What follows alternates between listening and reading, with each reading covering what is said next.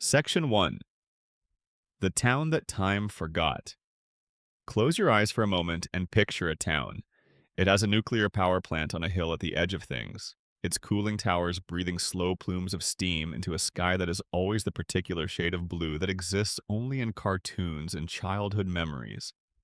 There is a main street with a bar called Moe's, a donut shop, a quickie mart on the corner that seems to exist outside the normal rules of commerce.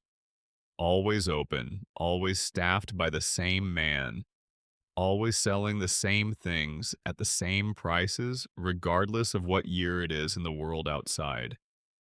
There is a school where the same children have sat in the same desks for longer than most schools have existed.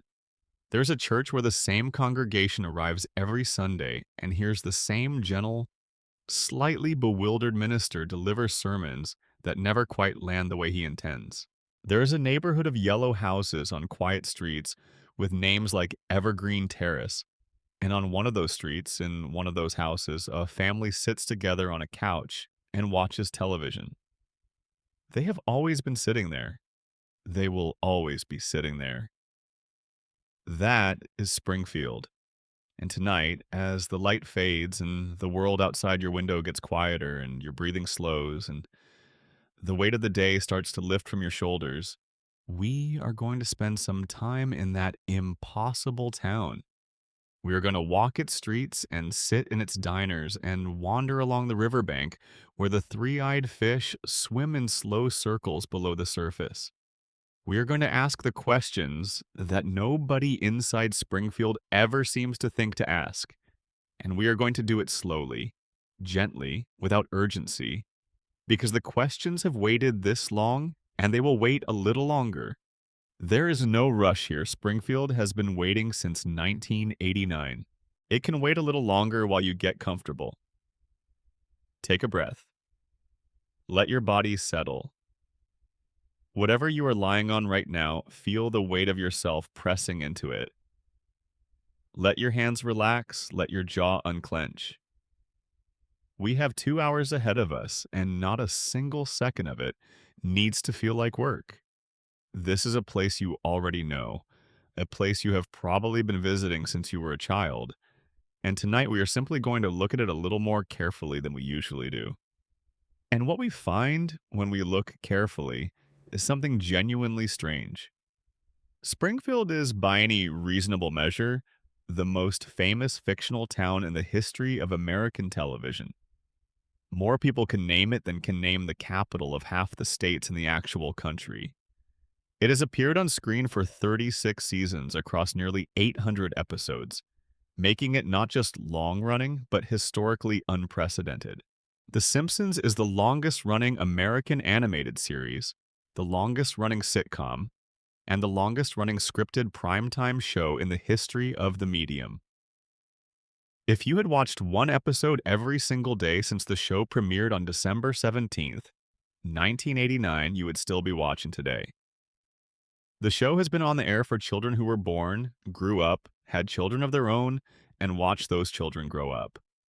It has outlasted every other show it has ever competed with, every trend it has ever satirized, every cultural moment it has ever referenced aside.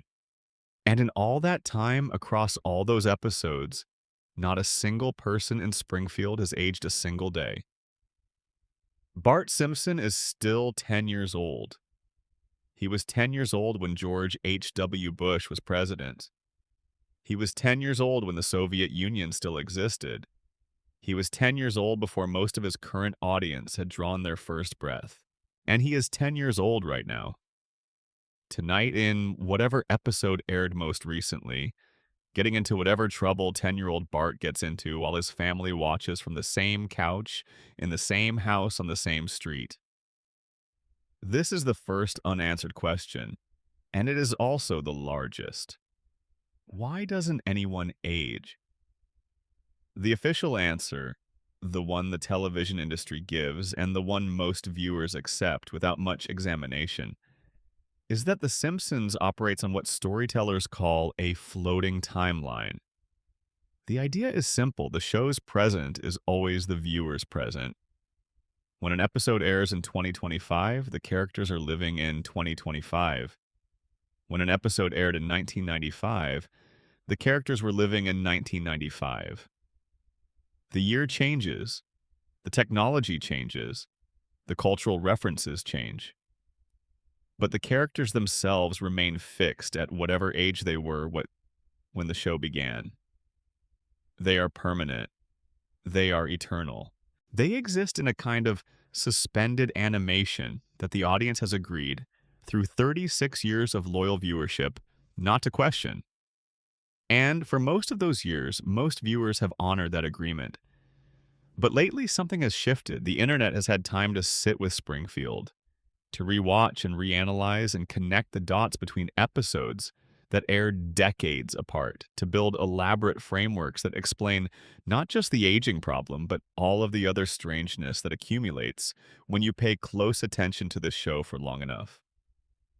Fan theories about The Simpsons have existed almost as long as the show itself. But in the past decade, they have grown into something more than casual speculation. Some of them are so detailed, so internally consistent, so well supported by canonical evidence from the show itself, that the writers have been forced to respond to them publicly, on the record, in interviews and DVD commentaries. And the writers' responses, when you examine them carefully, are more interesting for what they leave out than for what they actually say. Tonight we are going to visit every one of those theories. We are going to give each of them the time and space they deserve. We are going to lay out the evidence, consider the implications, and then let the questions float in the air above you like the steam from those cooling towers, while you drift toward sleep. But first, let us spend a little more time with Springfield itself. Because the town has its own mysteries, separate from the ones attached to its residents, and they are worth examining before we go any further. Springfield's geography is famously impossible. This is not a matter of interpretation or fan theory. It is a documented, demonstrable fact that the show has been building into its own continuity since the earliest seasons. Springfield has oceanfront property. It also has mountains. It has desert landscapes within apparent driving distance of those mountains. It has farmland and forests and, in at least one episode, what appears to be a volcano. It is bordered at various points in the show's run the states of Ohio, Nevada, Maine, and Kentucky, none of which share borders with each other in the actual United States. It has a climate that swings from snowstorms to tropical heat waves within a single season. Its longitude and latitude, when characters have referenced them, place it in locations that are mutually exclusive, that cannot all be true at the same time in a country with a fixed geography. The show's own creator, Matt Groening, addressed this in a 2012 interview with Smithsonian Magazine. He admitted that he named the town after Springfield, Oregon, the Springfield near where he grew up. The internet celebrated briefly. The mystery was solved. Springfield was in Oregon, and then the show kept going and kept contradicting itself, and the writers kept setting episodes in geographic contexts that made no sense for Oregon. And within a few weeks, it became clear that Groening's confession had not actually solved anything. If anything, it had deepened the mystery, because now the question was not just where Springfield is, but why the show has spent 36 years making it impossible to answer. Even when the creator has tried, there's a theory about this, and it is one of the gentler theories in the Springfield canon, more philosophical than conspiratorial, but worth considering as you settle in. The theory goes like this. Springfield has no fixed location because Springfield is not a place. It is an idea. It is the distillation of every American small town that has ever existed, compressed into a single impossible space. The industrial decay of the Rust Belt lives next door to the suburban sprawl of the Sun Belt. The insular social fabric of New England sits just down the road from the cultural blankness of the Midwest. The town is everywhere and nowhere. It is the town you grew up in, regardless of where you actually grew up, because it contains enough of every American place to feel familiar to anyone who has ever lived in a town where everyone knows each other's business, and the biggest employer is a facility that most residents would prefer not to think too carefully about. This is the surface explanation, and it is a good one. It is the explanation that Groening and the writers have essentially endorsed through their comments over the years. Springfield is universal. Springfield is designed to feel like home. But there is a deeper reading, and it is one that becomes important when you start connecting the geographic impossibility to the other impossible things about Springfield. If the people of Springfield can exist in defiance of biological reality, if they can have four fingers and yellow skin and survive injuries that would kill any normal human being, if their fish can grow three eyes and their pets can have proportions that no real animal shares, why should the town itself be exempt from the same warping of reality? Why should geography specifically be the one thing that follows normal rules in a place where almost nothing else does? What if the impossibility is not just an artistic choice, but a symptom? What if Springfield's geography is as broken as its biology and for the same reason? We will come back to that reason. It is one of the central questions of the evening. But for now, let's sit with the geography a little longer, because there is something quietly beautiful about it once you let go of the frustration of not being able to pin it down. Springfield does not exist on any map because Springfield exists on all maps. It is a superposition. It occupies every location simultaneously until someone tries to observe it, at which point it resolves into whatever configuration that particular episode requires. This is, if you think about it, not entirely unlike the way memory works.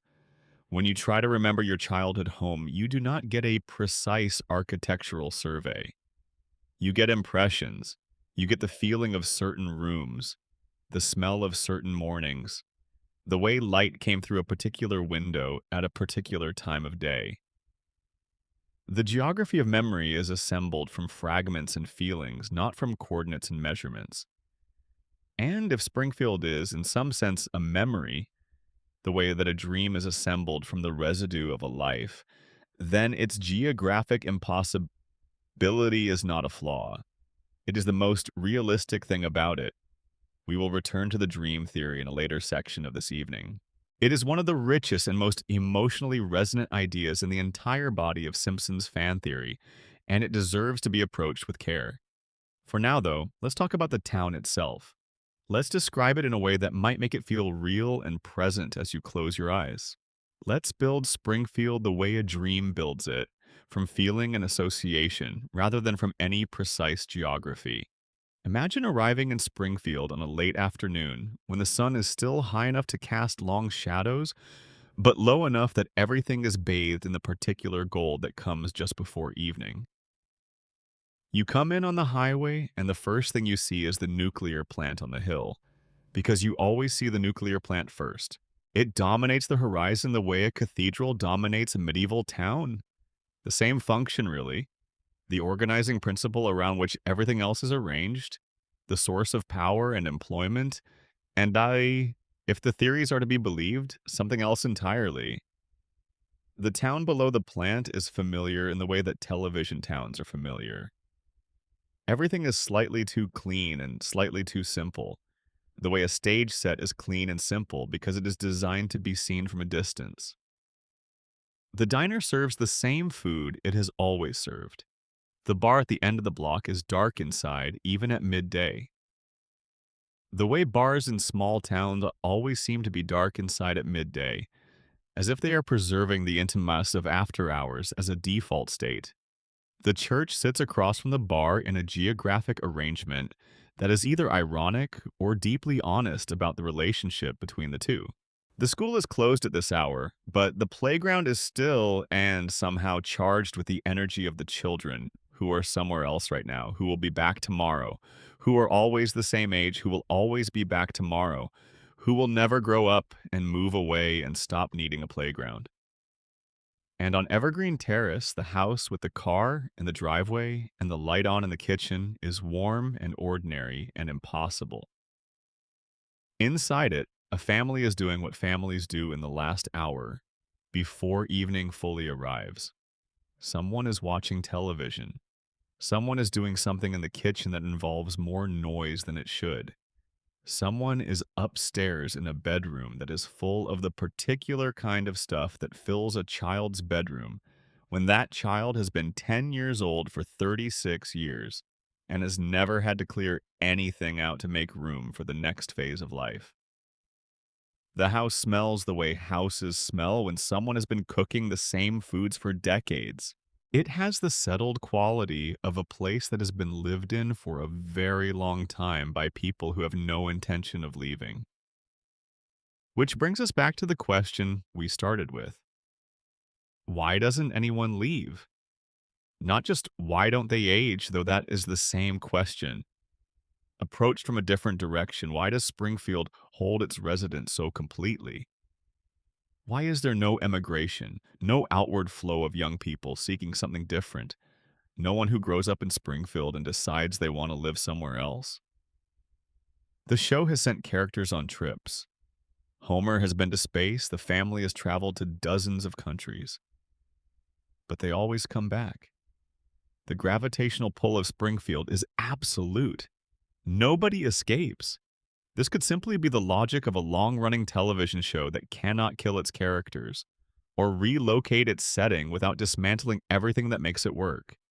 That is almost certainly the practical explanation. But the practical explanation and the interesting explanation are not always the same thing. The interesting explanation is that Springfield holds its residents because of what has been done to them, because of changes to their biology and their neurological function that make Springfield not just their home, but the only world their altered minds can fully navigate. That the same force that keeps them young also keeps them here.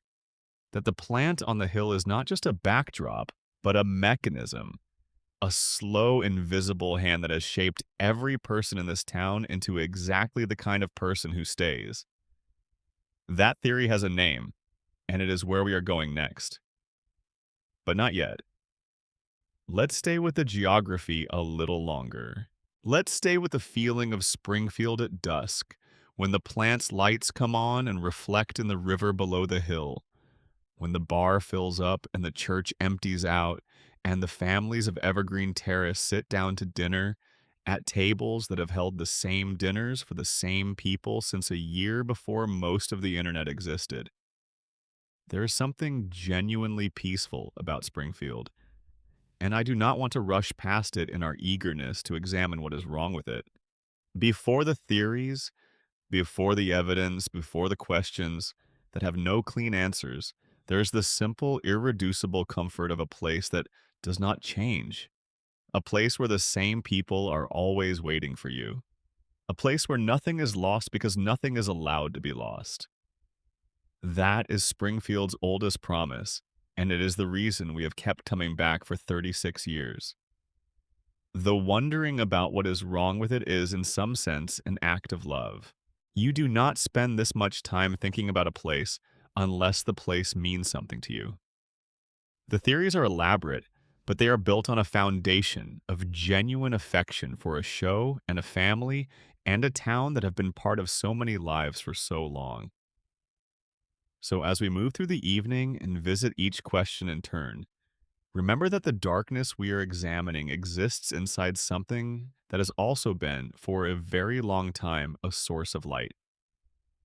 Springfield is broken. Springfield is also home. Both of those things are true. Now, let's see what the theories say about how it got that way.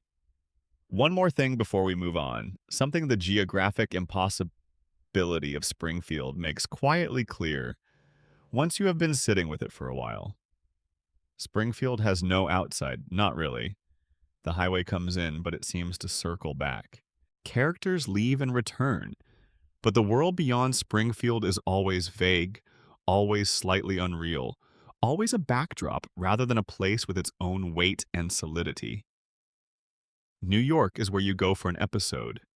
Washington is where you go when the plot requires it. But they are thin, these external places. They do not have the density of Springfield. They do not have the nuclear plant and the gorge and the tire fire and the mystery smell that everyone in town has stopped noticing.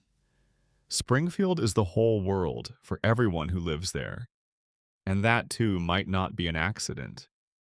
Stay with me, we are just getting started. Think for a moment about the tire fire. The Springfield tire fire is one of the show's most beloved background details, a blaze that has been burning near the edge of town for years, visible from certain vantage points as a column of black smoke against the sky. Nobody seems particularly alarmed by it. Nobody in any official capacity appears to be working to extinguish it. It has simply been burning, steadily, without drama, as part of the ambient texture of life in Springfield. As natural and unremarkable as the nuclear plant or the perpetually broken stoplight on the corner of two streets whose names shift between episodes. There is an episode in which someone briefly attempts to extinguish the tire fire and succeeds, only for a second tire fire to start immediately afterward. The resolution is presented as comedy. The second fire is treated as inevitable, as if tire fires in Springfield are not accidents but geological features, as if they emerge from the ground the way springs emerge because the conditions that produce them are permanently present in the soil and the air and the substrate of the town itself. This is funny. It is also, under the framework we are building tonight, an almost unbearably precise metaphor for Springfield's relationship to its own problems. Every time someone in Springfield tries to fix something, to extinguish the fire or address the contamination, or confront the lie or hold the powerful accountable, the thing they fixed restarts behind them. Not because the people trying to fix it were not sincere or not capable, because the conditions that produce the problem are still there. Unaddressed, deeper than the surface level symptom that was temporarily resolved. The tire fire is not the problem. The tires are the problem, and there are always more tires, and the conditions that allow them to catch fire have never been examined. The same is true for every problem in Springfield, and this is what the tire fire, viewed from a certain angle, reveals about the town's relationship with its own dysfunction. Homer fixes something and breaks three other things. Burns gets caught in a scheme and the town forgets about it. A catastrophe happens, and by the next episode, it has been absorbed, processed, and filed under the heading of things Springfield has agreed not to discuss. The fire goes out and starts again. The loop keeps running. The problems that produce the symptoms are never addressed, because addressing them would require looking at the power plant on the hill, and looking at the power plant on the hill would require looking at Burns, and looking at Burns would require looking at the deal Abe made in the crayon, in Homer's skull, and the reason Mona had to run. And all of that looking would eventually require someone to say, out loud, in public, in a room with other people, something is very wrong here, and it has been very wrong for a very long time. And we need to talk about why. And Springfield does not do that. Springfield deals in smoke, not fire. Now let us talk about the Quick E-Mart, not as a location, but as a symbol. Because in the way that good symbols work, it tells you something true about the place it exists in without ever needing to explain itself. The Quick E-Mart is open 24 hours a day, 7 days a week, 365 days a year, through every catastrophe and every celebration and every ordinary Tuesday that Springfield has experienced in 36 years of television. It is staffed by the same person, Apu Nahasapima Petilon, who is there every time anyone arrives, regardless of hour, regardless of the time that has supposedly elapsed between one episode and the next. Apu has a degree in computer science. He has a PhD from a prestigious institution.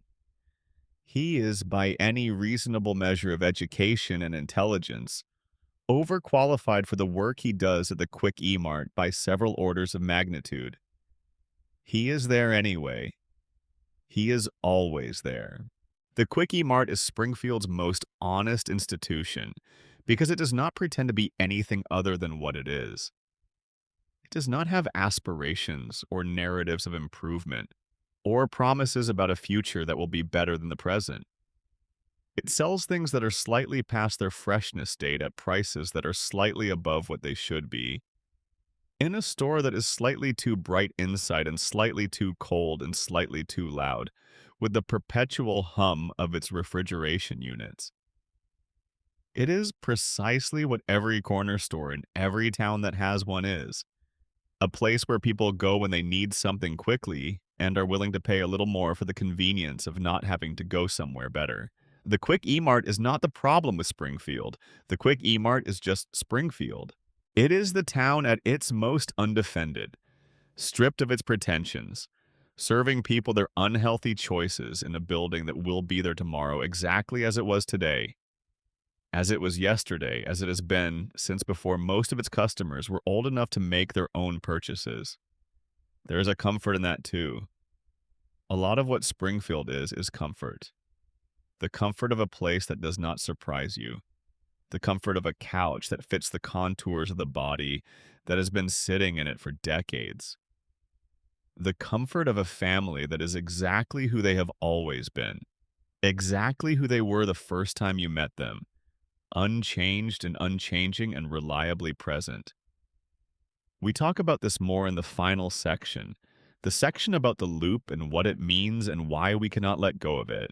But for now, in the early evening of our visit to Springfield, as the town settles into its familiar rhythms and the plant on the hill begins its nightly glow and the Quickie Mart's lights cut a rectangle of brightness into the dark, let's acknowledge that part of what makes Springfield worth examining is that it is also worth loving. The theories are elaborate. The evidence is sometimes unsettling. The implications, when you follow them to their logical conclusions, can be genuinely dark.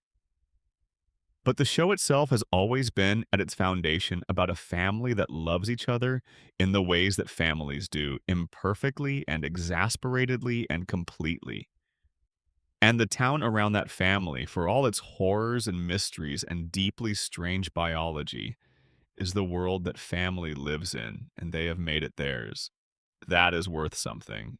Springfield has more problems than most places and more charm than it deserves. And it has been that exact combination for 36 years. And it will be that exact combination for as long as the loop keeps running. Which, as far as anyone can tell, is forever. If you are already feeling your eyes grow heavy, that is exactly right. Let the weight come. Let the questions float up and hang in the air above you. They will still be there when you drift back up toward waking. This is what Springfield does. It waits. It is always exactly where you left it. That is, as we will see, the whole point. If you are enjoying this journey through Springfield, drop a comment below, letting us know what time it is where you are and where in the world you are listening from. And if you want to fall asleep to more deep dives like this one, subscribe now so you never miss one. We release new sleep content every week. Now, let's keep going. Section 2. The Yellow Fog. Radiation and the Mutation of Springfield. There is a river near the nuclear plant. It runs along the base of the hill where the cooling towers stand, and it feeds into a larger body of water that the residents of Springfield use for fishing, for swimming on warm days, for the general background comfort that comes from having water nearby. The river is part of the landscape of Springfield the way the plant itself is part of the landscape. Something that has always been there, something that nobody looks at very carefully anymore because it has been there for so long that it has become invisible in the way that familiar things become invisible. In the river, the fish glow faintly. Not all of them. Most of them are ordinary fish, or as ordinary as fish can be in a river that receives runoff from a nuclear facility with 342 documented safety violations. But some of them are not ordinary, and the most famous of the unusual ones is a fish named Blinky, who appeared in the second season of the show in an episode that treated his existence as a national news story. Blinky has three eyes, two in the normal locations and one in the middle of his forehead, a third eye that watches the world from a position that no fisheye is supposed to occupy, that sees things from an angle that no natural evolution would have arrived at. Blinky was pulled from the river near the plant. He became the centerpiece of a gubernatorial campaign, evidence that the plant was poisoning the environment the candidate lost. Burns was forced to eat the fish on live television to prove it was harmless. The town watched, made its collective decision that this was not, in fact, a crisis, and moved on. The river kept flowing, the plant kept running, Blinky kept swimming, or didn't, or had descendants who swam, who had their own strange eyes, who circled in the slow current below the plant and watched the town from their unusual angles. And nobody asked the obvious question. If the fish have three eyes, what has the water been doing to the people who drink it? This is the beginning of what fans and theorists have come to call the radiation theory. And it is, among all the explanations ever proposed, for the mysteries of Springfield, the one with the most direct canonical support. The show does not hint at it. The show does not suggest it through implication. The show states it explicitly and repeatedly across dozens of episodes, and then immediately acts as though it hasn't, as if the information were ambient noise rather than testimony. Let's begin with what is simply factually established within the show's own universe. The Springfield nuclear power plant is a 2-unit pressurized water reactor facility. It is owned by Charles Montgomery Burns. It provides electrical power for the entire town of Springfield and has done so for the entirety of the show's run. It is, by the show's own accounting, one of the most dangerous industrial facilities ever depicted in fiction. And it is dangerous not in the way that nuclear plants are theoretically dangerous, not in the abstract catastrophic meltdown sense, but in the daily, grinding, leaking, crumbling sense of a facility that has been catastrophically mismanaged for decades. 342 safety violations were found during a surprise inspection. 342. The estimated cost to bring the plant up to code was $56 million. Burns refused to spend it, not because he lacked the resources. Burns is a billionaire many times over, a man whose personal fortune dwarfs the GDP of small nations, a man who once owned a $1 trillion bill that he kept in a personal vault. He refused because fixing the problems would require acknowledging that the problems existed, and acknowledging that the problems existed would require someone to start asking what those problems had already done to the town downwind. And the violations are not minor paperwork issues. They are not regulatory technicalities that a creative lawyer could argue away. We are talking about radioactive waste being dumped directly into bodies of water, radioactive material being deposited on children's playgrounds, plutonium being used as a paperweight, cooling towers cracked and patched with chewing gum, the kind of repair that suggests the person making it was either catastrophically incompetent or simply did not care whether the repair held. Luminous rats running through the facility's lower levels. Rats whose bodies have absorbed enough radiation to emit visible light. Rats who have been living in and around the reactor and passing their mutations through generations of offspring, and then spreading out into the broader environment of Springfield.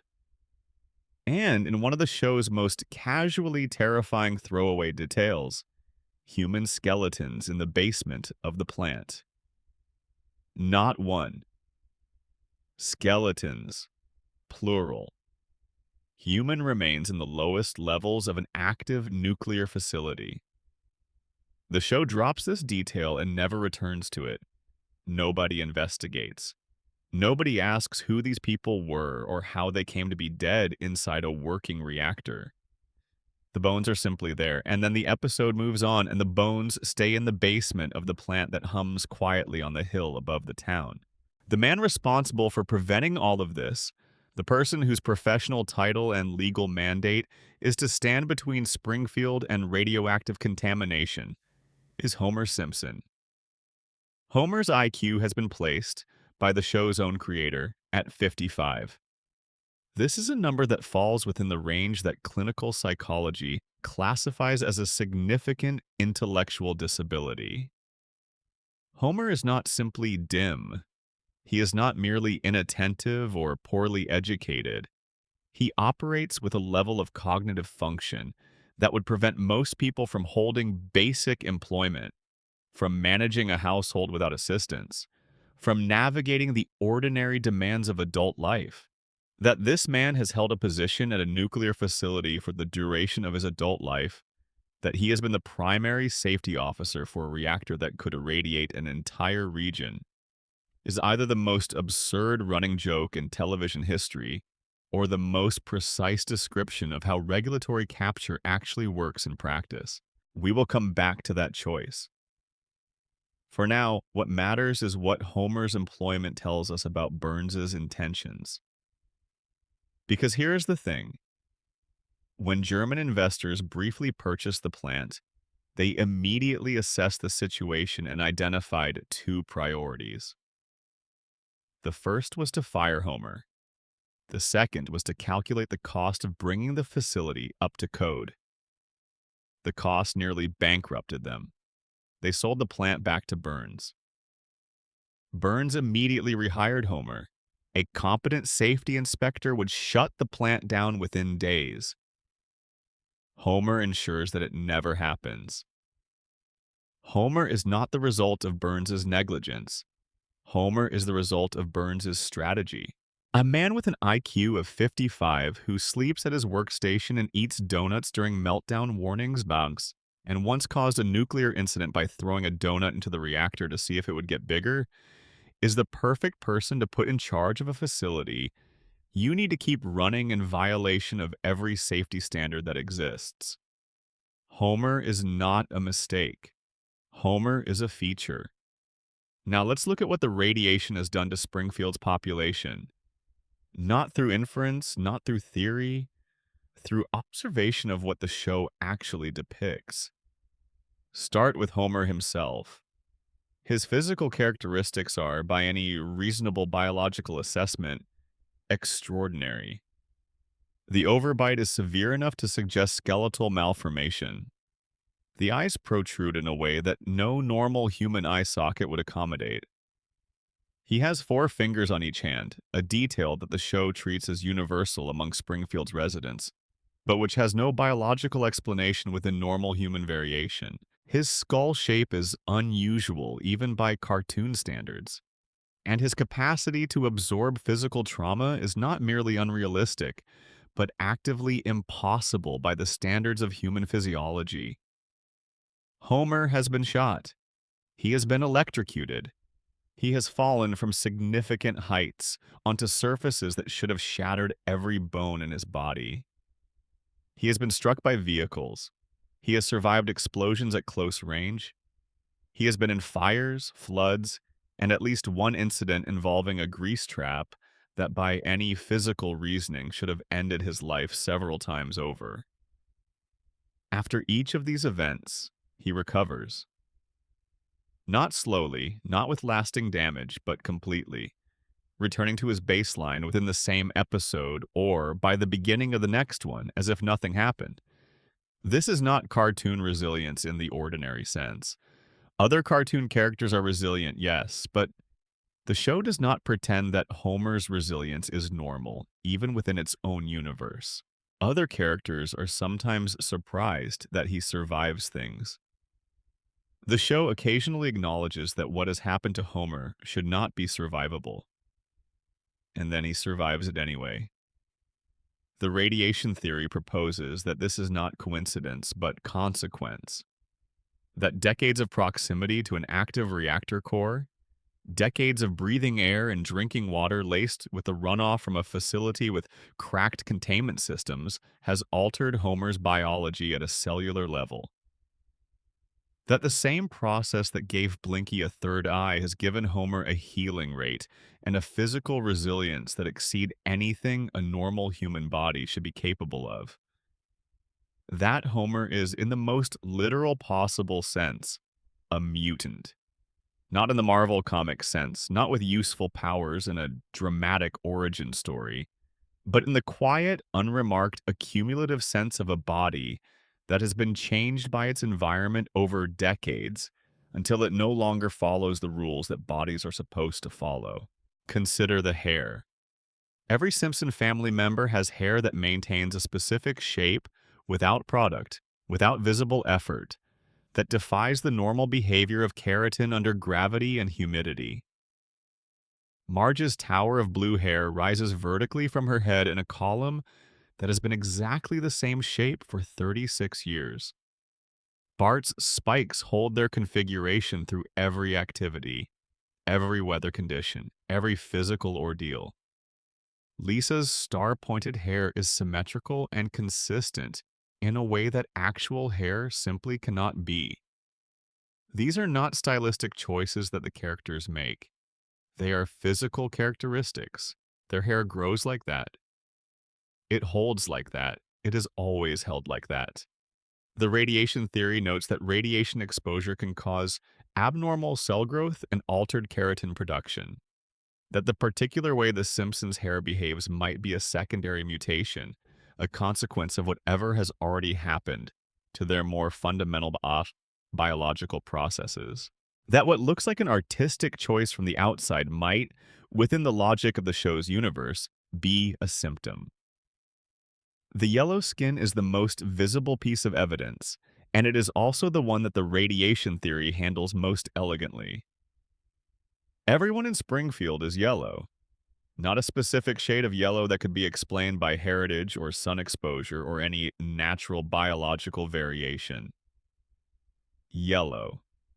A flat, consistent, specific shade that covers every resident of the town and no one else.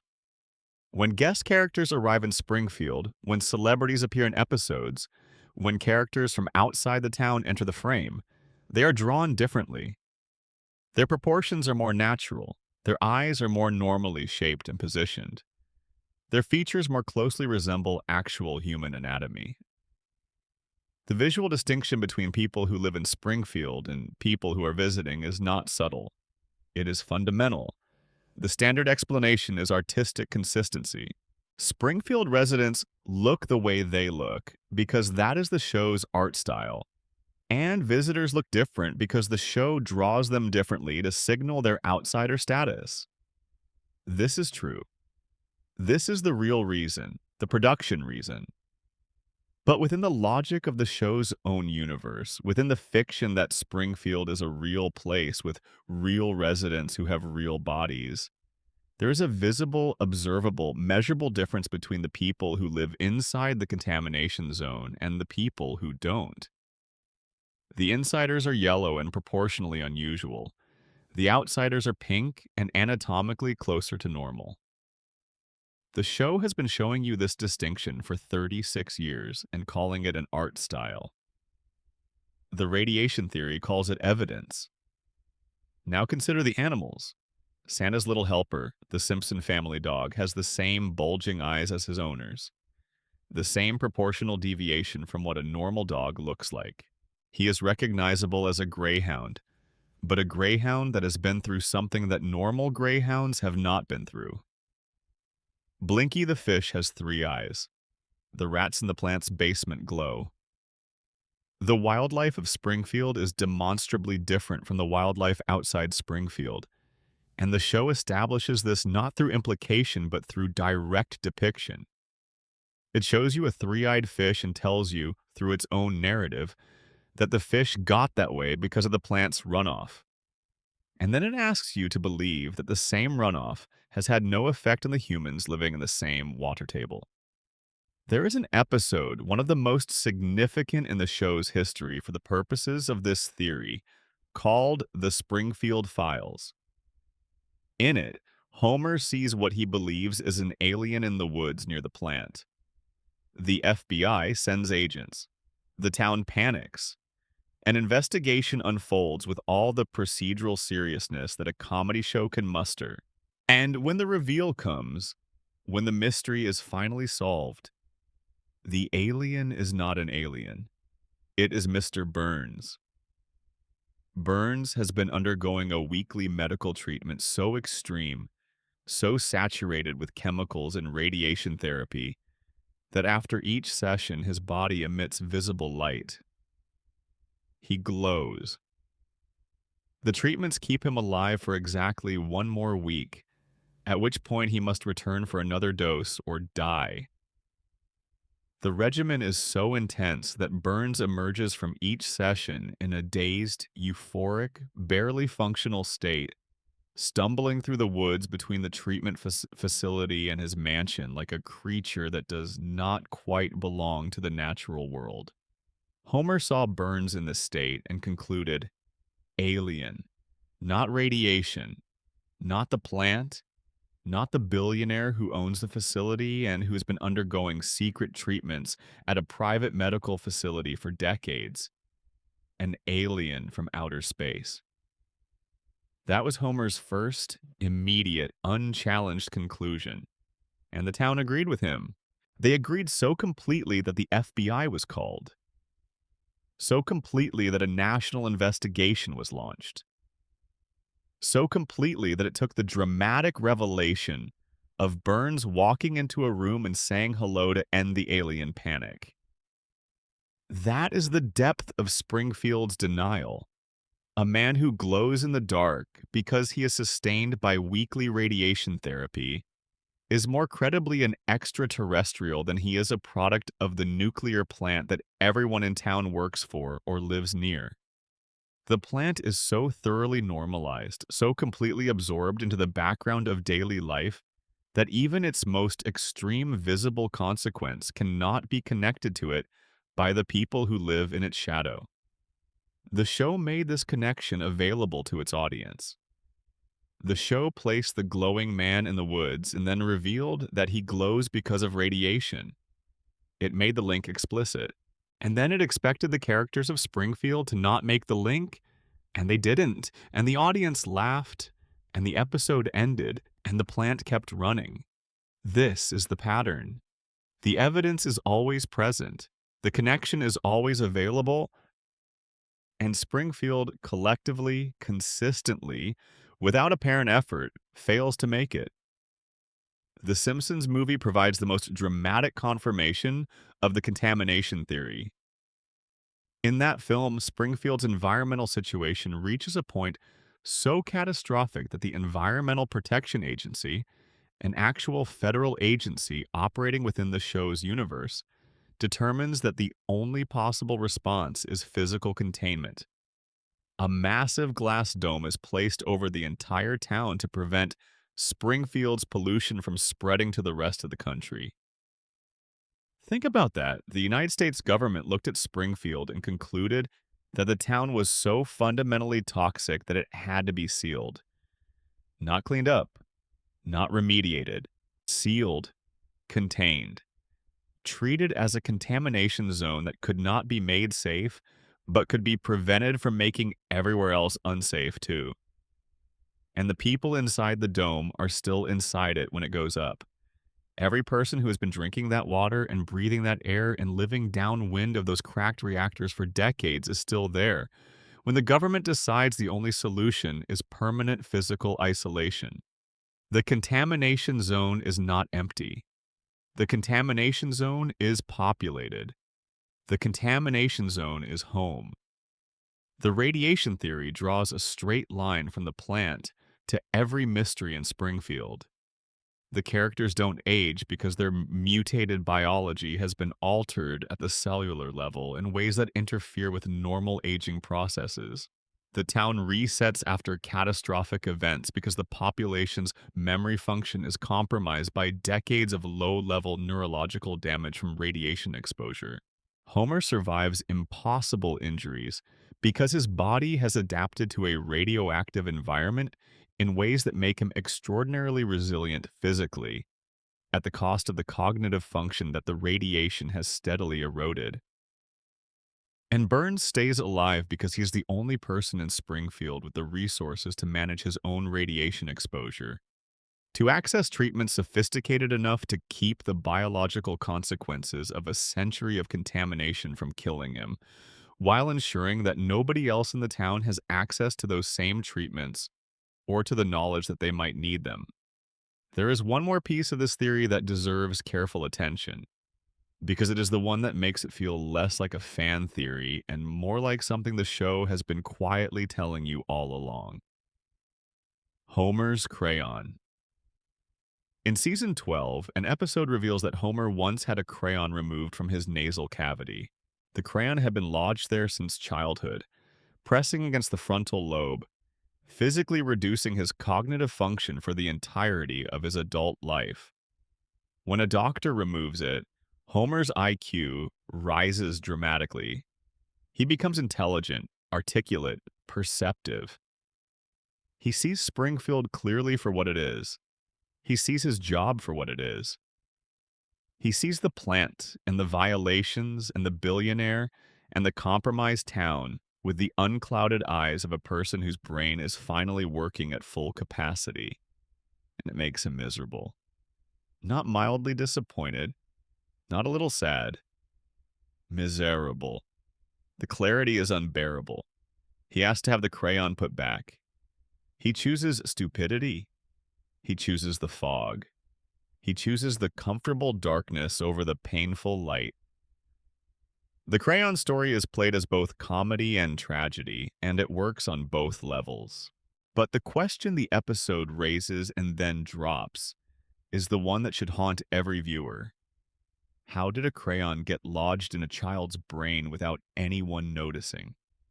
Homer visited doctors in Springfield throughout his childhood. He had checkups from Springfield medical professionals. Not one of them found a foreign object in his skull. Not one of them said, "There is something in this boy's head that should not be there and we should address it." Either every doctor in Springfield is catastrophically incompetent, which is possible given what we know about the town, or someone knew the crayon was there and chose not to remove it.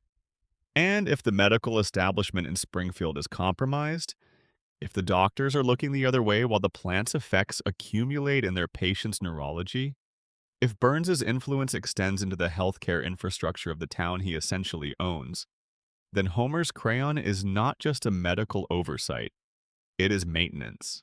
A smart Homer would look at the plant and the violations and the contaminated water and the three-eyed fish and ask, who is responsible for this? Who benefits from keeping things exactly as they are? Who would be threatened by a population that could think clearly enough to organize, to demand accountability, to connect the dots between the glowing employer and the damaged children and the fish with extra eyes? A smart Homer would be a problem. A Homer with a crayon in his brain is not a problem. He is an asset. He is the perfect safety inspector for a facility that needs to keep running in defiance of every regulation that exists. He is the perfect employee for a company that cannot afford to be questioned. He is the perfect resident for a town that needs to believe everything is fine. The radiation theory does not explain one mystery about the Simpsons. It explains all of them. Every yellow face, every bulging eye, every impossible recovery, every forgotten catastrophe, every reset, every inexplicable detail that fans have been cataloging for 3 decades. It all traces back to the same cracked cooling tower, leaking the same invisible physics into the same water supply, feeding the same damaged minds that cannot figure out why their fish have 3 eyes and their children have 4 fingers. Springfield is not a quirky cartoon town. Springfield is a contamination zone. The residents are not eccentric. They are symptomatic. And the plant that dominates their skyline, that lights their homes and employs their neighbors and poisons their children, is not a background detail. It is the cause. It has always been the cause. And nobody in Springfield will ever be able to figure that out because figuring it out would require exactly the kind of cognitive function that the plant spent decades making sure they don't have. Let that thought settle for a moment as you breathe in the quiet. Consider the river one more time. Think about what it means for a town to have a river that glows. Not metaphorically, not as a figure of speech or a stylistic choice by an animator. A river that actually produces light, where certain fish have been altered so fundamentally by what has been put into the water that their bodies now behave in ways that no natural fish body behaves. Blinky was caught. Blinky became a news story. A gubernatorial candidate used Blinky as evidence that the plant was poisoning the environment. Burns was forced to publicly eat the fish on live television. The fish was, in Burns's telling, harmless. The candidate lost. The news cycle moved on. Springfield returned to its baseline state of comfortable inattention. But Blinky did not unmutate. The river did not uncontaminate. The processes that produced Blinky did not stop operating simply because the political moment that briefly made them visible had passed. The water table that feeds the river received no remediation. The safety violations that allowed the contamination to occur remained unaddressed. The 342 violations were still 342 violations the morning after Burns won the fish-eating contest. And the fish in the river kept developing in the conditions those violations had created. We do not see many of them. Blinky is the famous one, the canonical one, the fish that serves as the theory's most visible piece of evidence. But the river is large, and the plant has been running for decades, and the three-eyed fish is unlikely to be Blinky's only unusual characteristic, unlikely to be the only mutation the contaminated water has produced. The three eyes are the visible thing, the thing that photographs well and reads clearly on a television screen. What is not visible is everything else. The internal mutations, the ones that do not manifest as an extra eye or a visible deformity, but as something quieter and deeper, something that changes the way an organism's cells replicate, or its hormones regulate, or its nervous system processes information. Those are the mutations that matter.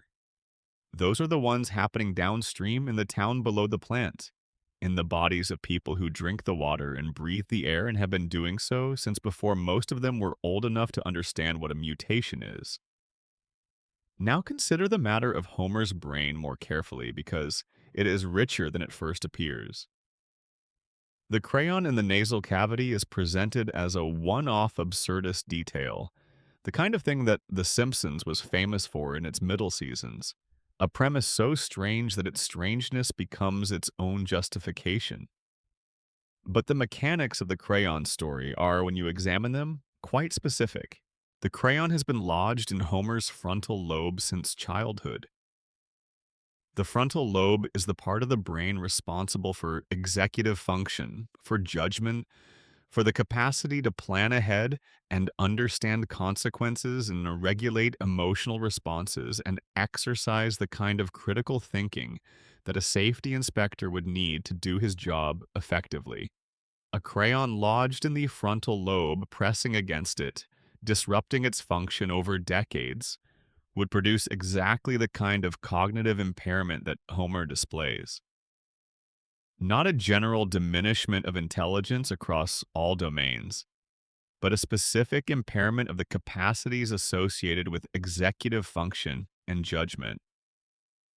Homer can learn things. He has demonstrated specialized knowledge in many areas across hundreds of episodes, but he cannot make good decisions with that knowledge. He cannot regulate his impulses. He cannot anticipate consequences. He cannot plan. He cannot stop himself from doing the wrong thing, even when part of him knows it is the wrong thing. These are frontal lobe functions. These are exactly what would be impaired by a foreign object pressing on the frontal lobe for 30 years. Now, how did a crayon get lodged in a child's brain in a town full of medical professionals who examined that child repeatedly throughout his development? The radiation theory suggests that Homer's crayon is not the only thing that Springfield's medical establishment has failed to find. It suggests that a medical establishment compromised by the influence of the plant's owner might be very good at not finding things it has been incentivized not to find. That the doctors who examined Homer as a child and as an adult, in clinics and hospitals in a town where Burns's financial influence extends into every institution, might have been operating under constraints that prevented them from identifying inconvenient findings.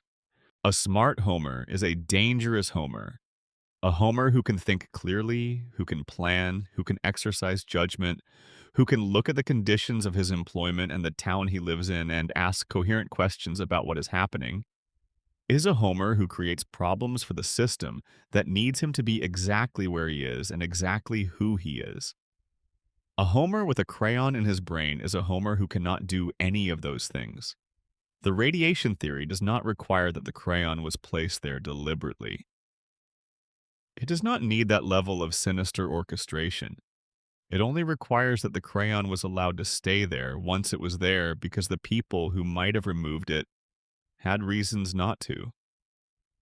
And in a town where Burns's influence reaches into the healthcare infrastructure the way his plant's runoff reaches into the water table, reasons not to address inconvenient findings in inconvenient patients are not hard to come by. Springfield is a contamination zone. The residents are not eccentric. They are symptomatic. The world outside your window is not Springfield. The air you are breathing right now is clean. The water you have been drinking has not been irradiated by a facility with hundreds of safety violations. Whatever yellow glow exists in your room tonight comes from a lamp or a screen, not from exposure to something seeping through cracked cooling towers. You are safe. Springfield is not, and Springfield does not know it. Breathe out slowly. Let the weight of that settle. We are going to keep exploring, but there is no urgency here. The questions are old and they will keep while you rest. Section 3. The Man Who Won't Die. Mr. Burns and the Architecture of Immortality. Charles Montgomery Burns. The name itself sounds like something from a fairy tale, from the kind of old story where the villain has a name that telegraphs his nature to anyone who pays attention. Burns. To burn. The man who consumes and consumes, who takes and takes, who reduces everything around him to fuel for the engine of his continued existence. He is the oldest character in Springfield, and Springfield is full of old people. But Burns is old in a different way. He is old the way a mountain is old, in a manner that suggests not just the passage of time, but the accumulation of it. The layering of decades and decades of experience and memory and grudges and schemes, until the person at the center of it all is more history than human. He is old enough that his memories are historical documents. He is old enough that his personal recollections contradict the official records of the 20th century. He is old enough that his continued existence raises questions that the show has never fully answered, and seems to have no real interest in answering because the questions are more useful open than closed. How old is Burns exactly? The show has never committed to a single answer, and this appears to be a deliberate choice. His age has been stated, implied, suggested, and contradicted across dozens of episodes in a way that suggests the writers want you to know he is impossibly old without ever giving you a number you could use to challenge the impossibility. He has referenced personal memories from before the turn of the 20th century. He has told stories about events from the 1910s as though he experienced them firsthand. He has described working relationships with figures who were historical before most of the show's audience was born. He attended Yale, which would place his education in a specific era, but the era shifts depending on which episode you are watching. By the most conservative reading of the available evidence, Burns is over 100 years old. By the most liberal reading, he might be pushing 140. The show keeps both possibilities open, and it does so across enough episodes and with enough specific detail that the uncertainty feels intentional rather than accidental. He is not just old, he functions. He runs a multi-billion-dollar corporation. He manipulates municipal politics with a precision that suggests genuine strategic intelligence. He orchestrates schemes that require sustained cognitive effort, long-term planning, a working knowledge of modern technology and modern finance and modern law. His body is frail, yes. His physical strength is so minimal that he can be restrained by a single sheet of paper, that a hug from Bart can crack his ribs, that a stiff breeze creates a genuine navigational challenge. But his mind is sharp. His mind is arguably the sharpest in Springfield. Burns is the most strategically intelligent character in the show's universe, operating with a ruthlessness and a precision that nobody else in the cast can match. And he has been operating at that level for longer than any human being should be able to maintain sustained consciousness. We have already discussed the Springfield files, where it is revealed that Burns undergoes a weekly medical treatment so extreme that it causes his body to emit a visible green glow. The treatment keeps him alive for exactly 7 more days. Without it, he dies.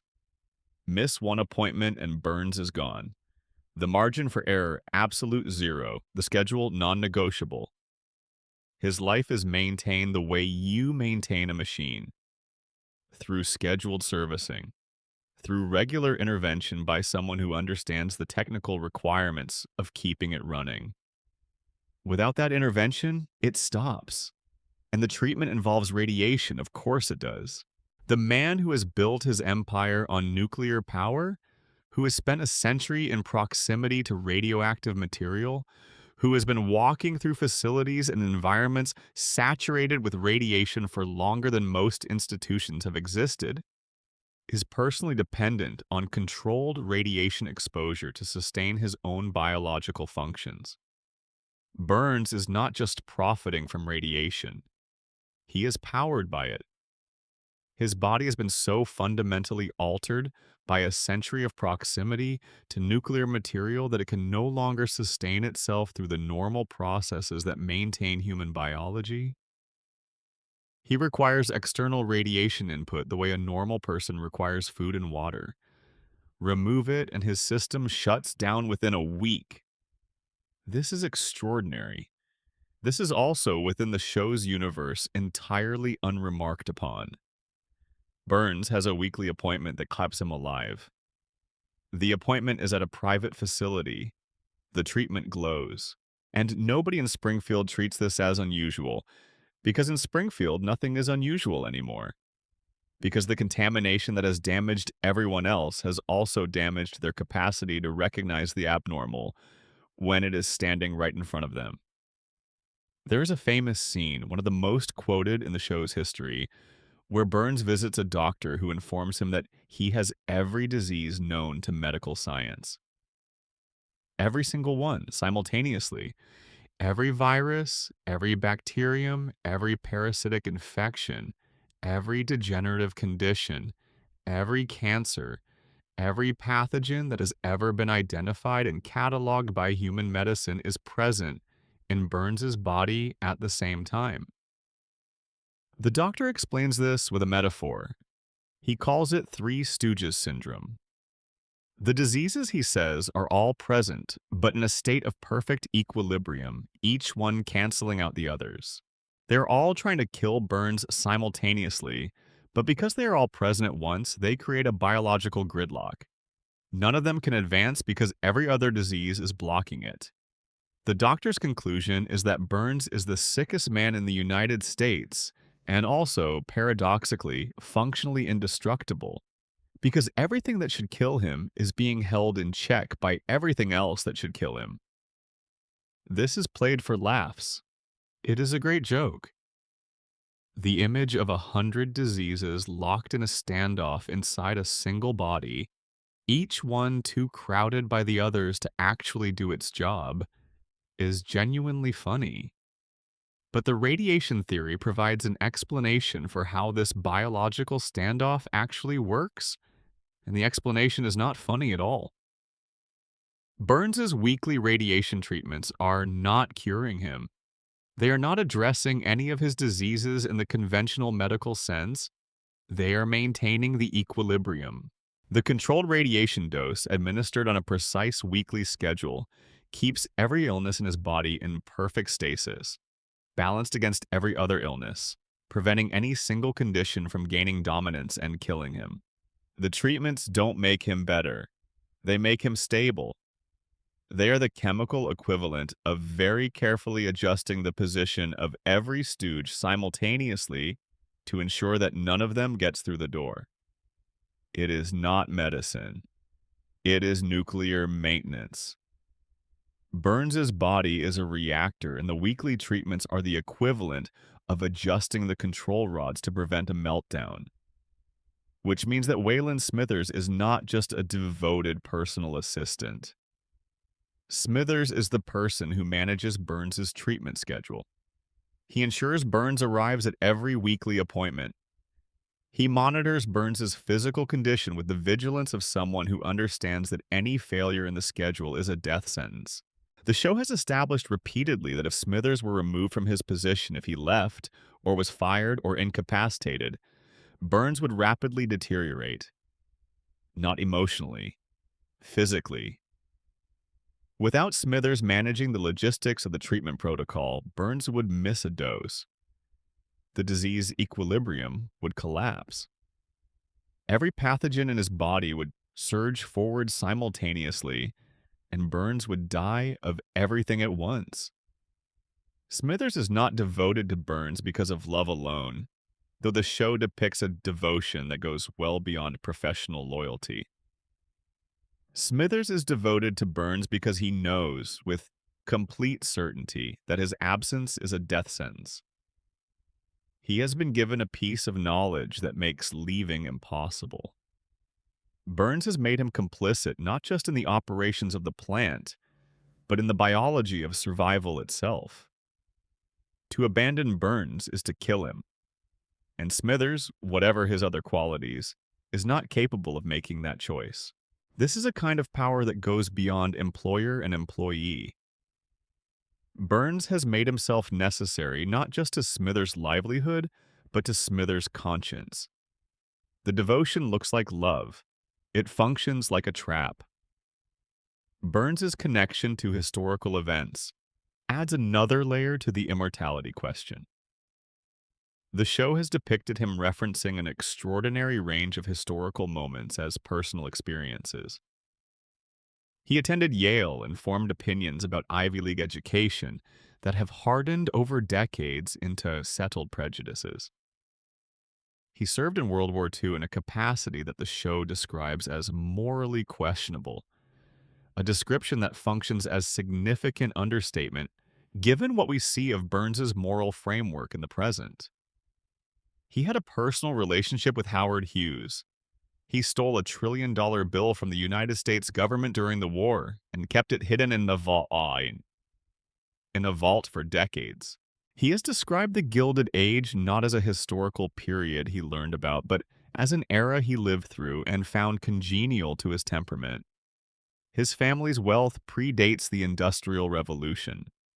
The Burns dynasty, as the show depicts it, is one of the oldest and most continuously powerful lineages in American history, not in the sense of political dynasties or aristocratic bloodlines, but in the grimmer, more practical sense of a family that has always controlled something that other people needed.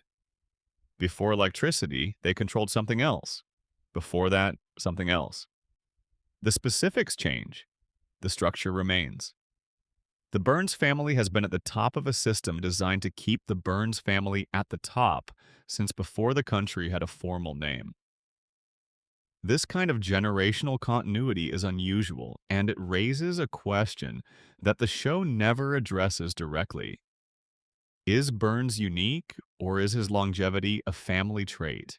If the Burns dynasty has existed for centuries, and if the current Burns has sustained himself for over a century through artificial means, it is not unreasonable to wonder whether previous Burns patriarchs employed similar strategies. Before nuclear radiation, before the weekly treatments, before any of the technology that currently maintains Burns's biological equilibrium, did the family use other methods? Were there earlier forms of the same essential protocol, less sophisticated, but operating on the same principles? The show does not say. It establishes the dynasty as ancient and continuous without explaining how that continuity was maintained across generations. The silence is interesting.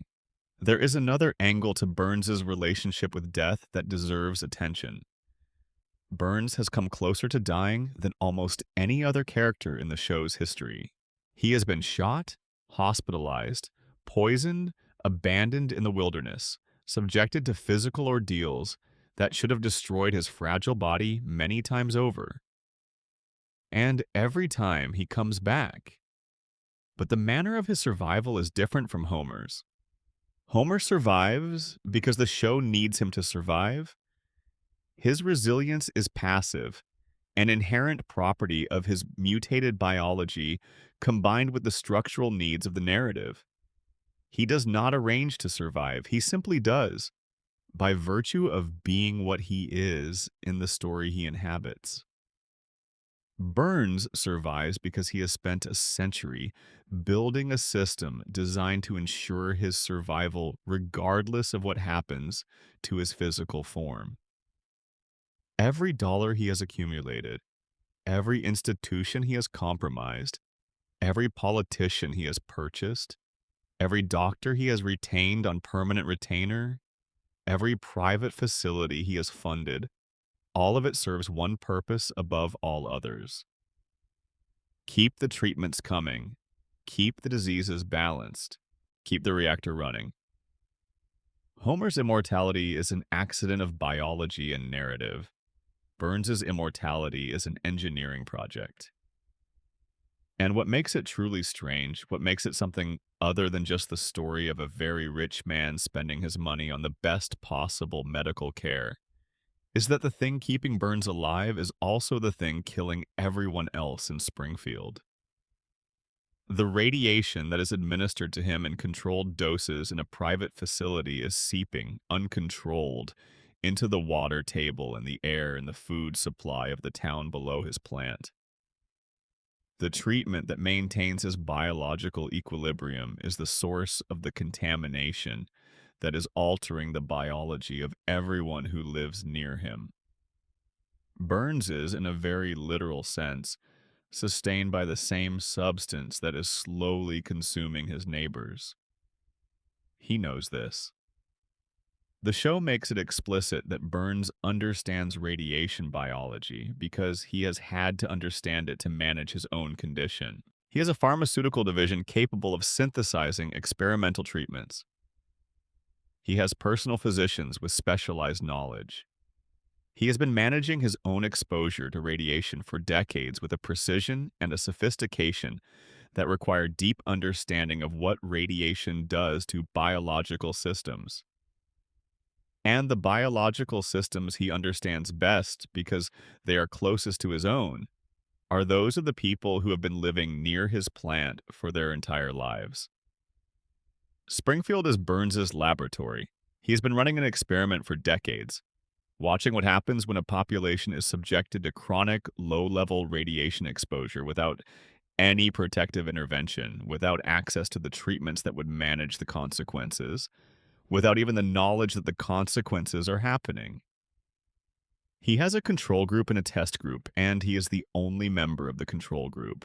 This is the darkest implication of the Burns immortality theory, and it is one that the show establishes the conditions for without ever stating directly. Burns is not merely indifferent to what his plant is doing to Springfield. He is interested. He is watching. He is the only person in town with the knowledge and resources to understand what the data means, and he has chosen to use that knowledge exclusively for his own survival, while ensuring that nobody else in Springfield acquires either the knowledge or the resources to do the same. The scariest thing about the Burns immortality theory is not that he might live forever, it is that Springfield needs him to. The town's economy depends on the plant. The plant depends on Burns. Burns depends on his treatments. The treatments depend on the infrastructure of a wealth that only Burns can access. It is a closed loop, a self-sustaining system where the man, the machine, and the money all feed each other in an endless cycle that Springfield cannot afford to disrupt. You cannot challenge Burns without threatening the plant. You cannot threaten the plant without threatening the power supply. You cannot threaten the power supply without threatening the economy. You cannot threaten the economy without threatening every family in Springfield, every mortgage, every job, every grocery budget, every small comfort that makes the contaminated air and the mutated fish tolerable. Springfield cannot kill Burns because Springfield cannot survive without Burns. And Burns cannot die because dying would mean that the system he built would finally have to answer for what it has done to the people living inside it. Lay back. Rest your eyes a moment. We have been in heavy territory, and you deserve a breath. Let's sit for a moment with something that the Burns immortality theory illuminates about the nature of power. Something that goes beyond Springfield and into the broader question of what happens when a single person accumulates enough resources to engineer the conditions of their own survival indefinitely. Burns is not the first person in the history of human civilization to attempt this. The desire for immortality, for the extension of life beyond its natural limits, is as old as human consciousness. Every wealthy civilization has produced wealthy individuals who believe that their resources could purchase them an exception from the mortality that applied to everyone else. The Egyptians built pyramids as mechanisms for a different kind of survival through memory and the preservation of the physical form. Medieval alchemists searched for elixirs and philosopher's stones. The 20th century saw the first cryonics facilities, the first serious scientific programs aimed at extending the human lifespan through technology. The first billionaires who began to speak openly about defeating death as a technical problem rather than an existential condition. Burns is, in this reading, ahead of his time. He has been doing for a century what the modern Silicon Valley longevity movement is attempting, with much more publicity and many more resources. He found a mechanism. He kept it private, he built the infrastructure to maintain it, and he has been running that infrastructure in secret while the town around him ages and decays and dies in the ordinary way, unaware that their employer has figured out something they have not been allowed to know. The secrecy is important. If Burns's longevity treatments were known, if the mechanism of his survival were public, then the knowledge that such survival is possible would create pressure to make it more widely available. People would want it. They would ask why a treatment that keeps one man alive indefinitely is not available to the people whose contaminated environment is making them sick. They would ask whether the same resources that fund Burns's private pharmaceutical division might be directed toward addressing the health consequences that his plant has created in the population around it. Questions would be asked that Burns does not want asked. So the treatment is private, the knowledge is contained, and Springfield's population continues to age and suffer in the shadow of the facility that keeps their employer young, never knowing that their employer's mysterious glow in the forest at night is connected to anything other than the eccentric behavior of a very old, very wealthy man who has always been somewhat difficult to explain. There is something almost geological about Burns as a character. Once you have spent enough time thinking about him this way, he is sedimentary. He is formed of layers. Each decade of his life has left a deposit a stratum of memory and strategy and accumulated consequence. And together they make him something that is less like a person and more like a landscape feature. He has been in Springfield so long that he is practically part of its geography, as fixed and as unmovable as the hill his plant stands on, as permanent in his way as the mountains that appear and disappear, depending on which episode Springfield needs to have mountains. He is too expensive to die, and Springfield will keep paying the bill for as long as Burns keeps the lights on, which, if his treatment schedule holds, is forever. But let's sit with him a little longer, because Burns rewards the prolonged gaze. He is one of the most carefully constructed characters in the history of American comedy, and the construction repays attention. There's an episode in which Burns, in a rare moment of vulnerability, describes his childhood. He was born into extraordinary wealth, yes, but the wealth could not insulate him from the experience of being a child, from longing, from the specific and irreducible need of a small person for warmth and connection.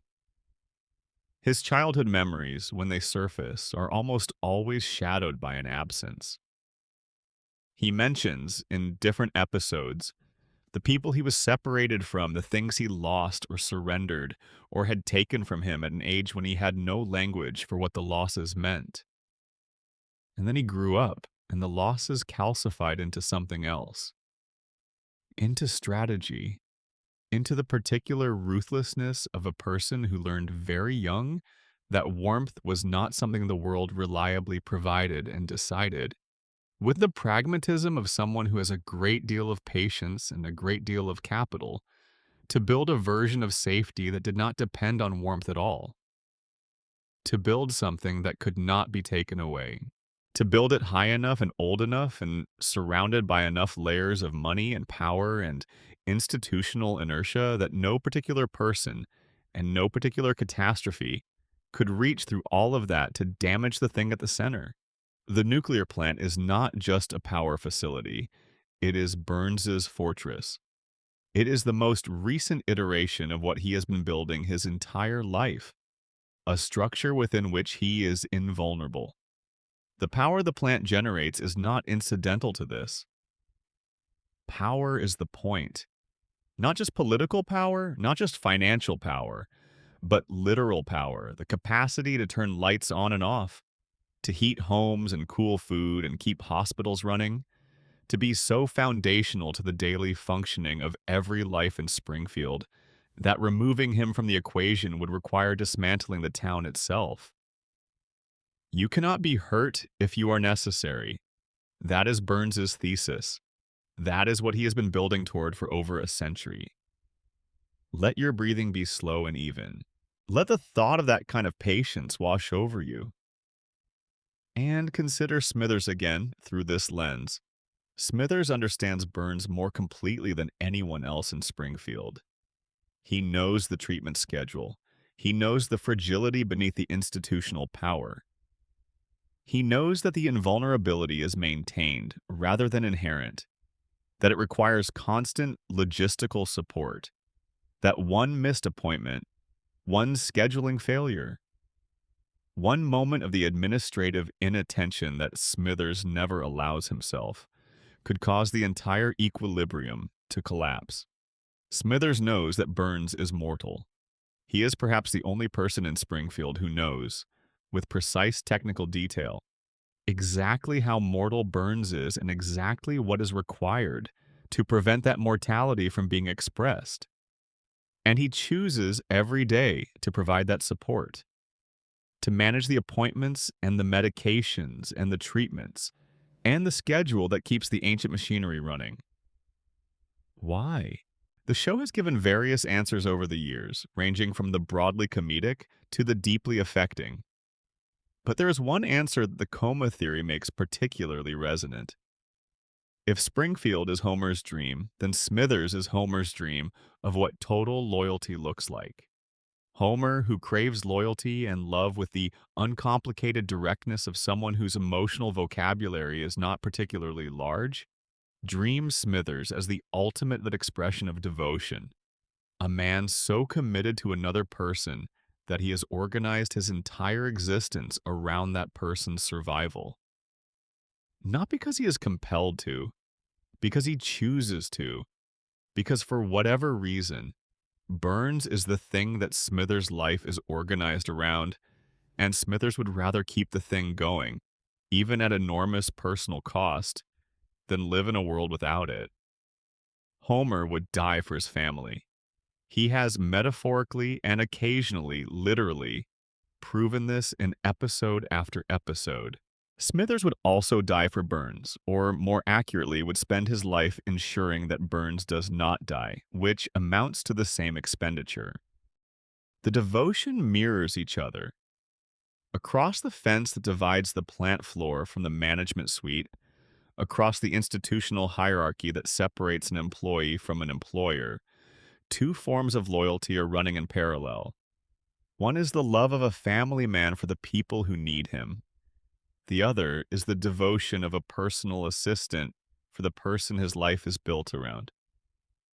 Neither of them would quite understand the other, but both of them are doing the same thing in their different ways, in their different stations of Springfield's impossible world. Keeping the thing they love alive, keeping it going, refusing to let the story end. Breathe slowly. Your eyes are heavy. The questions about Burns will still be there in the morning. He will still be behind his desk. Smithers will still be at his elbow. The plant will still be running. It always is. Section 4, The Long Sleep, Homer's Coma and the Dream of Springfield, April 1993. This is a date that means nothing to most people. An arbitrary point in the middle of a decade that has been thoroughly analyzed and mythologized and reduced to its most marketable aesthetic elements. But for a certain kind of Simpsons viewer, a certain kind of person who has spent too many late nights on the kind of websites that stay up past midnight, examining television shows for hidden architecture, April 1993 is one of the most significant dates in the history of American popular culture. It is the date, according to the most beloved and most debated fan theory in the show's history, that Homer Simpson went into a coma from which he has never woken up. Let me tell you what actually happened in the episode, because the details matter. The episode was called So It's Come to This, a Simpsons clip show. The premise was simple and domestic in the way that early Simpsons episodes were domestic, grounded in the kind of family situation that feels immediately recognizable. It was April Fool's Day, and Bart was playing pranks on Homer, each one escalating slightly beyond the last, the familiar escalation structure of a Bart and Homer episode that the show had refined into something approaching a reliable pleasure. The final prank involved a beer can. Bart took one of Homer's beers to an auto body shop and placed it inside an industrial paint shaker. The shaker was designed to agitate cans of paint to mix them evenly. It was not designed to agitate pressurized beer cans. When Homer later opened the can, the pressure that had been built up inside it by the vigorous shaking was released all at once.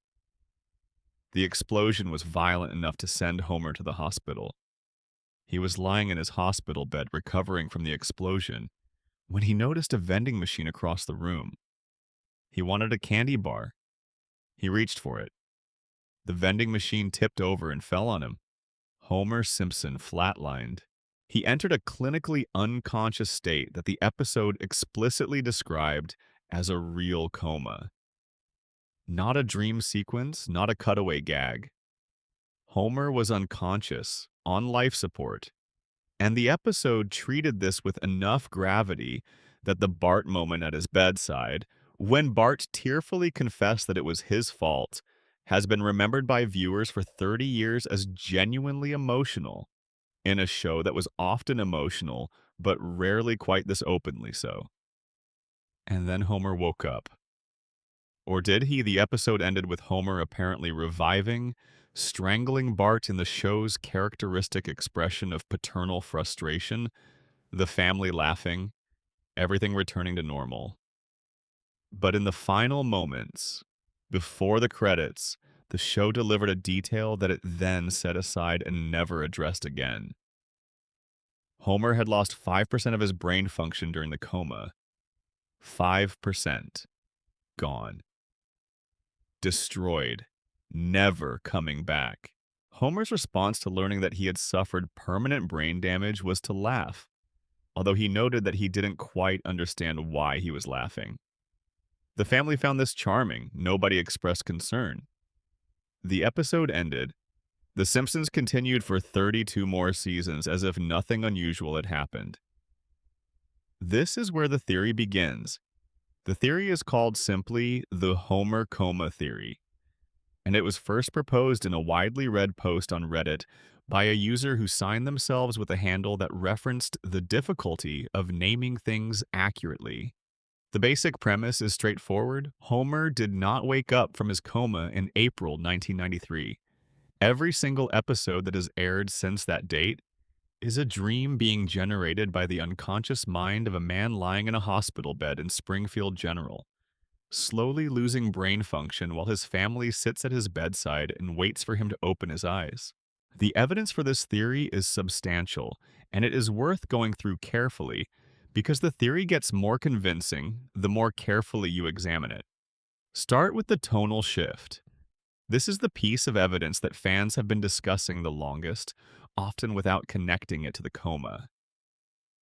The Simpsons before Season 4, before the coma episode, was a different show from The Simpsons that followed it. Not dramatically different in every episode, not so different that you would notice on any given night, but different in its baseline and its center of gravity, and the kind of stories it chose to tell and the emotional register in which it chose to tell them. The early Simpsons was grounded. It was always a cartoon, and it was always a satire, but the storylines dealt with problems that real families encounter. Homer tries to quit drinking. Marge considers whether her marriage still fulfills her. Lisa develops a serious, painful crush on a substitute teacher who treats her as an intellectual equal. Bart faces the genuine, frightening possibility of being held back a year, of failing in a way that will follow him. These are not trivial plots. They are stories about economic stress and marital tension, and the particular sadness of being the smartest person in a room that does not know how to value intelligence. The show after the coma is different. The escalation is not subtle. Homer goes to space. Mr. Burns captures the Loch Ness Monster. Homer becomes a leader of a vigilante group. Homer joins a secret society with elaborate rituals. Homer discovers that his mother has been a fugitive radical for decades. Homer meets God. Homer meets God again. Homer holds hundreds of different jobs across the seasons, each one providing a new premise for a new episode, each one abandoned at the end of that episode as if it never happened. The show goes from a family sitcom anchored in economic anxiety to a show where the main character has met multiple presidents, traveled to dozens of countries, befriended celebrities who have no reason to be in his small town, survived physical trauma that would kill most living organisms, and done all of it without any of it changing his life in any lasting way. The internet has been debating the exact moment The Simpsons changed for 2 decades. The consensus from casual viewers often places it vaguely in the middle seasons, or attributes it to staff changes, or points to specific episodes that feel qualitatively different from what came before. The coma theory offers a different answer. The Simpsons didn't change.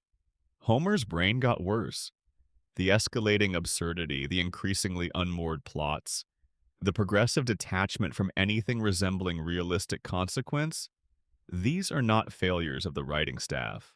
They are symptoms of a dreaming mind deteriorating slowly, a mind that started with a reasonably accurate simulation of its waking life and has gradually lost the precision and the coherence needed to maintain it. Dreams get stranger as they go on.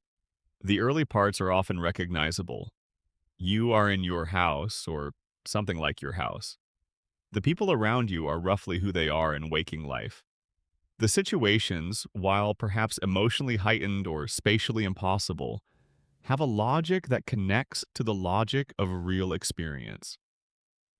But as the dream deepens, as the brain's grip on its own coherence loosens, the strangeness accumulates. Characters behave in ways they would not behave. Locations shift. The rules of the dream become inconsistent with themselves. Things happen that could not possibly happen, and in the dream they feel entirely reasonable. And only from outside the dream can you see how far from reality they have drifted. The early Simpsons is the shallow part of the dream. The recent seasons are what happens when the dream has been running for 30 years and the dreamer's brain has lost most of its ability to keep the simulation coherent.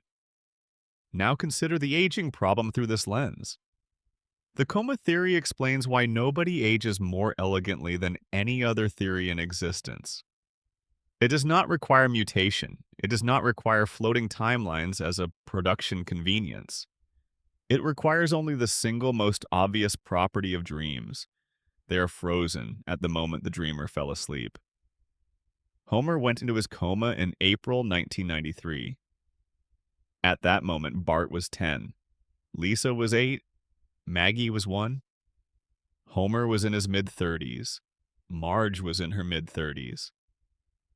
Those are the ages his unconscious mind holds. Those are the people he is dreaming about, and he is dreaming them as they were on the day the vending machine fell on him, because that is the only reference his sleeping brain has. Of course, Bart is still 10. Of course, Lisa is still 8. Of course, Maggie is still 1. Homer's unconscious mind cannot imagine them growing up, because he was not there to watch it happen. He went to sleep in a world where his children were those ages, and his dream world can only be the world he remembers. The world frozen at the last moment. He experienced it consciously. His wife doesn't age because the last time he saw her, she looked exactly like that. His friends don't change because his memory of them is locked at the moment the machine fell. Springfield is preserved exactly as it was on the day Homer lost it, because that is what comas do to the mind. They lock you in place. They freeze the world at the last conscious moment and then run simulations of that world for as long as the dreamer survives. Every episode since April 1993 is Homer's brain, running a simulation of a life he is no longer living, using the only reference material it has, the world as it existed on the day he went under. Now consider the celebrity appearances. The later seasons of The Simpsons are saturated with famous people. Celebrities appear in Springfield with a frequency that, by the standards of the real world, would make Springfield the single most celebrity-dense location in the history of human settlement. Actors, musicians, athletes, politicians, chefs, scientists, artists, they all find their way to this small town in an unspecified American state and have interactions with Homer and his family before disappearing back into the world from which they came. The coma theory offers a beautiful explanation for this. Homer is in a hospital. He has been in a hospital for decades. The hospital has a television, which plays around the clock in the way that hospital televisions do, filling the air with voices and faces and names and cultural references. The hospital has visitors, family members and nurses and other patients who talk in the hallway and in adjacent rooms. The hospital has a radio. The hospital has all the ambient information of a world continuing to exist outside Homer's unconscious awareness. His dreaming brain does not have access to the visual world. It cannot see who is on the television, but it can hear. And fragments of what it hears get incorporated into the dream, processed by a sleeping mind that is trying to make sense of incoming stimuli and weaving them into the narrative it is already generating. A name it hears becomes a character. A voice it recognizes becomes a face. A cultural reference that drifts through the fog of unconsciousness becomes a guest appearance on a cartoon show. Every celebrity in Springfield is a voice Homer heard through the phone. Every famous face is a fragment of the world, his sleeping brain absorbed from the hospital room and translated into a dream character. The celebrities don't visit Springfield. They visit Homer's hospital room. And Homer's dreaming mind, with the characteristic logic of dreams, puts them in Springfield because that is where everyone Homer's mind generates is located. There is a particular detail in the show's history that gives the coma theory its most eerie piece of evidence. 6 months before the coma episode in the season 4 premiere, Homer had a direct conversation with God. Not a dream sequence, not a fantasy. A canonical conversation with an actual divine entity who appeared to Homer in the context of an episode about religion and theology and Homer's characteristically idiosyncratic relationship with faith. During that conversation, God told Homer something specific. He told Homer that he would learn the meaning of life, but not yet. He told Homer that his time was coming. 6 months later, Homer was in a coma. The timeline aligns with uncomfortable precision. God told Homer that his time was approaching. 6 months later, Homer's conscious life ended.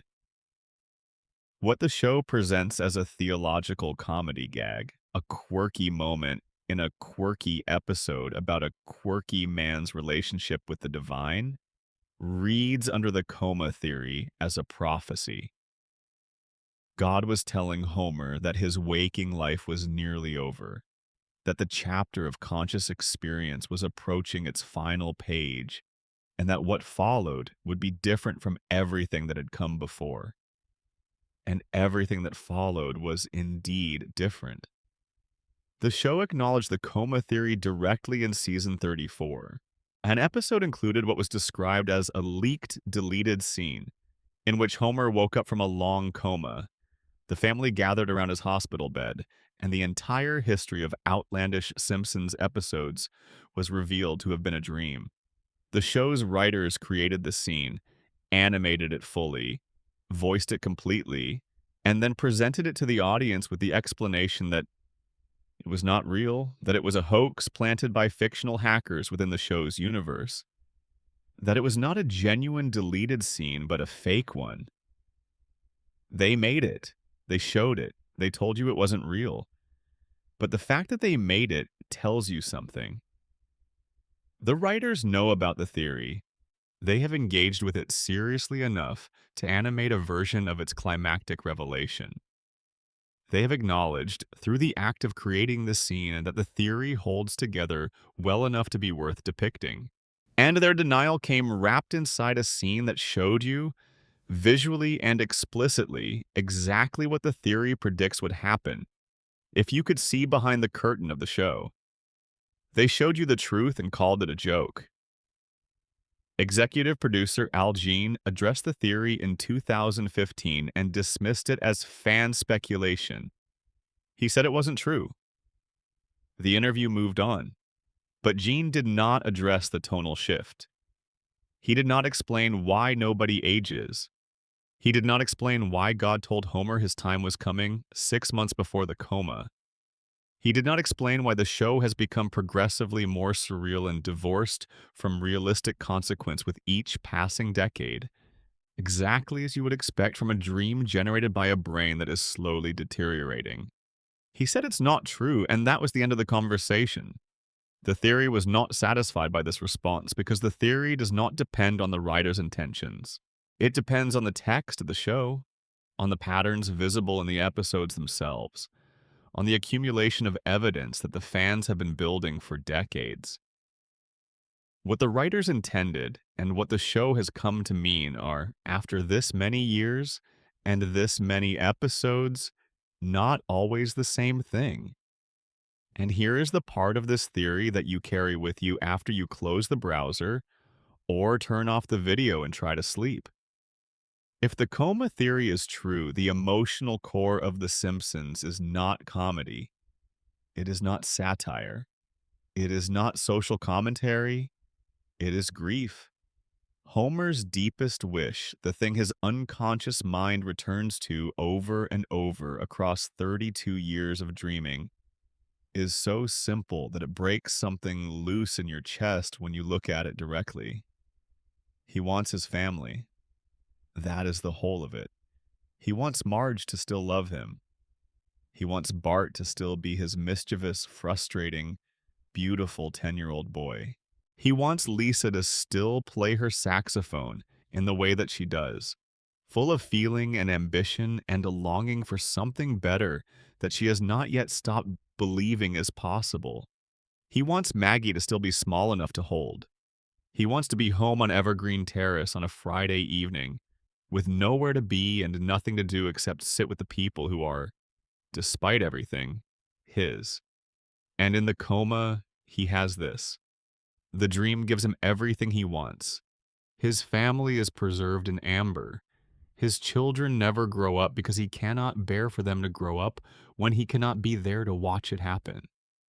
His wife never leaves because the version of Marge in his dream is the version of Marge he fell asleep with, the version who loved him, the version who was there. His life never ends because the dream will not let it end.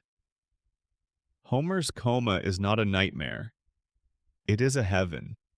It is the only heaven a man like Homer Simpson would ever think to ask for. A house on Evergreen Terrace. Green. Children who are always young. Beer that is always cold. A couch that is always there. Nobody has to say goodbye because in the dream, nobody ever leaves.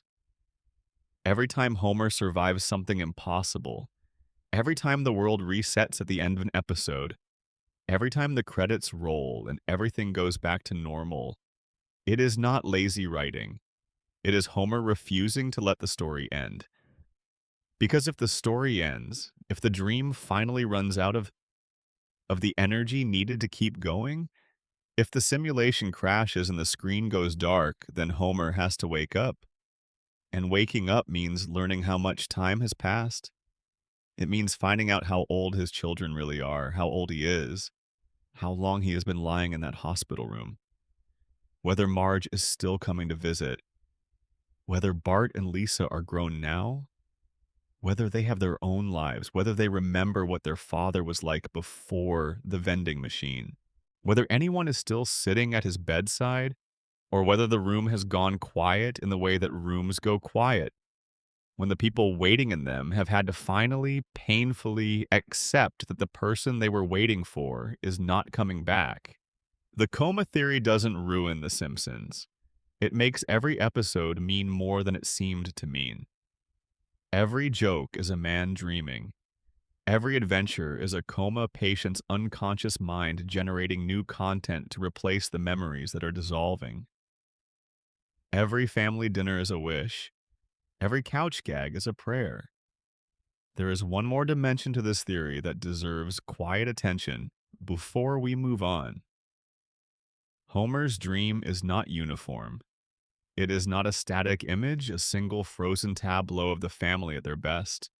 It is dynamic. It is restless. It generates conflict and disappointment and failure along with love and warmth and laughter. Homer's dream includes his own incompetence, his own laziness, his own failures as a father and a husband and an employee. He is not dreaming himself as better than he is. He is dreaming himself as exactly who he is, with all the limitations intact, all the selfishness and the thoughtlessness and the accidental cruelty of a man who is not always thinking about the people around him. This is significant. If the dream were purely wish fulfillment, Homer would be smarter in it. He would be more competent, more admired, more successful. The dream would smooth away the rough edges, the things he is ashamed of, the failures that accumulate over a life spent not quite living up to the person he might have been. But the dream doesn't do that. The dream keeps him exactly as he is, failures and all. Which means the dream is not about being someone different. It is about being present. Homer's deepest wish is not to be someone else in a better life. His deepest wish is to be himself in this life, this specific life, this house and this family and this town.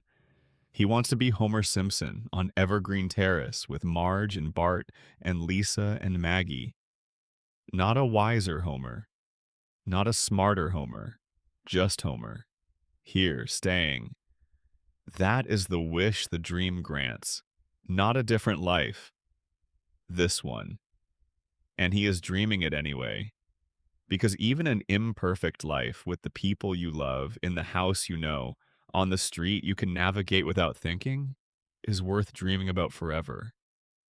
The show will never confirm this because confirming it would end it. But it will never fully disprove it either, because the evidence is not in any single episode. The evidence is in the shape of the whole thing in the arc of 36 years, in the pattern that only becomes visible when you stand back far enough to see it all at once. Homer is still in that hospital room, and every night, when you fall asleep to the show and your own dreams start to form around the edges of your awareness, you are, in some small way, company. There is something worth sitting with a little longer before we leave this room and move on to the summer of 1995 and the question of who pulled a trigger. The dream has been running for a very long time, and dreams, when they run for a long time, develop their own internal weather. They develop moods and textures and seasonal variations that shift, even when the core content stays the same. Homer's dream is not static. It is not a single repeated tableau of the family at their best. It generates storms as well as sunshine. It produces episodes of real darkness alongside the warmth. In the dream, Homer loses his job. In the dream, Marge and Homer's marriage goes through stretches that are genuinely difficult. Stretches where the gap between who they are and what the other person needs becomes visible in painful, specific ways. In the dream, Bart fails. In the dream, Lisa is lonely. In the dream, the town around them is frequently cruel and frequently corrupt and frequently indifferent to the suffering of its residents.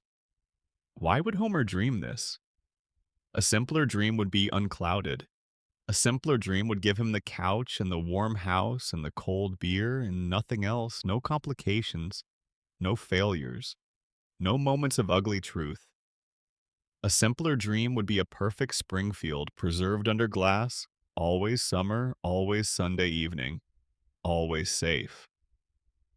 But that is not the dream Homer is dreaming. The dream he is dreaming is a real one. It is a dream that contains difficulty and loss and failure and recovery and difficulty again, because that is what a real life contains. Homer is not dreaming a fantasy. He is dreaming a memory. He is dreaming the texture of the life he was living, which was imperfect and often hard, and sometimes very funny and sometimes very sad, but which was his, and which contained the people he loved, and which is therefore worth dreaming. The difficulty in the dream is not a flaw in the dream.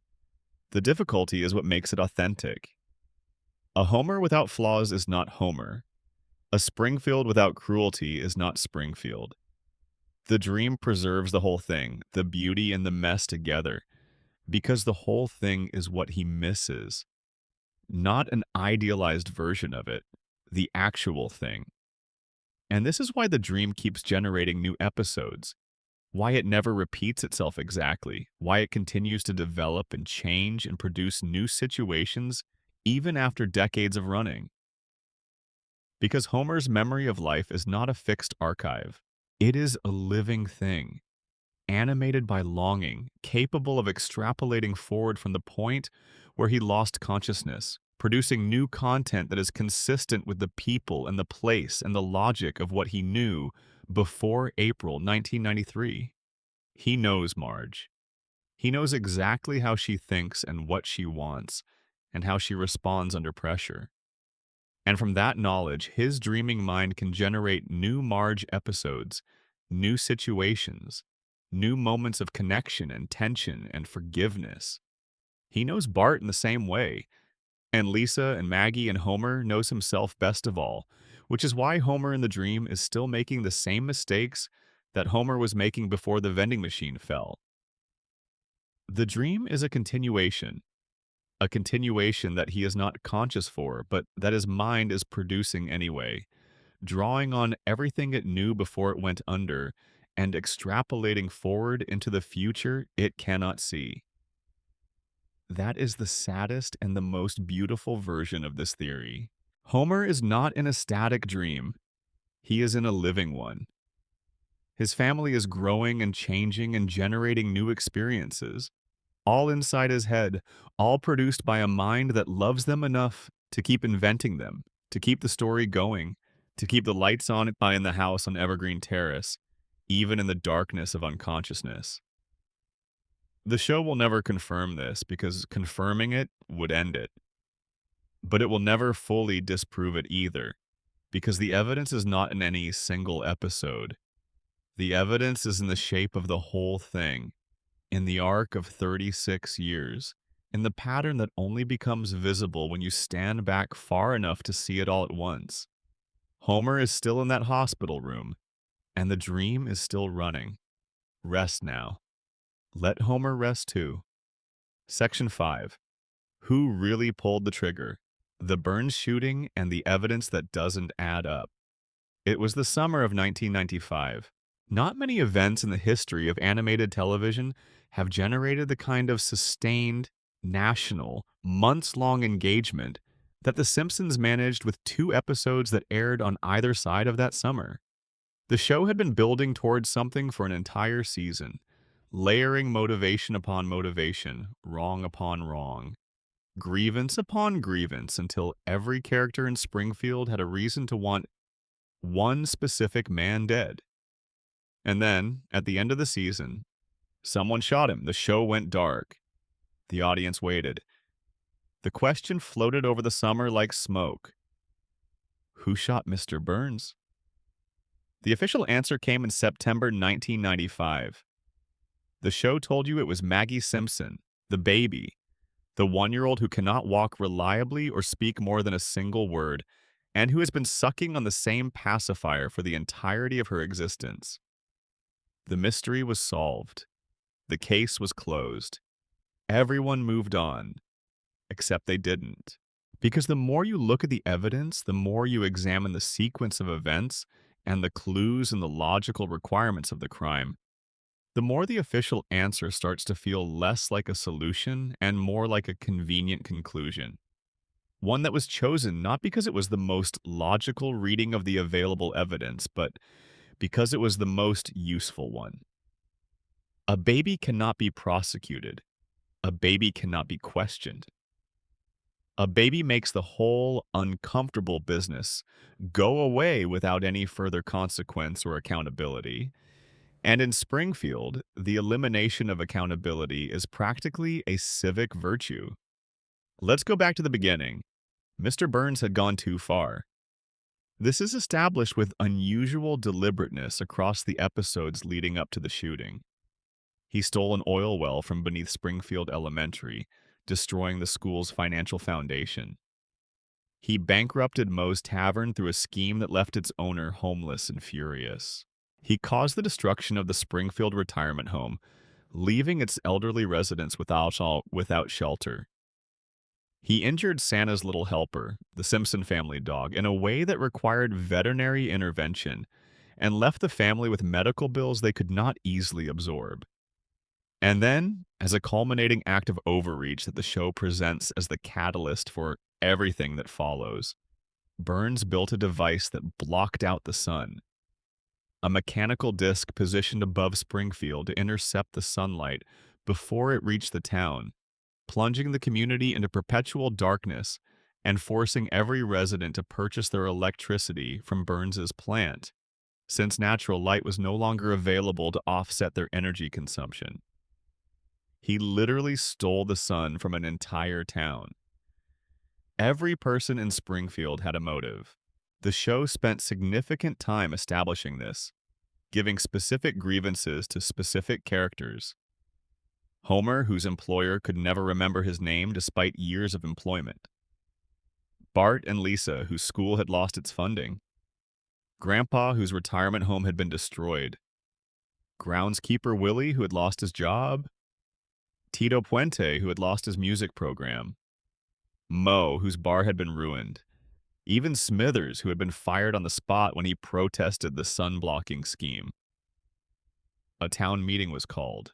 The entire community gathered. The tension was palpable. Multiple characters were visually depicted holding weapons.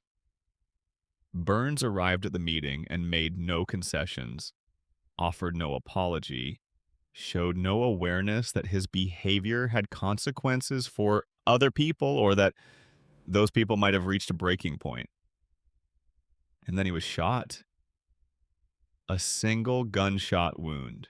Burns staggered out of the building and fell against the town's sundial, his hands landing on two letters, W and S, or, depending on the angle, M and S. The ambulance took him away. The screen went black. The audience had the whole summer to think about who pulled the trigger. Now, when the resolution came in September, it proceeded like a comedic detective story. Chief Wiggum and the Springfield police conducted an investigation with their characteristic incompetence. Smithers confessed immediately, but his confession disintegrated when it was established that he was blackout drunk during the relevant time and had actually shot a different person in a different location. An elderly man named Jesper who wore a wooden leg and was therefore unhurt.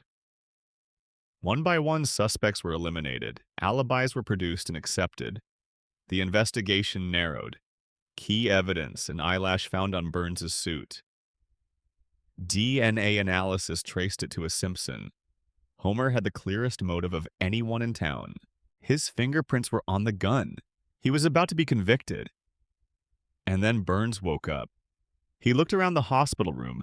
He identified his shooter. It was Maggie. According to Burns's account, he had encountered Maggie in the parking lot after the town meeting. He had attempted to take her lollipop. In the struggle, his gun fell from his holster. Maggie picked it up. The gun went off. The case was closed. But let's look at this more carefully because several things about the official resolution are genuinely strange. First, the contest.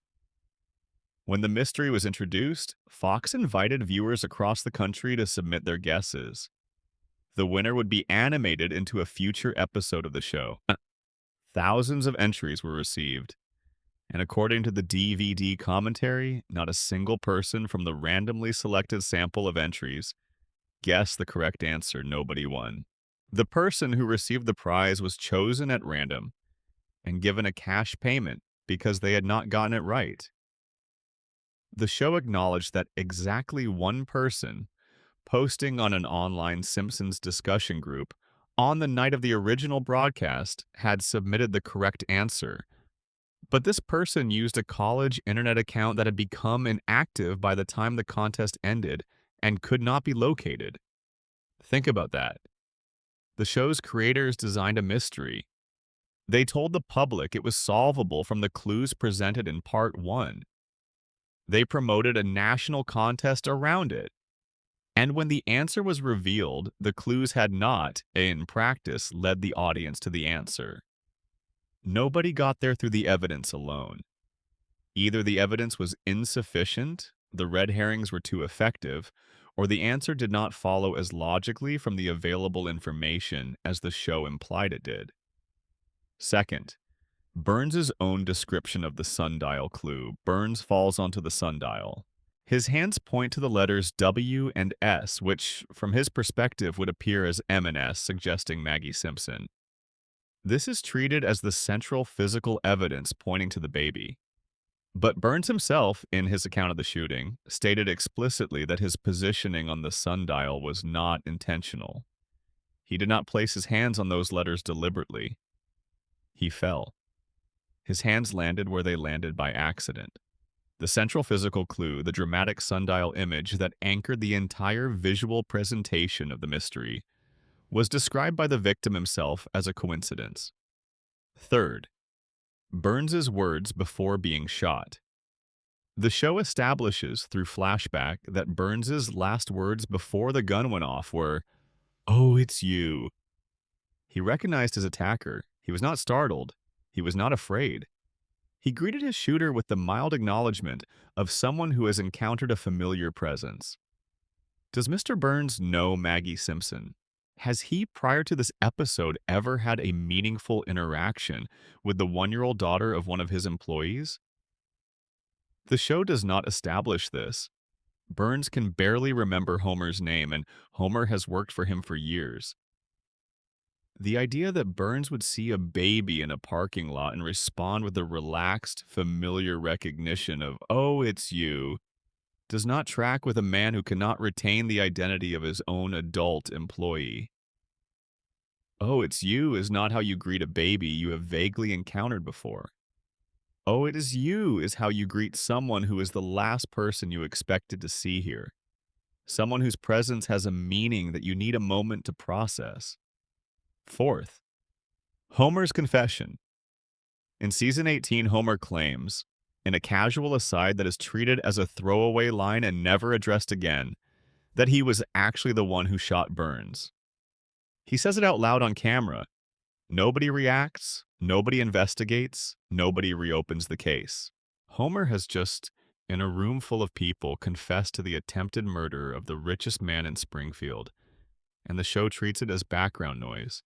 Either Homer is lying, which is consistent with his character and his lifelong desire to be interesting to the people around him, or Homer is telling the truth and the original verdict was wrong, and the show has been quietly, in its characteristically oblique way, confirming what some fans suspected all along. Fifth, the Marge theory. There exists a fan analysis, detailed and carefully reasoned, that argues the real shooter was Marge Simpson. The case is built on several elements. Marge is one of the people with the clearest connection to Burns's specific actions. Her children's school funding was destroyed, her family's dog was injured, her community was plunged into artificial darkness. She had every reason to want Burns stopped. Burns had previously shown a fixation on Marge in an earlier episode, developing what the show depicted as an infatuation with her after she came to work at the plant briefly. And the Marge theory proposes that this is exactly why Burns, on waking from his coma, pointed at the sundial and named Maggie instead of the person he had actually seen in the parking lot. He protected her. He took a bullet from a woman he was infatuated with, woke up in a hospital bed, and made the choice to let the town draw its own conclusions from an ambiguous gesture rather than name the woman who shot him. The fact that the name that conclusion produced happened to be a baby who could not be prosecuted was either a stroke of luck or a calculation. In a town where the political and legal infrastructure is controlled by a man of Burns's resources, the difference between luck and calculation is sometimes hard to establish. Chief Wiggum, discussing the verdict, noted that no jury would convict a baby. Perhaps he was right about that. Perhaps that was the point. The alternate endings provide one more thread to pull. A complete alternate ending was produced in which Smithers was the shooter. Fully animated, fully voiced, fully realized as a complete dramatic conclusion to the mystery. This ending was shown in a later clip show episode and dismissed by a character who noted that accepting it would require ignoring the DNA evidence, which would be, as he put it, downright nutty. The word choice is a reference to the O.J. Simpson trial, which had concluded in acquittal just weeks before the Who Shot Mr. Burns resolution aired, in a verdict that many observers felt had ignored significant physical evidence. The show is winking. It is telling you that ignoring evidence to reach a preferred conclusion happens all the time. It is pointing at the real world and saying, "You have seen this before, you know how this works." The answer is Maggie. The show committed to it. The writers stand behind it. But the contest that nobody won, the clues that Burns himself described as coincidental, the alternate endings that were fully produced, Homer's unexamined confession, Burns's words of recognition that don't fit a baby, the final shot of Maggie alone in the room, confirming she was aware of what happened and choosing to conceal it. All of it suggests that the greatest mystery in Simpsons history was never actually solved out. It was closed. And in Springfield, those are two very different things. There is a rhythm to Springfield's relationship with inconvenient answers that the Burns shooting exemplifies perfectly. The town gets a question it cannot comfortably answer. A process occurs. At the end of the process, there is an official answer, something that can be written down and filed and pointed to when anyone asks. And then the official answer becomes the answer. Not because it is definitively correct, not because all the evidence supports it, but because Springfield needs an answer and needs to move on, and the official answer is the one the process produced. The truth of what happened and the official account of what happened are not required to be the same thing in Springfield. They never have been. The official account is what the town agrees to say. The truth is what happened. And in a town that voted to criminalize the truth about its own principal's identity, the gap between those two things is not an aberration. It is a design feature. The river flows past the plant. The three-eyed fish circle below. Maggie sits in her high chair and watches everything with those enormous eyes. And if she knows what happened in the parking lot, she has not said so. She never says anything. That is, as we will see in the next section, one of the most interesting things about her. Let your breathing slow. Let the mystery sit unsolved the way it always has. That is where it belongs. Some questions are better as questions. They are more useful, open, more interesting, unresolved, more honest in their ambiguity than they would be in the false clarity of a single definitive answer. Section 6. The Baby Who Watches, Maggie Simpson, and the Mystery of Deliberate Silence. There is a theory about Maggie Simpson that requires you to look very carefully at someone who has been designed to be easy to overlook. She is 1 year old. She has been 1 year old for 36 years. She does not speak in any meaningful way. She communicates through facial expressions and pacifier sounds and the occasional piece of body language that, depending on how charitably you are inclined to read it, could mean almost anything.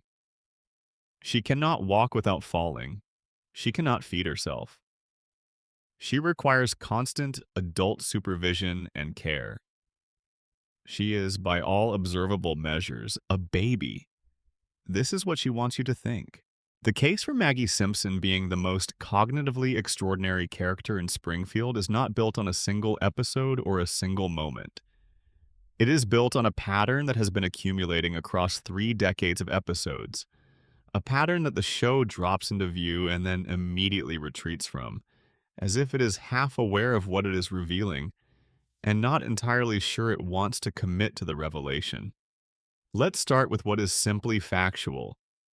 Maggie's first word was voiced by Elizabeth Taylor in a special guest appearance that was treated as a cultural event. One word, a single syllable, and then silence. She has gone 36 years without developing language in any meaningful way beyond that single utterance. She is surrounded by the most verbally active family imaginable. Homer never stops talking. Marge narrates her own anxiety constantly. Bart provokes and banters and argues with the energy of someone who treats language as a competitive sport. Lisa delivers lectures and speeches and passionate arguments with the fluency and confidence of someone who has been preparing for debate since before she learned to ride a bike. The Simpson household is an almost continuous wall of noise. And at the center of it, Maggie sits in silence. Not because she cannot produce language. The show has established this. The silence is not developmental. It is not the silence of a child who has not yet acquired the necessary cognitive framework for verbal communication. It is a choice. Now, consider what we know about Maggie's capabilities. She shot a billionaire.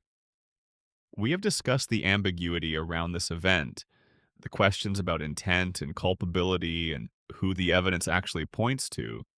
But even in the most charitable reading of Burns's account, what happened in that parking lot required Maggie to perceive a threat, to acquire a tool, to operate a firearm, and to direct the result at a target. These are not things that babies do. These require motor control, spatial reasoning, the capacity to recognize a situation as one requiring intervention, and the ability to translate that recognition into a specific physical action. She led a daycare rebellion. In the theatrical short film The Longest Daycare, released in 2012 and nominated for an Academy Award, Maggie faces a situation requiring her to protect a caterpillar from a bully and from the institutional apparatus of an authoritarian childcare facility. What follows is a 7-minute demonstration of problem solving, strategic planning, and adaptive response to changing circumstances that would be impressive in an adult and is genuinely remarkable in a person who cannot reliably walk from one end of a room to the other. She observes the environment. She identifies obstacles. She develops a strategy. She adjusts the strategy when circumstances change. She executes a multi-step plan that requires precise timing, spatial awareness, and the ability to predict other people's behavior under pressure. She does this without speaking a single word. She has been shown in various episodes to possess intellectual capabilities that standardized testing cannot adequately measure, that register as extraordinary by whatever instrument the show deploys to assess them. The show treats each revelation as a quick gag and moves on. But the pattern is unmistakable. Maggie is not a normal baby. Maggie's cognitive function is operating at a level that her physical development cannot support, that her social environment does not recognize, and that she has made every effort to conceal. And concealment is the key. The theory is that Maggie's silence is not an absence. It is a presence.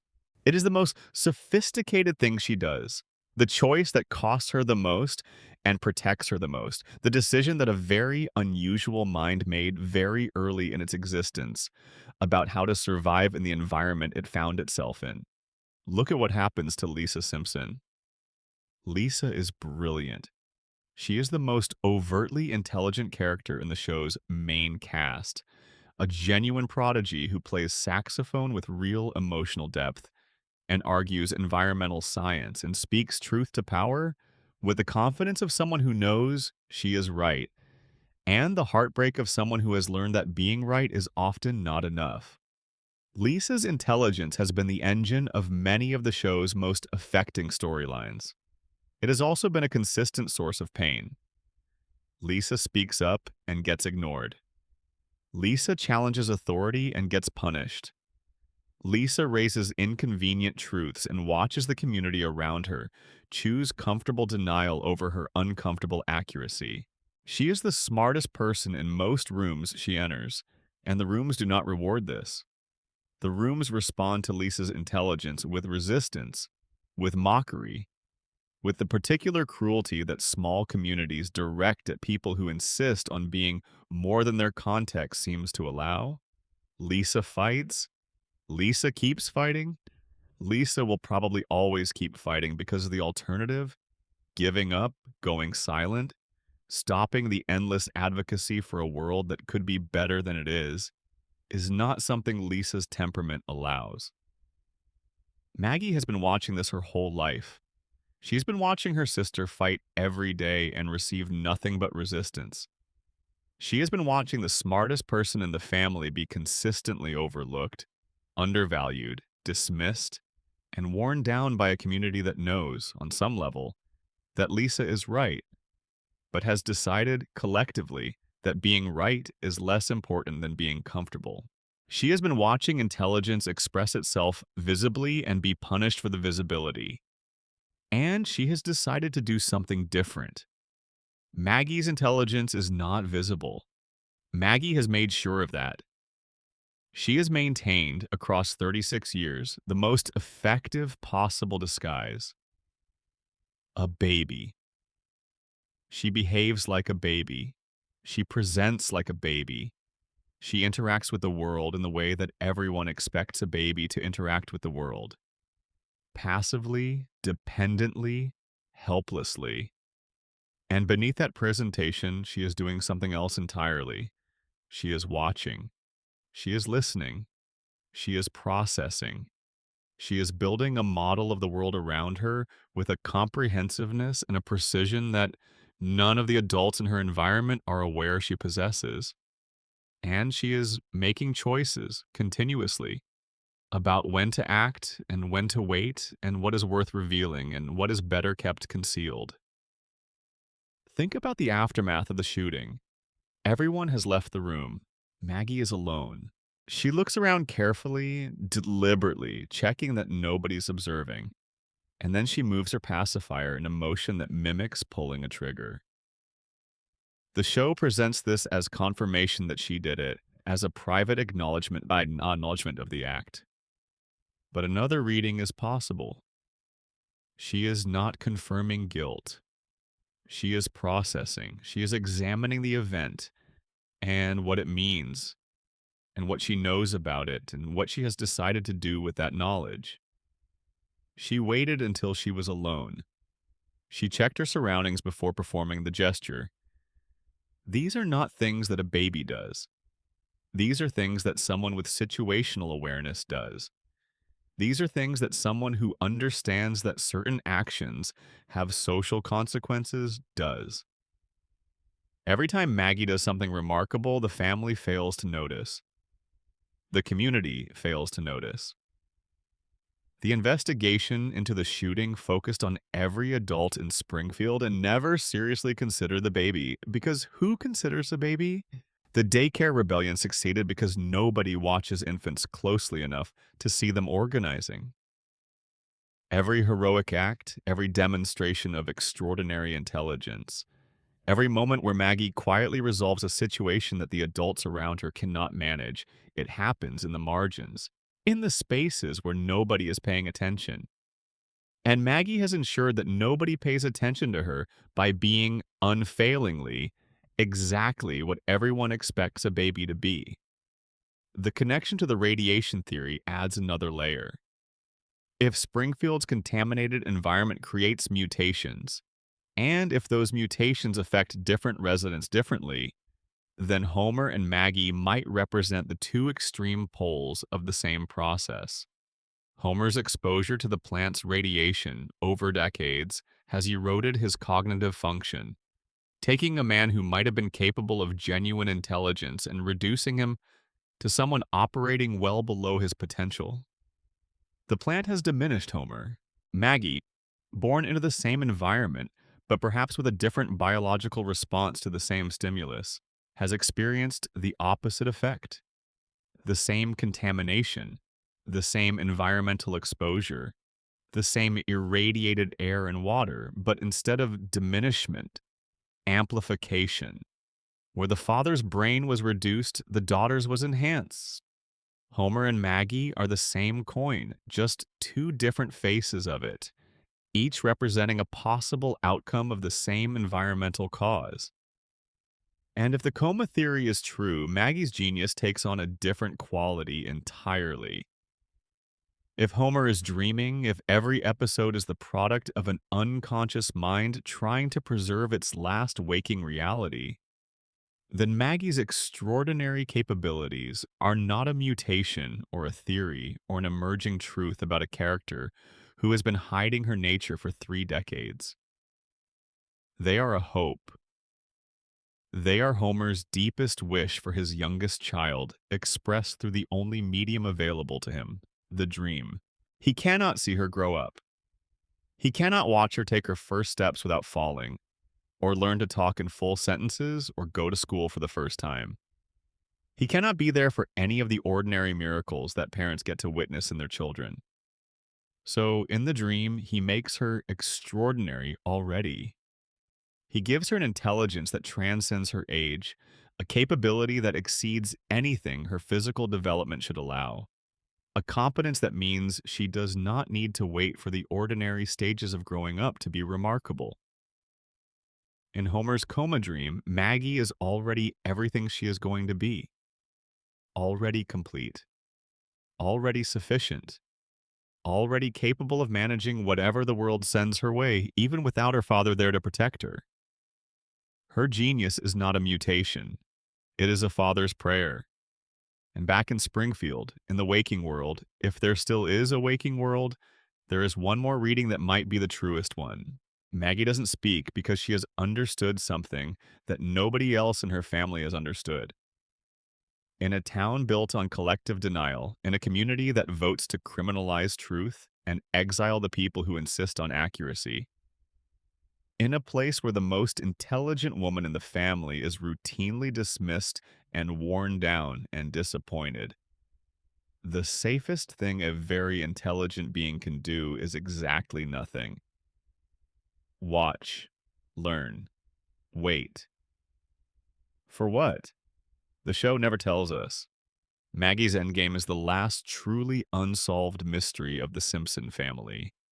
She is the only character whose future remains completely unknown, because the show has never definitively revealed what she is capable of at full expression.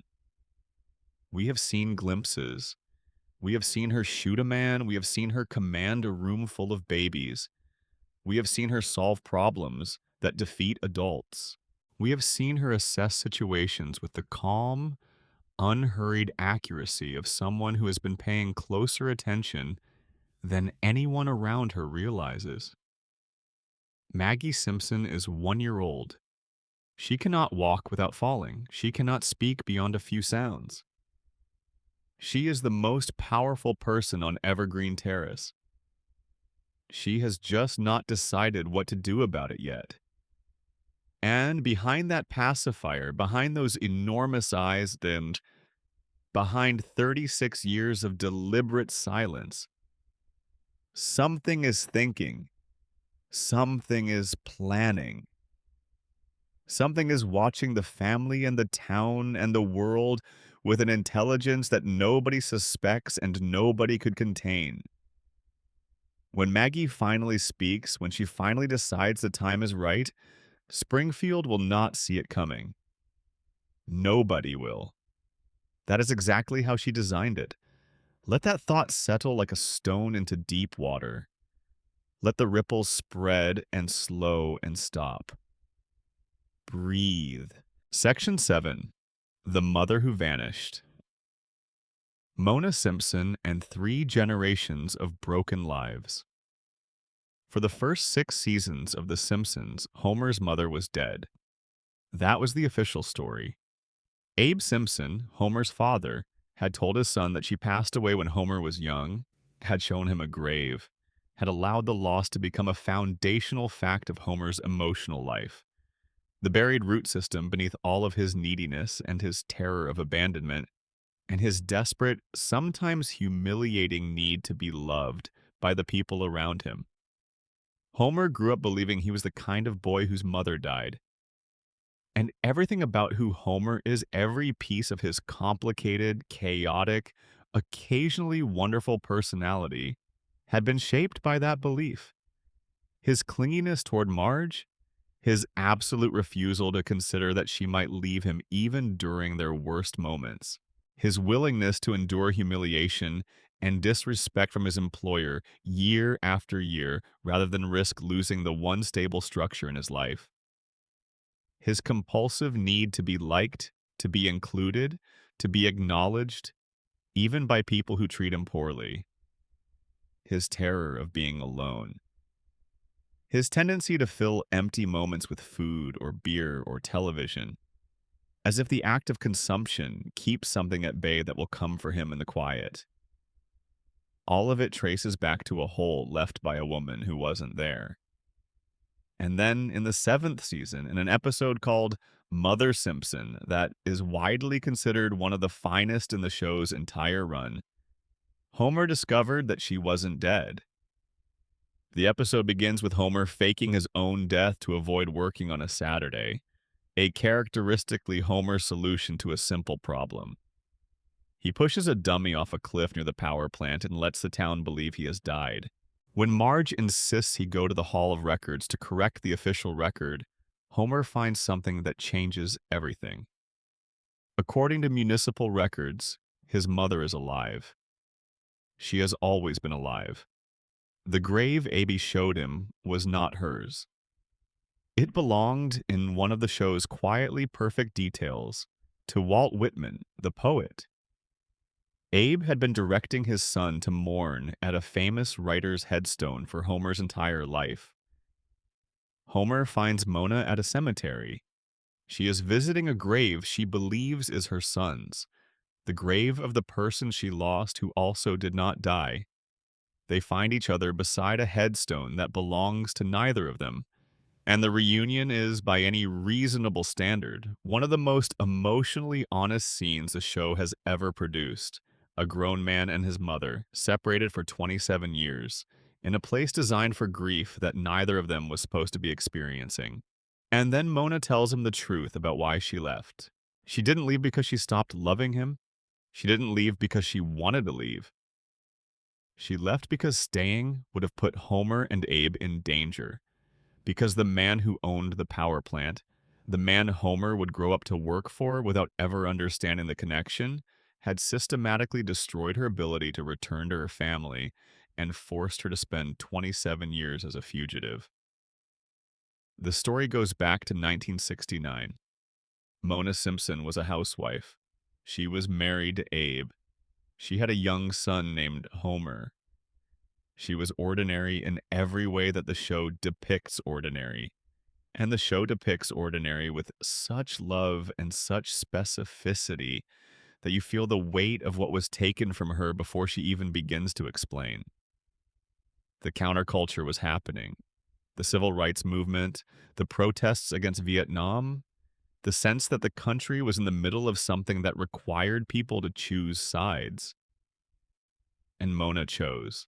She was radicalized in the show's telling, not through ideology exactly, but through conscience, through the specific and personal discovery that someone she lived near was doing something that she could not watch happen without responding.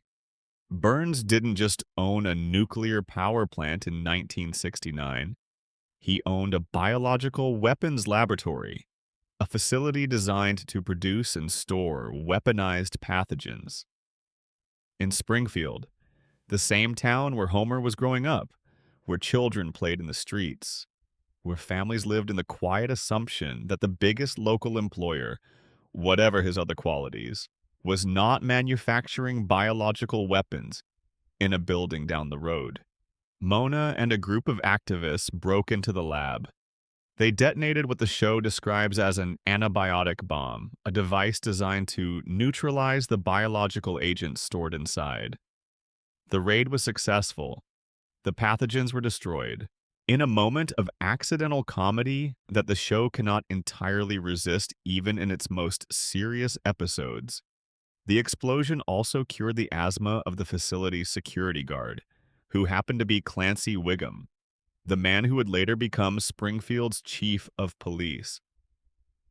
The raid succeeded. The weapons were gone. And then Mona made a mistake. As the group fled, she turned back to help someone who had been knocked down in the chaos. She stopped to help a person who had fallen. The person was Mr. Burns. She stopped to help the man whose weapons she had just destroyed, and Burns saw her face. He identified her. He reported her to the FBI. From that moment, Mona Simpson was a fugitive. She could not go home. She could not contact her family. She could not explain to her son why she was leaving. She kissed Homer goodbye while he was sleeping and disappeared into the night. He woke up and his mother was gone. Abe told him she was dead, and Homer spent the next 3 decades believing that there was something about him, something fundamental and irreparable that made people leave.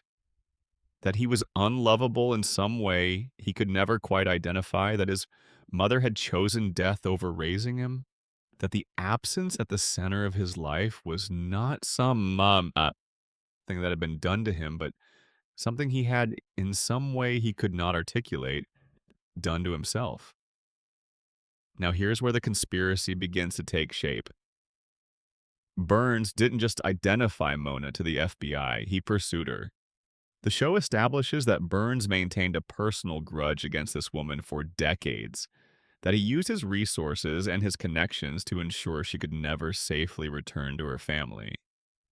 When Mona finally came back to Springfield in the seventh season, Burns recognized her within moments of her arrival. He spotted her through a cab window, made a call, and the FBI appeared at the Simpson house within the day. Mona had to flee again. Homer had to say goodbye to his mother for the second time, this time knowing why she left the first time, and knowing who was responsible. The man responsible for taking his mother was his employer. The man who had spent decades pursuing Mona Simpson across America, who had invested the resources of his considerable fortune in ensuring that a woman who destroyed his weapons lab in 1969 could never safely come home, was the man who signed Homer's paycheck. Was the man Homer depended on for his income, his family's health insurance, the financial structure of his entire adult life. Homer does not connect the dots. The show makes this explicit and does not play it for comedy. Homer is aware of what Burns did. He knows after Mona's visit that his employer is the person who destroyed his family. And he does not quit.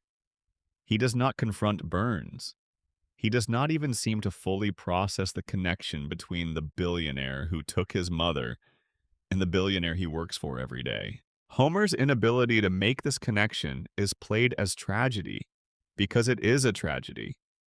Because Homer Simpson is not capable of making connections like this. His brain doesn't work that way. The crayon, the radiation, the decades of cognitive erosion from living inside a contamination zone, these have taken from Homer the very faculty he would need to understand the architecture of his own suffering. He is too damaged to see the pattern. He is too dependent to break free.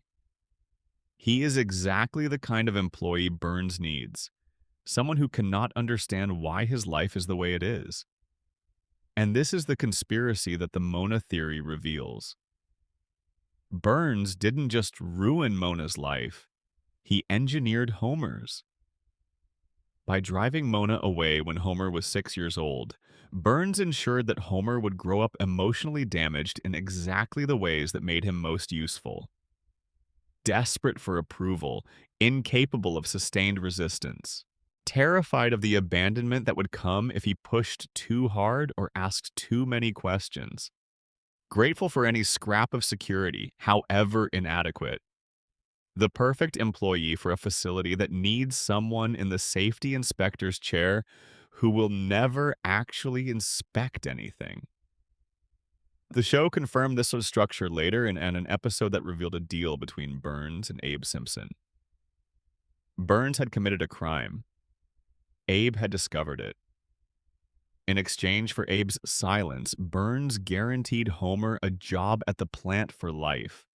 No matter how many mistakes Homer made, no matter how catastrophically he failed at his responsibilities, no matter how many documented errors accumulated in his file, Homer would never be permanently dismissed. 742 documented errors. In most workplaces, 1 or 2 career-ending failures would be sufficient. Homer has more than 700, and he has never been let go because the deal protects him. Because Abe's silence is worth more to Burns than any inconvenience Homer's incompetence creates. Because Homer's continued employment in the role of safety inspector ensures that the violations keep accumulating, and the radiation keeps leaking, and the water stays contaminated, and the town stays exactly as impaired as Burns needs it to be. Homer's job security is not a cartoon convenience. It is a contractual obligation between his father and his mother's persecutor, brokered in silence, maintained in secret, and never explained to Homer because explaining it would require explaining everything else. Homer's mother was a woman who fought back and was destroyed for it. His father made a deal with the destroyer and buried the truth. Homer inherited the consequences without ever being given the information that would have allowed him to understand them. 3 generations of Simpsons, broken by one man's grudge, by one woman's act of conscience, by one father's terrible bargain, all of it flowing downstream into Homer's life, which he has navigated without a map because the map was taken from him before he was old enough to know he needed one. The show proved what Homer could have been in the crayon episode. Homer without the cognitive impairment imposed by the lodged crayon. Homer with his full cognitive function restored, is brilliant and articulate and capable of understanding the world with a clarity that the Springfield Standard Homer never approaches. He sees his job for what it is. He sees his town for what it is.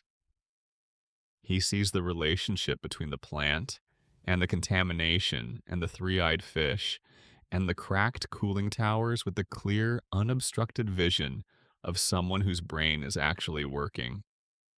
And it makes him miserable, because the clarity is unbearable in a world that is not built to accommodate people who see clearly. Because Springfield does not reward intelligence. Because the version of Homer who understands what is happening to him is still trapped in the same town, still employed by the same man, still living in the shadow of the same plant, still downstream from the same contamination, just now aware of it in a way that the fog used to make impossible. He chose the crayon back because the alternative was seeing everything and being unable to change any of it. Burns didn't take Homer's mother. Burns took Homer's potential.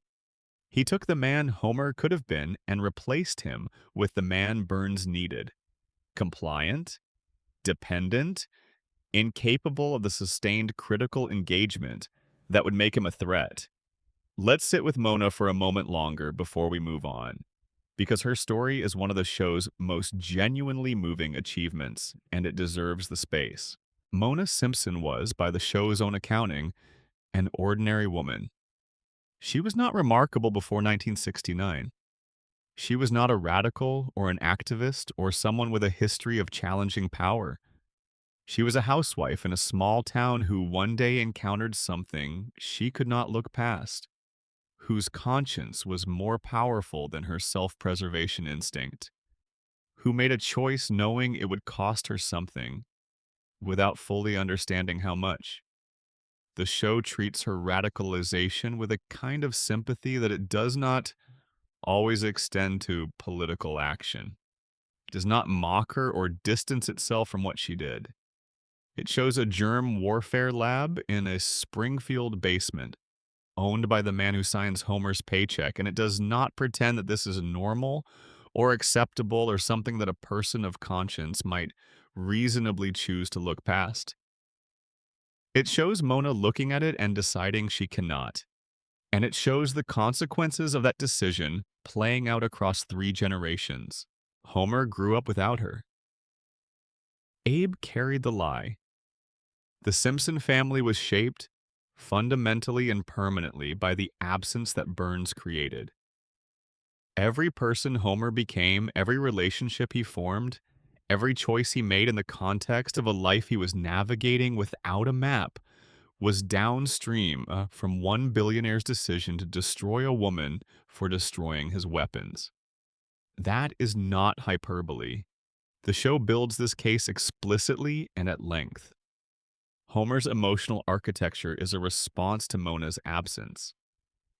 His neediness, his terror of being alone, his inability to demand better from his employer, his willingness to endure disrespect and exploitation, because the alternative is the abandonment that he cannot survive. All of it flows from that original wound.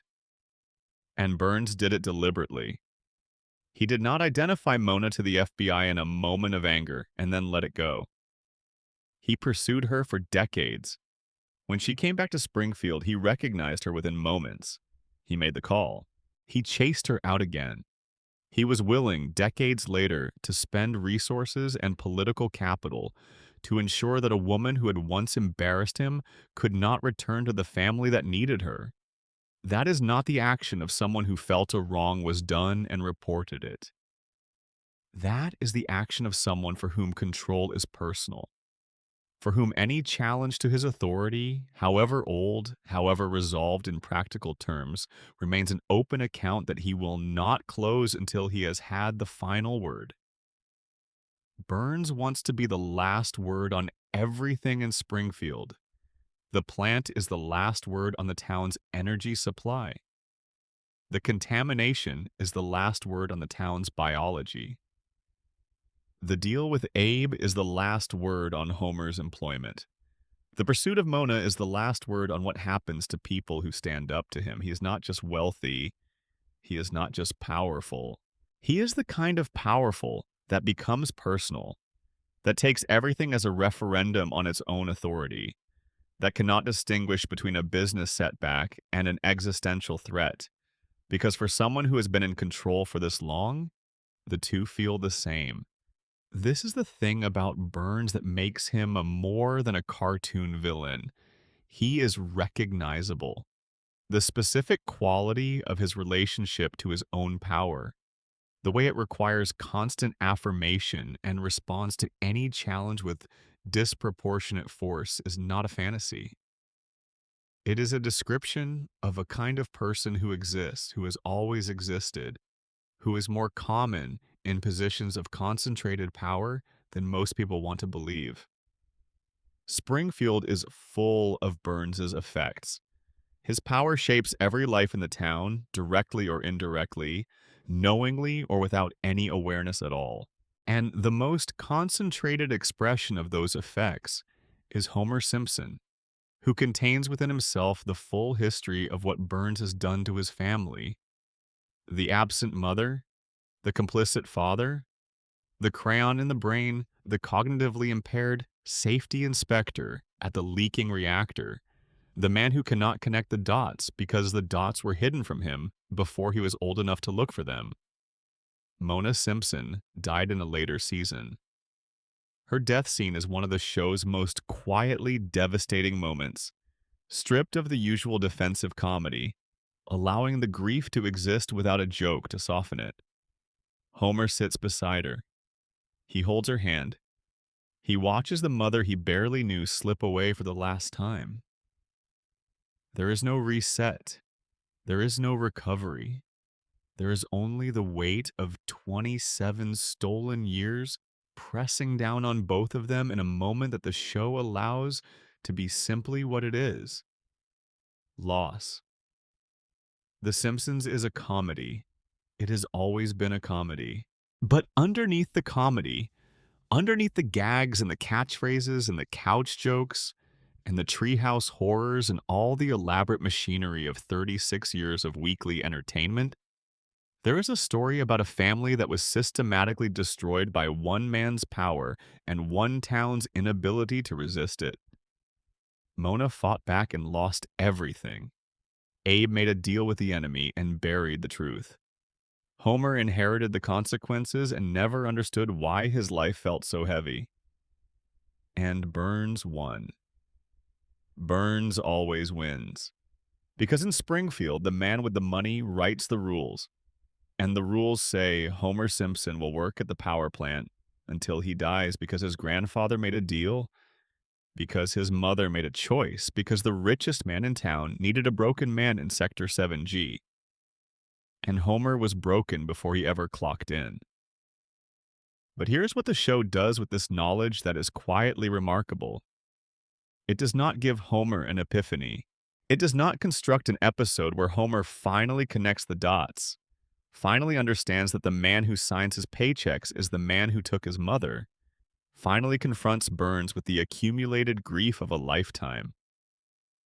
The show does not give Homer that moment of clarity and resolution. It gives him the information in pieces across different episodes, and then it lets him fail to assemble it because Homer does not assemble things. Homer does not see patterns. Homer does not trace the architecture of cause and consequence back to the original cause. And this restraint is one of the most honest things the show has ever done. Because the truth is that most of us, confronted with the actual history of the forces that shaped us, cannot see it clearly either. We know that our parents were shaped by their parents, that the economy shapes our choices, that institutions shape what is possible for us in ways we cannot always articulate.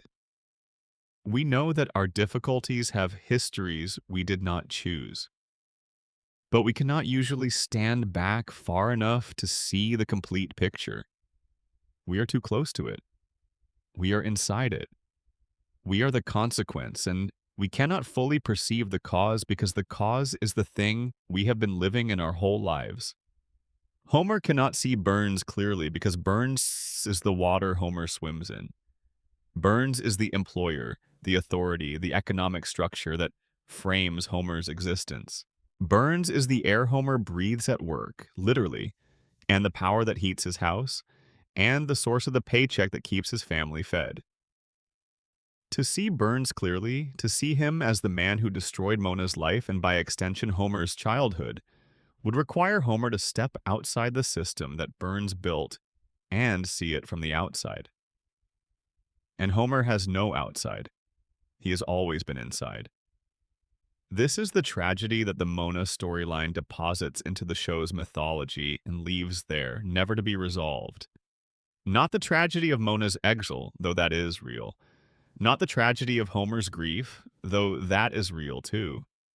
The tragedy is the invisible one, that Homer is living in the consequence of something he cannot see, working for the man who created it, eating the donuts the man's cafeteria provides, drawing the paycheck the man's accounting department issues.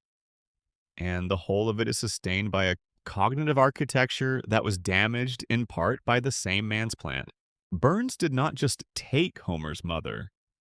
He took the version of Homer that could have understood what happened.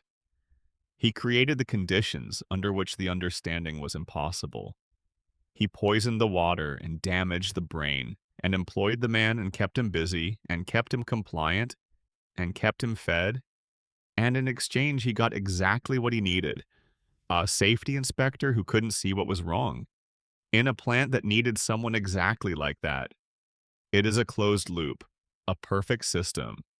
The cause became the context, and the context became the life, and the life became the man who goes to work every morning without understanding why the morning looks the way it does.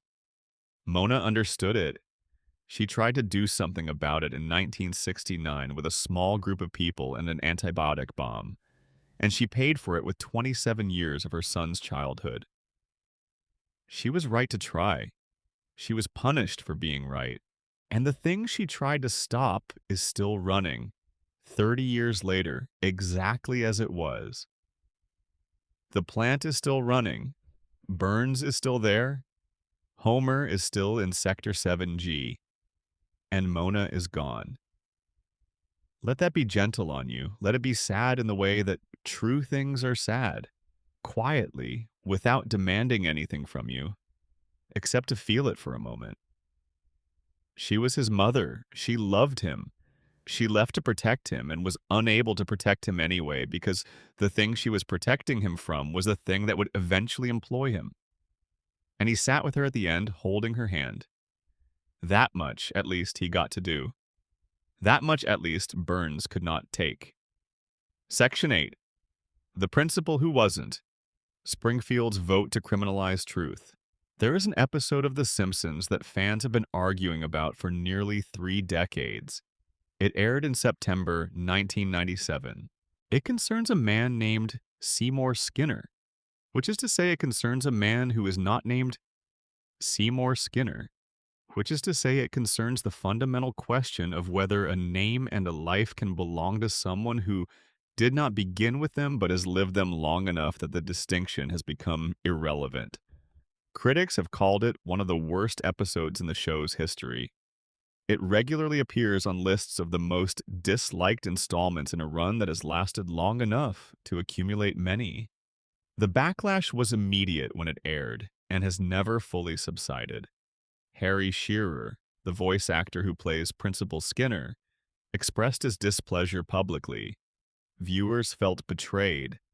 There's a specific kind of anger that this episode generates in longtime fans, and the anger that comes from the sense that something was taken from them, that a character they had invested in was retroactively hollowed out. And yet, this episode might be the most honest thing The Simpsons has ever done. Not the best episode, not the most entertaining, not the funniest, or the most emotionally resonant, but the most honest. The episode that finally said, in plain language, what the show had been implying through accumulation and pattern for years. Here's what happens. Springfield Elementary holds an event honoring Principal Seymour Skinner's 20 years of service. During the event, a stranger walks in. He is an older man, a military bearing to him, a specific kind of weathered quality that suggests someone who has survived things that most people do not survive. He introduces himself as Sergeant Seymour Skinner, the real one, a decorated Vietnam veteran who was captured as a prisoner of war and believed dead, who survived his captivity, who found his way home, and who has arrived in Springfield to discover that someone else has been living his life for the past 2 decades. The man Springfield has known as Seymour Skinner is not Seymour Skinner. His real name is Armin Tamzarian. Before Vietnam, he was a street kid, a petty criminal from a background that offered him very little. He was drafted into the army, ended up in the same unit as the real Skinner, and when Skinner was captured and presumed killed, Tamzarian felt a guilt about it that he did not know what to do with.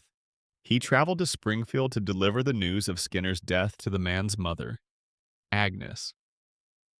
Agnes, who needed her son not to be dead, who was not in a condition to carefully examine the young man in front of her, assumed he was Seymour.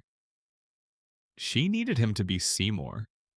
Tamzarian, who had never been wanted by anyone, who had never had a home or a family or an identity worth preserving, went along with it. He became Seymour Skinner. He took the name, the rank, the history, the mother. He ran a school for 20 years. He became a fixture of the community, the straight-backed, mother-afflicted, uptight, occasionally sympathetic principal that Springfield Elementary had always had in the show's run. He had a relationship with Superintendent Chalmers that was built on the fiction. He had an antagonistic dynamic with Bart that was built on the fiction. He had a lifetime of memories and experiences and relationships, all of which were constructed on top of a name that did not belong to him. And the town found out. Now, here's the extraordinary thing. The town found out. The real Seymour Skinner stood in the school auditorium. Armin Tamzarian stood beside him. The truth was not ambiguous. It was not complicated. It was not a matter of interpretation or perspective. The man they had known as Skinner was an imposter, and the real Skinner was right there. And Springfield held a vote, not about whether Tamzarian should face legal consequences for 20 years of identity fraud, not about whether the real Skinner deserved to have his identity restored, not about how to compensate a man who came home from a war to find his life occupied by someone else. A vote about whether to acknowledge the truth at all. The verdict was unanimous. They voted to keep the lie. Judge Snyder issued a legal decree declaring that Armin Tamzarian was, henceforth and by law, Seymour Skinner. The actual Seymour Skinner, the real one, the war veteran who survived a prisoner of war camp and came home to find his name taken, was tied to a railroad car and physically expelled from Springfield. And the decree made it explicitly illegal to ever refer to these events again, under penalty of torture. Under penalty of torture. The truth was not merely voted down, it was criminalized. The accurate account of events was not simply inconvenient, it was actionable. Anyone who insisted on saying what actually happened would be subject to legal punishment. The real Seymour Skinner was removed from the community not because he had done anything wrong, but because his presence made the lie impossible to maintain comfortably. He was Springfield's canary. He arrived with proof that the official story was wrong. And the town's response was to cage the canary and outlaw birdsong. Fans hated this because it felt like the show was abandoning the character they knew. Because the Skinner they had spent years watching was revealed to be a construction, a fiction that the show had never told them was a fiction. But the anger is slightly misdirected. The show did not abandon continuity here, it revealed the continuity for what it was. The Skinner they had watched for years was always built on a false foundation. The revelation did not create the falseness. It exposed the falseness that had always been there. And in doing so, it told the audience something true about Springfield that the show had been circling around for its entire run. Springfield has always done this. Every catastrophe that gets forgotten, every world-changing event that leaves no trace by the next episode, every time the town resets to its default state after something that should have altered it permanently. Every time a secret is collectively agreed to be a non-secret. Every time a truth is collectively agreed to be a non-truth. Every time the comfortable fiction is chosen over the uncomfortable reality. The town is doing what it did when Armin Tamzarian walked in from 1969 and everyone decided to let him stay. The difference in this episode is that the mechanism is visible. Normally, the reset happens off-screen between episodes, in the implied space where Springfield apparently processes its catastrophes and emerges unchanged. The vote usually happens in the ellipsis between the season finale and the season premiere. The episode usually does not show you the machinery. It just shows you the result. Springfield, as it always was, the status quo intact, the disaster absorbed, the memory cleared. The principal and the pauper shows you the vote. It shows you the decree. It shows you the man being tied to a train. It shows you the moment that normally happens in the dark, that normally happens between episodes, brought into the light where you can see exactly how it works and what it costs. That is why people found it so upsetting. Not because it was different from the rest of the show, because it was the same as the rest of the show, but honest about it. Consider how many times Springfield has experienced events that should have permanently altered the town's reality. The town has been sealed under a dome by the federal government. It has been invaded. It has survived nuclear near misses, environmental catastrophes, alien encounters, the literal blocking of the sun over its entire geography. It has been destroyed and rebuilt and rededicated and reinvented. And every time, by the next episode, everything is back to normal. Nobody references the dome. Nobody mentions that the sun was blocked. Nobody discusses the fire or the flood or the invasion. The show has usually offered the explanation of episodic storytelling for this. Each episode is self-contained. The show does not maintain continuous continuity in the way that serialized dramas do. This is simply how this kind of television works.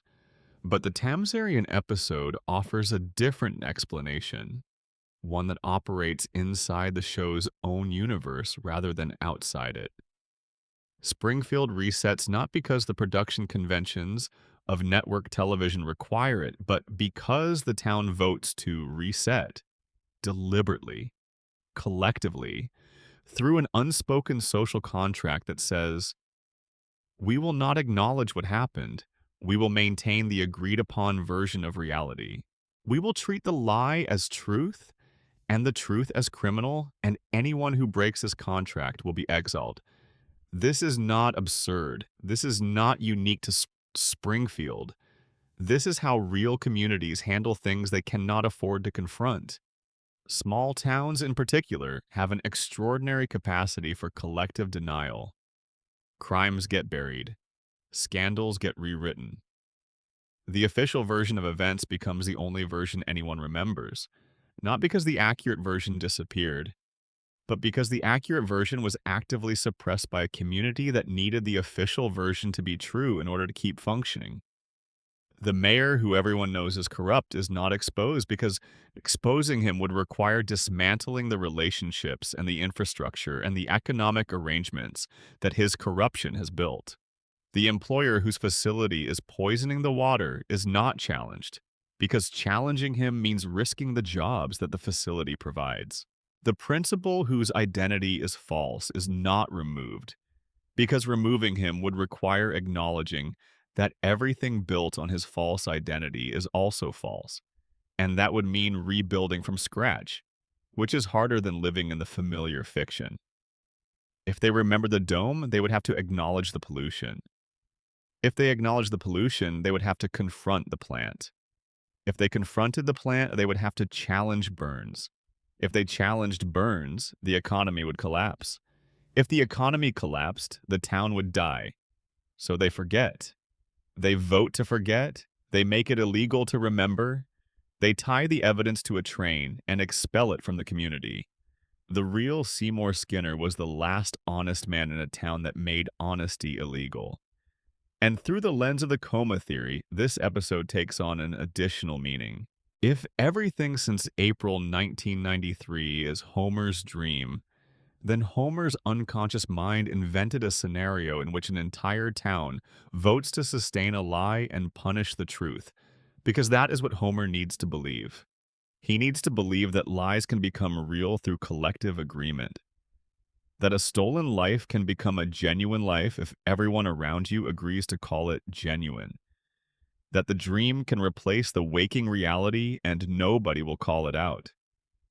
Because Homer's coma is itself a lie in the most fundamental sense, a false life replacing a real one. The dream of Springfield standing in for the actual Springfield that Homer has not been conscious in since 1993. Every episode is Armin Tamzarian walking into a school and being accepted as the principal. Every episode is a town voting to keep the comfortable fiction. Every episode is a decree issued by the judge of Homer's unconscious mind, making it illegal to question whether any of this is actually happening. And the real Seymour Skinner, the truth that keeps trying to get back in, is the fact that Homer has been in a coma for 32 years, and the show you have been watching is the dream of a dying man who loves his family, tied to a train, expelled from the community, but still out there somewhere, still trying to get back in. Section 9. The Predictions. Why the Simpsons keeps getting the future right. The year 2000. The episode was called Bart to the Future, and it depicted a possible future in which Lisa Simpson had become the first female president of the United States. In that same episode, the outgoing president, the one whose disastrous tenure Lisa was inheriting and attempting to repair, was identified as Donald Trump. The episode aired 16 years before the 2016 election. The internet's response when the prediction appeared to come true was, depending on your perspective, either a testament to the show's extraordinary prescience or evidence of something stranger and more unsettling. Screenshots went viral. Clips were shared. A question that had never quite been asked before was suddenly being asked everywhere. How did they know?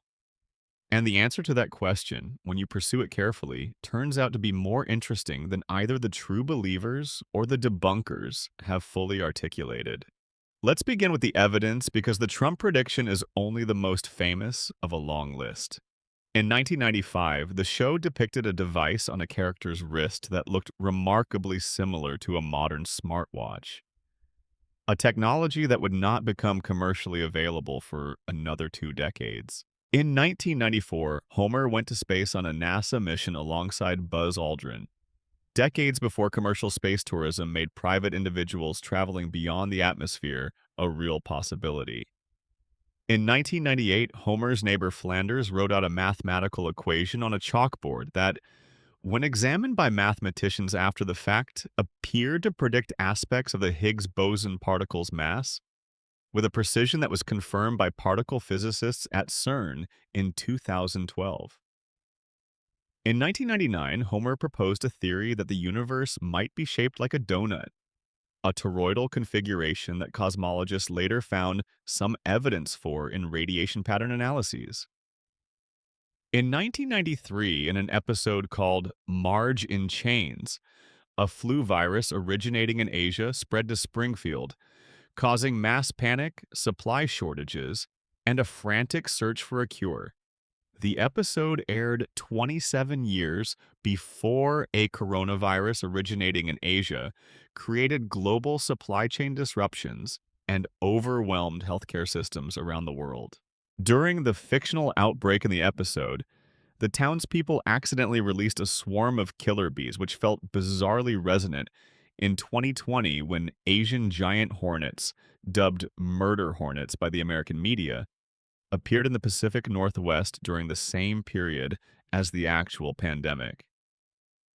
In 1996, the show made a joke about the hip-hop group Cypress Hill accidentally booking the London Symphony Orchestra. In 2024, Cypress Hill performed with the London Symphony Orchestra at the Royal Albert Hall. 28 years between the joke and the reality. In 1998, the show depicted a mega corporation acquiring what was unmistakably 20th Century Fox. In 2019, Disney completed its acquisition of 21st Century Fox. In multiple episodes across the show's run, the show depicted video calling, autocorrect failures, and surveillance technology years before these became ordinary features of daily life. The list is long enough to fill its own book. And every time a new prediction appears to come true, the internet responds with the same mixture of wonder and unease. The same question: how are they doing this?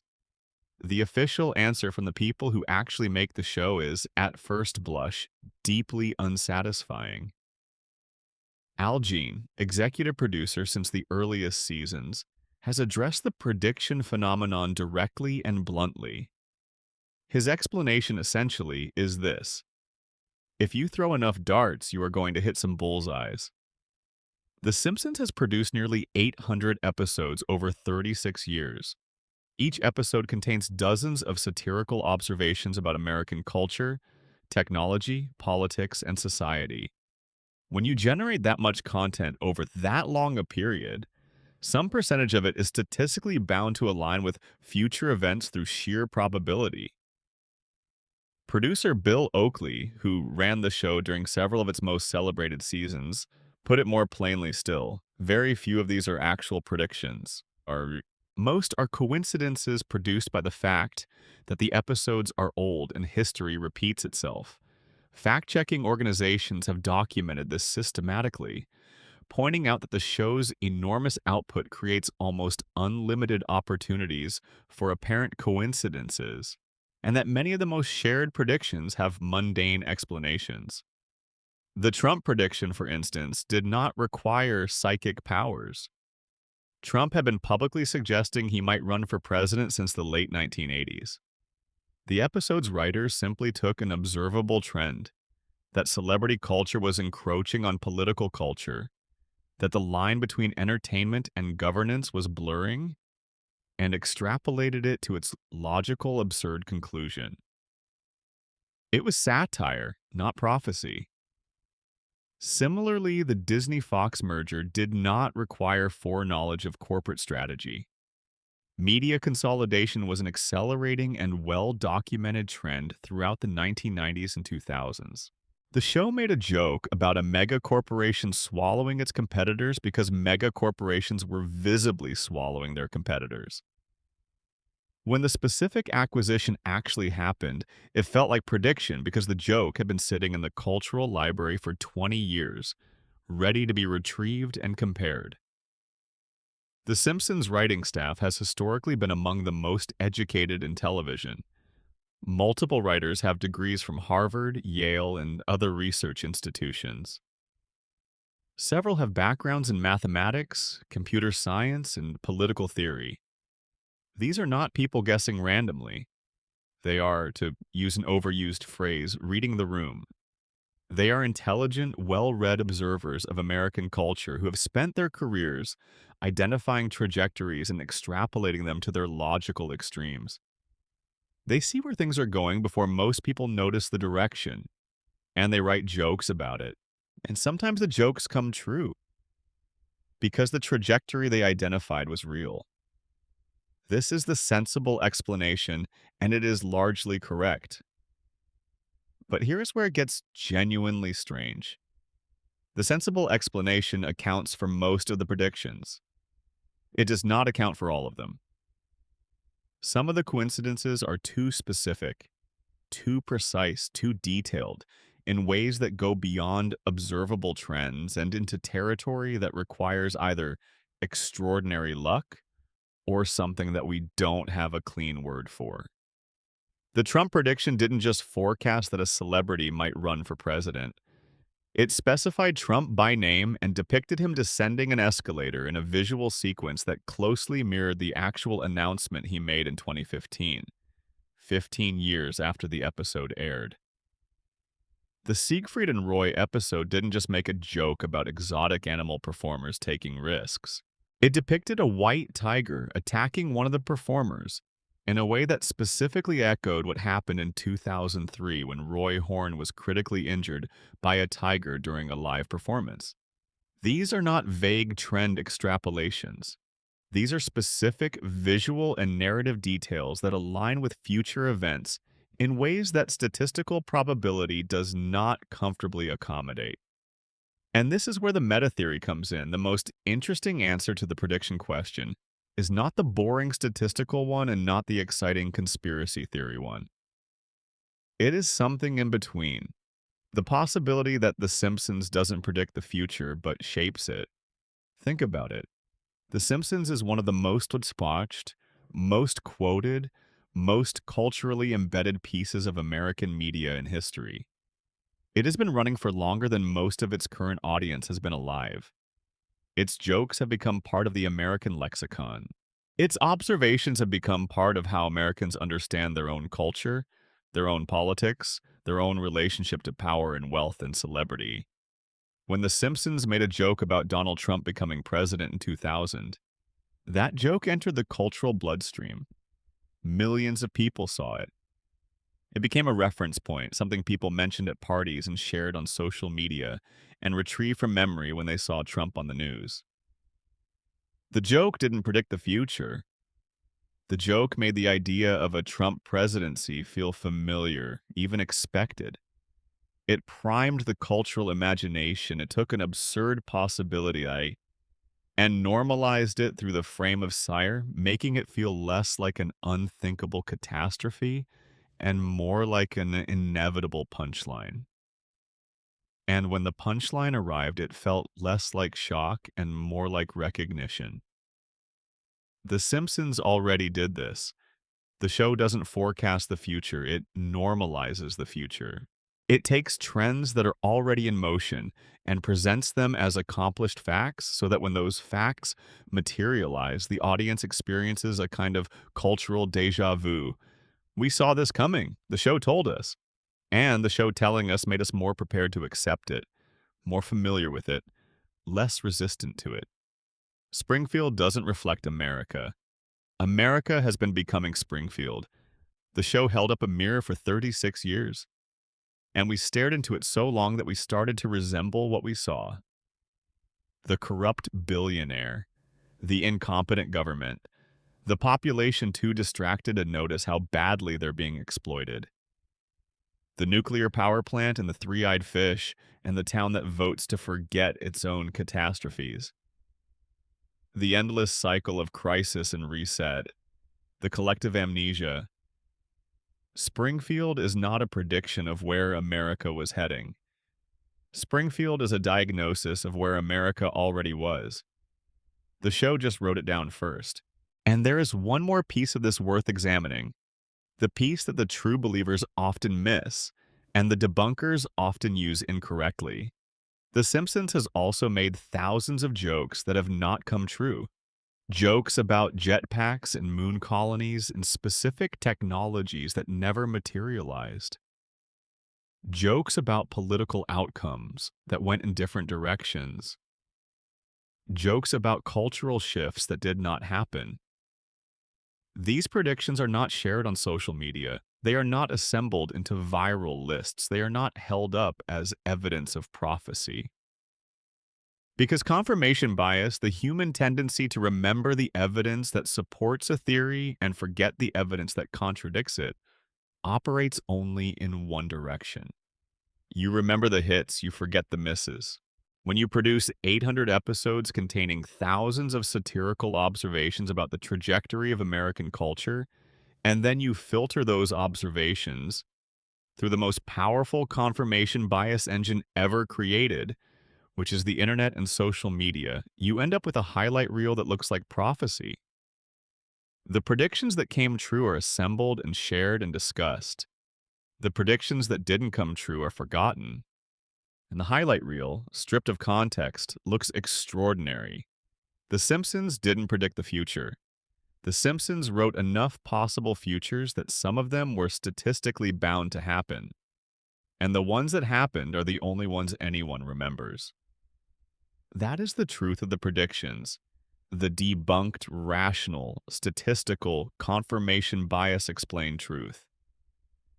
And yet, even knowing how the trick works, even understanding the mechanism, even being able to articulate exactly why the predictions are not predictions in any meaningful sense, there is a dimension to this that the confirmation bias explanation does not fully address. And it has to do with the specific quality of the predictions that have come true versus the ones that haven't. The predictions that fail tend to be technological or scientific. The jetpacks and the flying cars and the moon colonies and the specific gadgets that the show imagined as future developments and that never materialized. These are the predictions that required the show to actually speculate about the direction of technology, to make a genuine guess about what would be invented or discovered next. The predictions that succeed tend to be social and political. They tend to be about human behavior, about power, about the relationship between wealth and governance, about the specific ways that institutions fail and the specific ways that celebrities intrude on spaces they should not occupy. They tend to be about the things that humans do when they are given power, or when they lack it, or when they are watching someone else exercise it in ways that have always felt familiar. This is not coincidence. This is the natural result of a writing staff that understands human behavior better than it understands physics.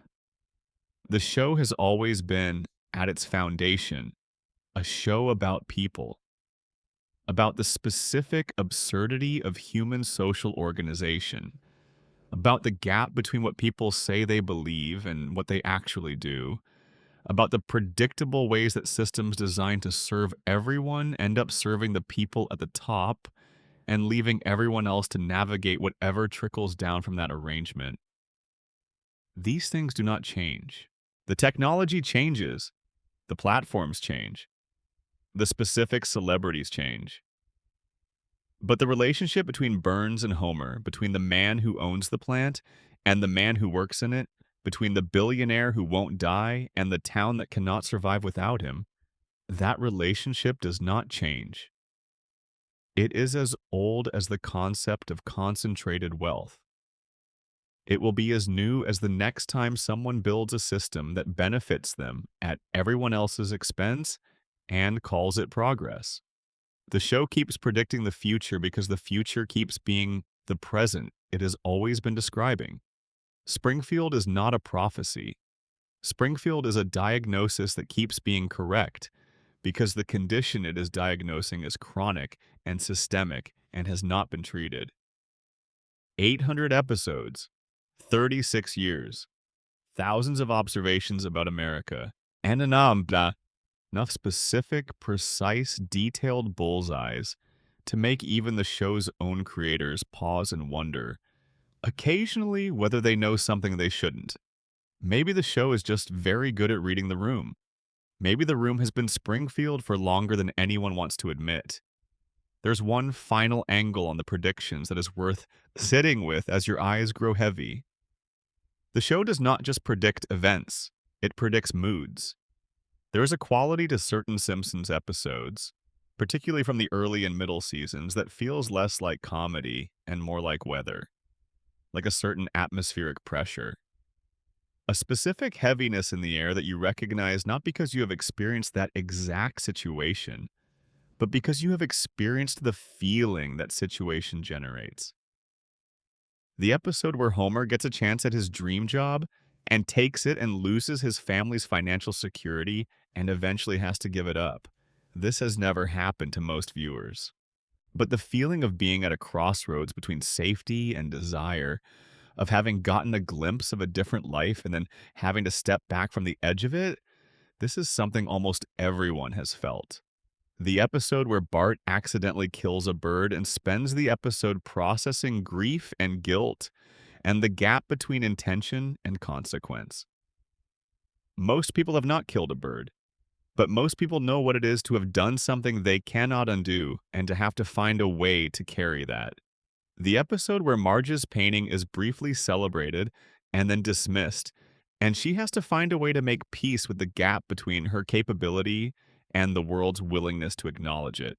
Most people are not painters, but most people have had the experience of offering something they made and watching it be received with less warmth than they had hoped for. The show predicts moods because the moods it is drawing from are not specific to time or place. They are the permanent moods of being human, the mood of ambition and its frustration, the mood of love and its limits, the mood of justice and its absence, the mood of effort and its insufficiency. These things do not change between 1993 and 2025 or 2035 or whatever year you happen to be watching in. They are the permanent weather of human experience, and the show has always been more interested in the weather than in the forecast. That is the real source of its predictive power. Not that it knows what technology will be invented or what political events will unfold, but that it knows with quiet and consistent accuracy how those events will feel. How the person at the bottom of the hierarchy will feel when the person at the top makes another decision that serves the top at the expense of the bottom. How the town will feel when it has been contaminated and is not allowed to acknowledge it. How the family will feel when it has been damaged by forces it cannot see and is doing its best anyway. The show knows how things feel. And feelings, unlike facts, do not date. This is why you can watch an episode that aired 30 years ago and feel something in it that is immediate and present tense. Something that is not nostalgia but recognition. Something that says, yes, this is what it is like. This is still what it is like. This has always been what it is like. The Simpsons does not predict the future. It describes the present with enough precision and enough honesty that the description remains accurate long after the present it was describing has become the past. In the present, it has always been describing. The present at the center of every theory and every mystery and every midnight question is this. A family trying to love each other in a world that makes it hard. In a town built on contamination and denial and the infinite patience of concentrated wealth. Finding their way home every episode to the couch and the television and each other. That is the prediction. That is the one that always comes true. Section 10. The Man Who Dies Every Week. Hans Moleman and the Breaking of Springfield's Reality. There is a character in Springfield who has died more times than any other character in the history of American animation. His name is Hans Moleman. He is tiny. He is elderly or appears elderly. though as we will discuss, his actual age is one of the more unsettling details in the show's accumulated canon. He is nearly blind, dependent on thick glasses that give him the slightly startled look of a person who has adapted to seeing the world through a significant impairment. He speaks slowly and with a mild, resigned quality that suggests someone who has made his peace with the fact that the universe is not particularly interested in his well being. He appears in the background of Springfield scenes. He is a fixture of the crowd, a recurring face in the mob, a man who exists in the margins of other people's stories. He is, in the hierarchy of the show's characters, one of the most peripheral, a background character who has no ongoing plot, no family that the show has devoted significant time to, no ambitions or dreams or ongoing concerns that the narrative follows. And he dies, constantly, repeatedly, in canonical episodes, not dream sequences or Halloween specials. In the regular continuity of the show, Hans Moleman dies and then appears completely unchanged in the next episode. He dies again and reappears in the one after that. He has been hit by cars, struck by lightning, eaten by animals, crushed by objects, buried alive, set on fire, drowned, and subjected to a catalog of fates that, taken together, represent the most thorough test of a fictional character's resilience in the history of the medium. The show treats each death as a background gag, a throwaway moment, something that happens in the corner of the frame while the main story continues. Moleman dies. Nobody notices. Nobody investigates. Nobody asks how he came to be run over by a truck in the third act when he was clearly sitting in a park in the first act. He just dies. And then he is alive again, and then he dies again, and Springfield continues. Most viewers accept this as a running joke. Moleman dies a lot. It's funny. Move on. But through the lens of the theories we have been discussing all evening, Moleman's death cycle is genuinely strange. Because the show does not treat his deaths as metaphorical or theatrical, it depicts them as events that actually happen in canonical episodes in the physical world of Springfield, with consequences for Moleman's body that should be terminal and are somehow not. The radiation theory has an explanation. If Springfield's contaminated environment has produced mutations in its residents, and if those mutations vary in their expression, then Moleman might represent the most extreme biological adaptation in the town. Not a person who heals rapidly, like Homer. Not a person who is sustained by external treatment, like Burns. But a person whose cellular biology has been altered so fundamentally by decades of radiation exposure that death itself is a temporary condition. His body ceases to function and then reconstitutes. The cellular damage is repaired through some mechanism that the radiation has triggered or enabled, and he returns. In this reading, Moleman is not being killed and coming back through cartoon logic. He is dying and coming back through mutation, through the same mechanism that gave Blinky a third eye, applied to Moleman's physiology in a way that has made death reversible for him specifically. The coma theory offers a different explanation. If everything is Homer's dream, then Moleman is what a dreaming brain does with a character. It doesn't know well enough to maintain consistently. He is a background process, a piece of filler that the dream requires to populate its world, but does not dedicate significant memory to sustaining. The dream kills him because the dream occasionally loses track of him, and when the dream needs him again for the next scene, it regenerates him from the cached data it has available. He doesn't return from death. He is reinstantiated. He is redrawn from the template. And the template is always the same man, small and elderly and resigned. The default Moleman that Homer's unconscious mind produces when the dream requires that specific character. The collective denial theory has perhaps the most chilling explanation of all. Molman dies in public, in front of witnesses, repeatedly, visibly in the middle of Springfield. And nobody in the town ever formally acknowledges it, investigates it, or questions how he keeps reappearing. The town has made a collective decision, through the same mechanism it used to make Armin Tamzarian legally Seymour Skinner, to treat Molman's death cycle as normal. To not look at it.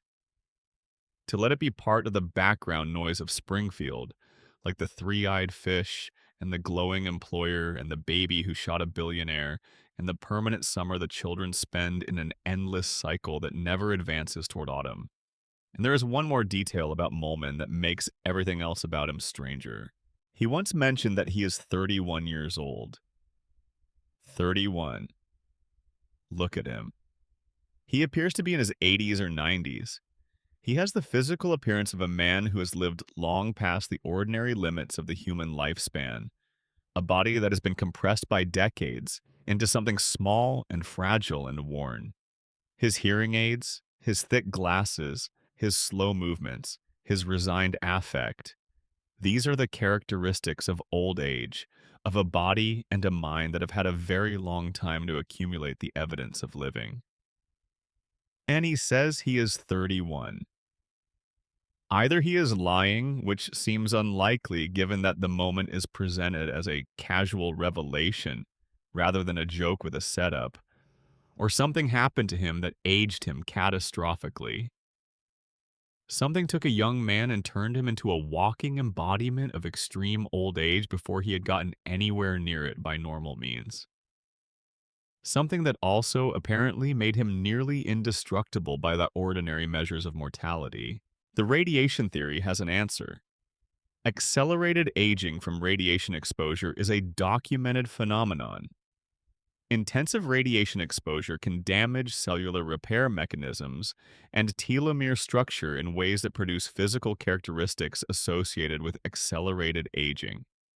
If Molman was exposed to the plant's runoff in concentrated form, perhaps through a specific incident rather than the general chronic exposure that affects the whole town, then his 31-year-old body could genuinely appear decades older than it is, and the same exposure that aged him prematurely might have, through the same mutation that produced Blinky's third eye and Homer's supernatural resilience, altered his cellular biology in ways that have made death temporary for him.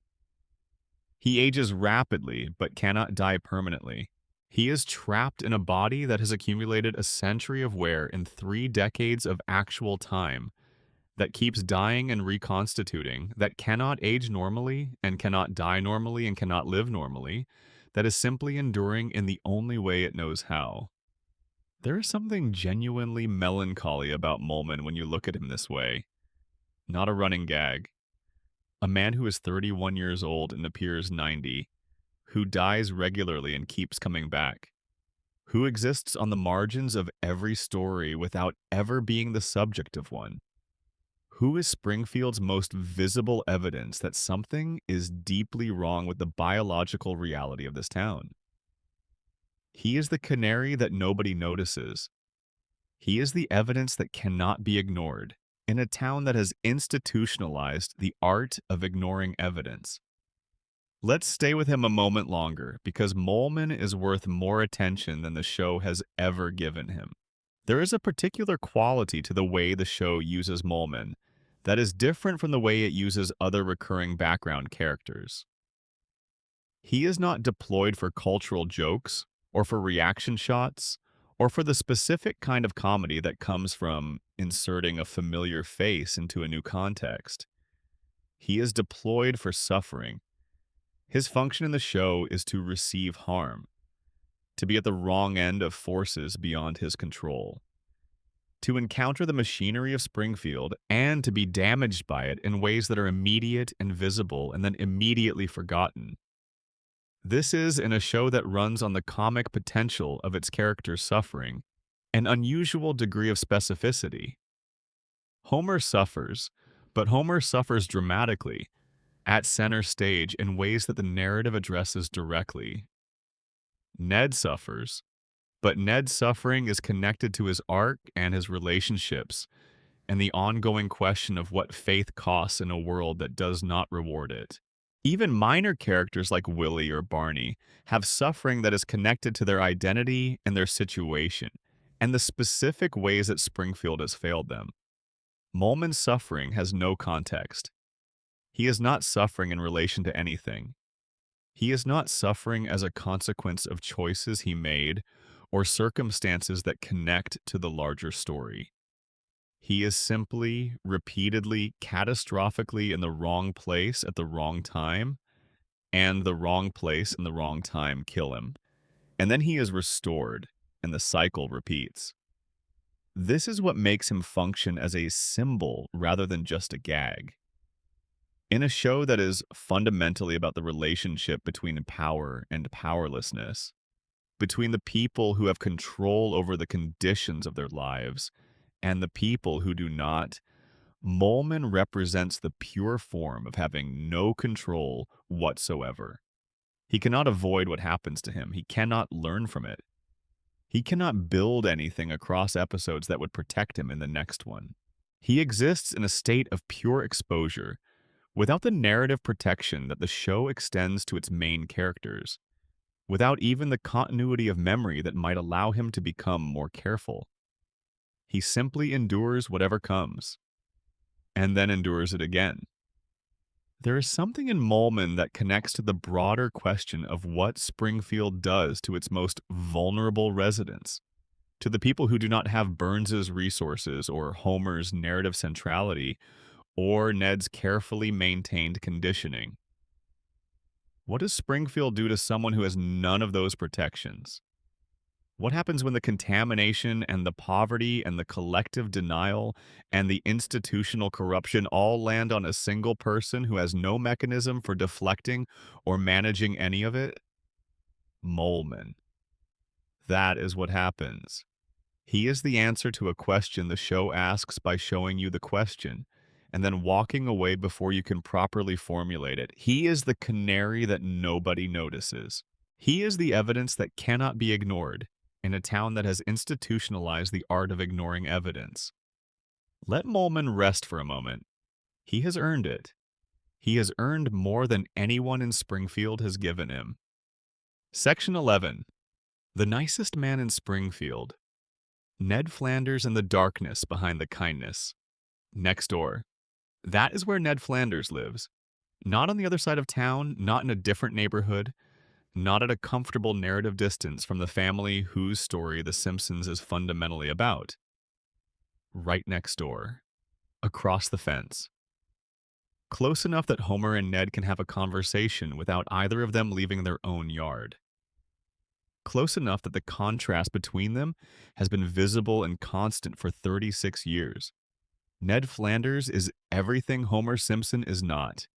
He is kind. He is patient. He is devoutly, genuinely, unfashionably religious, in a way that the show does not mock, even when it could easily do so. He is physically fit. He is financially responsible. He is an attentive, loving father to his two sons. He is a good neighbor in the most practical and active sense, the kind of neighbor who actually helps when help is needed, who lends tools and food and time and emotional support with a generosity that most people admire in principle and practice in theory, but rarely implement as consistently as Ned does. By every objective measure, Ned Flanders is a better person than Homer Simpson. He tries harder. He is kinder. He gives more and expects less.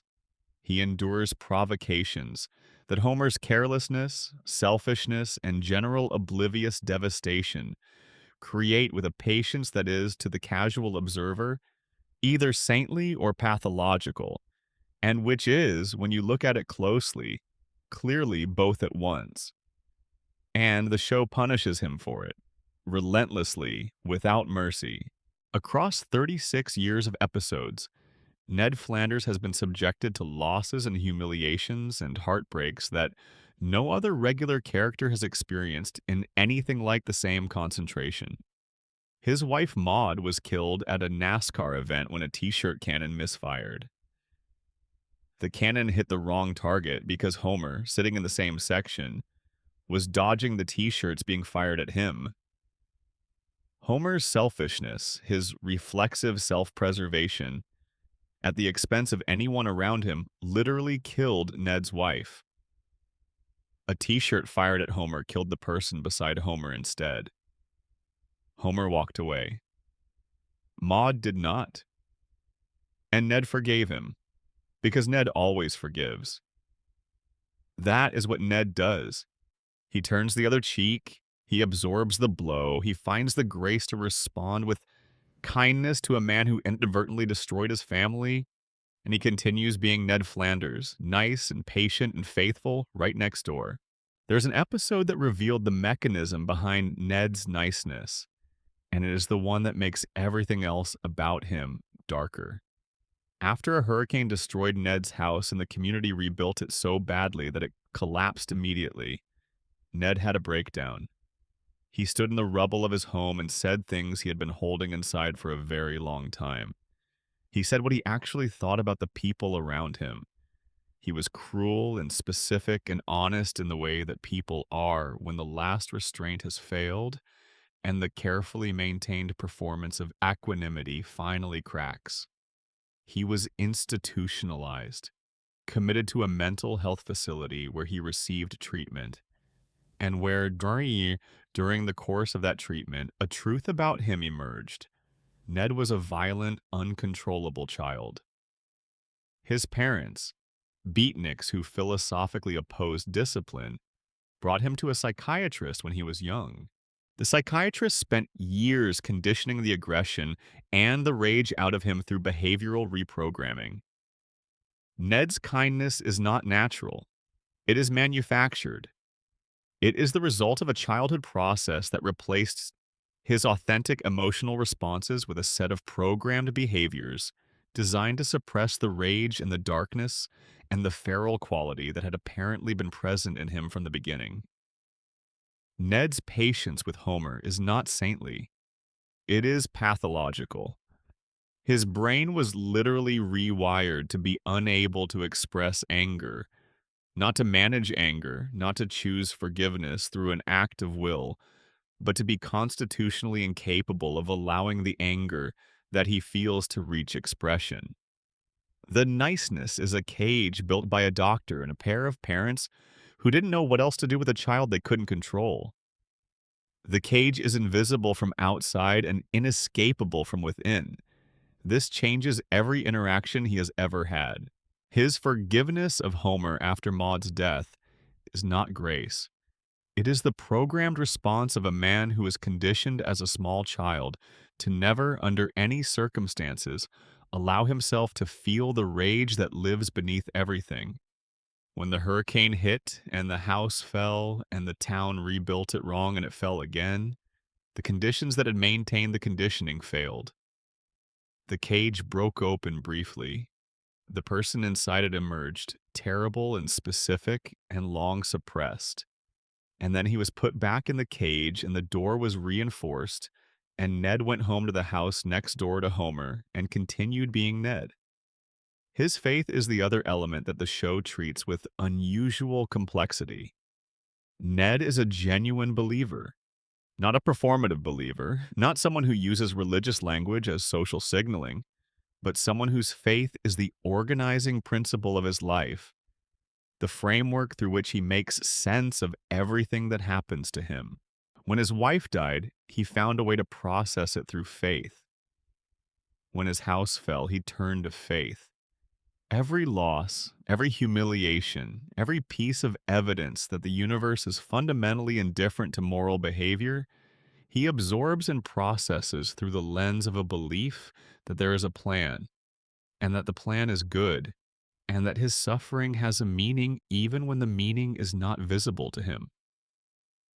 And the show has established, in one of its most quietly devastating implications, that God talks to Homer, not metaphorically, not through coincidence or interpretation, directly.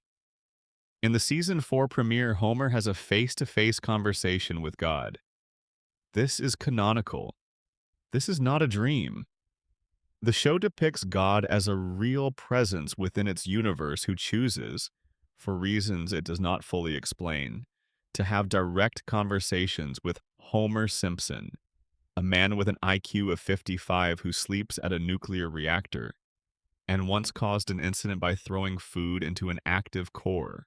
God talks to Homer. God does not talk to Ned. The man who has dedicated his life to faith, who structures his entire existence around a relationship with the divine, who gets up every Sunday and goes to church and prays with genuine conviction, that man has never had a direct conversation with the God he believes in.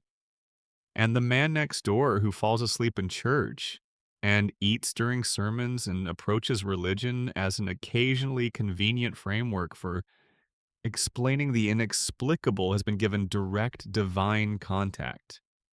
That is not a comedy beat. That is a statement. A cruel, precise, deliberately constructed statement about what The Simpsons believes about the relationship between moral behavior and cosmic reward. Goodness is not protected in Springfield. Kindness is not rewarded. Faith is not answered.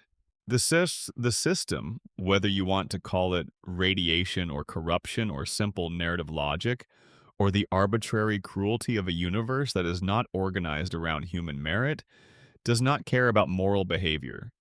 It cares about something else entirely. And whatever that something else is, Ned Flanders does not have it. Homer has it. Burns has it. The town that votes to forget its catastrophes and exile its truth-tellers and criminalize its inconvenient histories has it. They have whatever property of the universe allows you to endure and persist and remain unchanged by what should change you. And Ned, the one person in Springfield who is trying, who is genuinely, effortfully, often heartbreakingly trying to be a good person, does not have it. The darkest reading of Ned Flanders is not that he is strange or repressed or secretly capable of violence that his conditioning suppresses. The darkest reading is that he is the saddest character in a show that contains a man in a coma, a woman who spent 27 years in exile, and a town that was sealed under a dome by the federal government. Not Homer, who is too cognitively impaired to fully comprehend the architecture of his suffering. Not Lisa, who is young enough that something in her still believes the world can be different from what it is. Not Burns, who is too powerful and too ancient and too successfully insulated from consequence to be meaningfully sad about anything. Ned, the man who does everything right and gets nothing from it. The man whose wife was killed by his neighbor's selfishness, and who responded with forgiveness because his brain will not allow him any other response. The man who goes to church every Sunday and prays to a God who, within the show's own confirmed canon, is real and present and available for conversation, and who has somehow, across 36 years of Ned's devoted faith, never once spoken to the one person in Springfield who is most fervently asking to be heard. God talks to Homer. God ignores Ned. This is Springfield. This is what the show has been telling you for 36 years about the relationship between effort and reward, between goodness and outcome, between the life you try to build and the life that happens to you regardless of the trying. In Springfield, the gap between Ned and Homer does not close. The system is not designed to close it. The system is designed to keep Homer at the plant and Ned at the church and Burns at the top and everyone else exactly where they are forever, in a loop that was set in motion decades ago and has been running ever since without anyone managing to step outside it long enough to shut it down. Ned Flanders is what happens when you do everything right in a world that does not reward rightness. Homer Simpson is what happens when you do everything wrong in a world that does not punish wrongness. They live next door to each other. They have always lived next door to each other. And the fence between their yards is the most honest image in the history of American television. But there is one more dimension to Ned that the theories illuminate. One that becomes visible when you hold the coma theory and the Ned theory at the same time and see how they fit together. If Homer is dreaming, if Springfield is the product of Homer's unconscious mind running a simulation of the life he lost in April 1993, then Ned Flanders is Homer's idealized self-judgment. He is the version of the neighbor Homer knows he should have been. The life that runs parallel to his own and demonstrates, through its existence, everything that Homer has failed to be. Ned is kind, where Homer is selfish. Ned is responsible, where Homer is chaotic. Ned tries, where Homer gives up. Ned keeps his house clean and his children fed, and his faith intact, and his body maintained, and his relationships with the people around him warm and genuine. And he is punished for all of it in Homer's dream. Because in Homer's unconscious framework, the framework of a man who has spent 30 years feeling guilty about the gap between who he is and who he should be, the good life does not get rewarded. The good life gets punished. Because if the good life were rewarded, then Homer's failures would be inexcusable. The failure to be Ned would be a moral failing with consequences. But if the good life is punished too, if Ned loses Maud and loses his house and stands in the rubble and screams and gets locked up for it, then the universe is not organized around merit. Then Homer's failures are not failures in a moral sense. They are just the ordinary condition of being alive in a world that does not reward or punish on the basis of desert. In Homer's dream, Ned Flanders is there to tell Homer that it doesn't matter, that trying and not trying lead to the same place, that the fence between them is also the fence between guilt and absolution. And Homer has been on the absolution side of it his whole life without quite realizing why the view from there feels like relief. This is not a comfortable reading. It is, if it is correct, a somewhat damning one, but it is also a human one. Homer is not the first person to dream up a version of his own guilt, and then have the dream reassure him that the guilt is misplaced.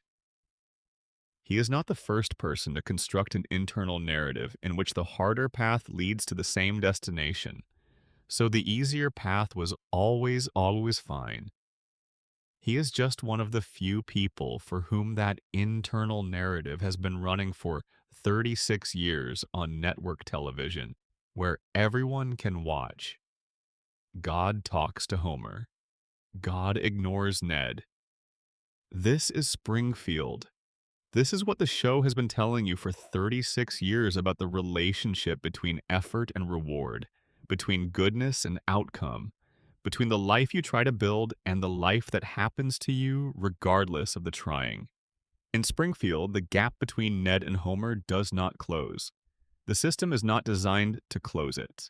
The system is designed to keep Homer at the plant and Ned at the church and Burns at the top and everyone else exactly where they are forever, in a loop that was set in motion decades ago and has been running ever since without anyone managing to step outside it long enough to shut it down. Ned Flanders is what happens when you do everything right in a world that does not reward rightness. Homer Simpson is what happens when you do everything wrong in a world that does not punish wrongness. They live next door to each other. They have always lived next door to each other. And the fence between their yards is not a boundary. It is a mirror. And on both sides of it, someone is looking through it at the other side and wondering what their life would have been like if things had gone differently. Ned wonders what it would feel like to stop trying. Homer wonders what it would feel like to start. Neither of them will ever know. That is Springfield. That is the most honest thing the show has ever said. Section 12. The Loop. Every theory converges. Here we are. It is later now than when we started. You have been in Springfield for a long time tonight, and Springfield has been generous with its mysteries. It has shown you the plant and the river and the contaminated water table and the three-eyed fish. It has shown you the coma patient dreaming his family into amber. It has shown you the baby who watches and the mother who ran, and the man who won't die and the man who dies every week, and the man next door who does everything right and receives nothing for it. It has shown you the town that voted to make truth illegal and the mystery that was closed without being solved, and the predictions that are not quite predictions. You have seen all of it now. And here at the end is where it fits together. Every single theory we have visited tonight arrives at the same place through a different path. They start in different location, use different evidence, make different assumptions, follow different logical threads. And they all arrive at the same conclusion, expressed in different languages, said in different ways, but fundamentally the same idea. Something is broken in Springfield. Something structural. Something fundamental. Something that goes deeper than the art style or the floating timeline or the production conventions of network animation. Something that has been broken for so long that the residents have stopped being able to perceive the breakage, the way you stop hearing a sound that has been present for long enough. The radiation theory says the break is biological, that the plant has altered the physical reality of every living thing in its shadow. The coma theory says the break is ontological, that Springfield does not exist as a real place, but as the dream of a dying man who loved his family too much to stop dreaming them. The collective denial theory says the break is social, that Springfield has built institutional machinery for suppressing inconvenient reality, and that the machinery has been running so long it has become the infrastructure. The Burns immortality theory says the break is economic, that a single individual's accumulated wealth has made him powerful enough to engineer the conditions of his own survival at the expense of everyone around him. They are all correct. Not all correct in the sense that they are all literally, factually true simultaneously, which they cannot be, but all correct in the sense that each one captures something real about what The Simpsons is, about what it has been saying for 36 years, about the layers of meaning that accumulate when you tell a story long enough and honestly enough that the story starts to tell you things back. The show has been showing you Springfield for nearly 4 decades. It has shown you the same family, the same town, the same loop. And the loop is not nothing. The loop is not lazy writing or studio inertia or a franchise that ran out of things to say and kept going anyway. The loop is the point. Springfield is a loop because we are all in a loop. Because the things that are wrong with Springfield are the things that are wrong with every place where people have to live together. In proximity to power, they cannot challenge in conditions they did not choose. The contamination is real because contamination is always real. The amnesia is real because communities really do vote to forget things they cannot afford to remember. The coma is real because we all spend parts of our lives in states that are not quite waking, suspended between what is and what we wish were true, dreaming the people we love into configurations they cannot actually maintain. And Burns is real. Burns is the most real thing in Springfield. Not because billionaires who own nuclear plants are universal, though they are more universal than they should be, but because the relationship between Burns and Homer, between the man who has the power and the man who depends on him, is one of the oldest and most persistent stories in the human catalog. The man who owns the conditions of your survival and your dependence and your cognitive limitation, all of it arranged to keep you exactly where he needs you to be. Homer is not stupid because he was born stupid. Homer is cognitively impaired because the environment he was born into was designed to impair him by a man who needed an impaired safety inspector and an impaired town and an impaired population. All of it downstream from a facility that runs in permanent violation of every standard that exists. All of it flowing down from the hill into the water table and up through the pipes, into the homes, and the bodies of people who cannot connect the dots because the dots have been obscured since before they were born.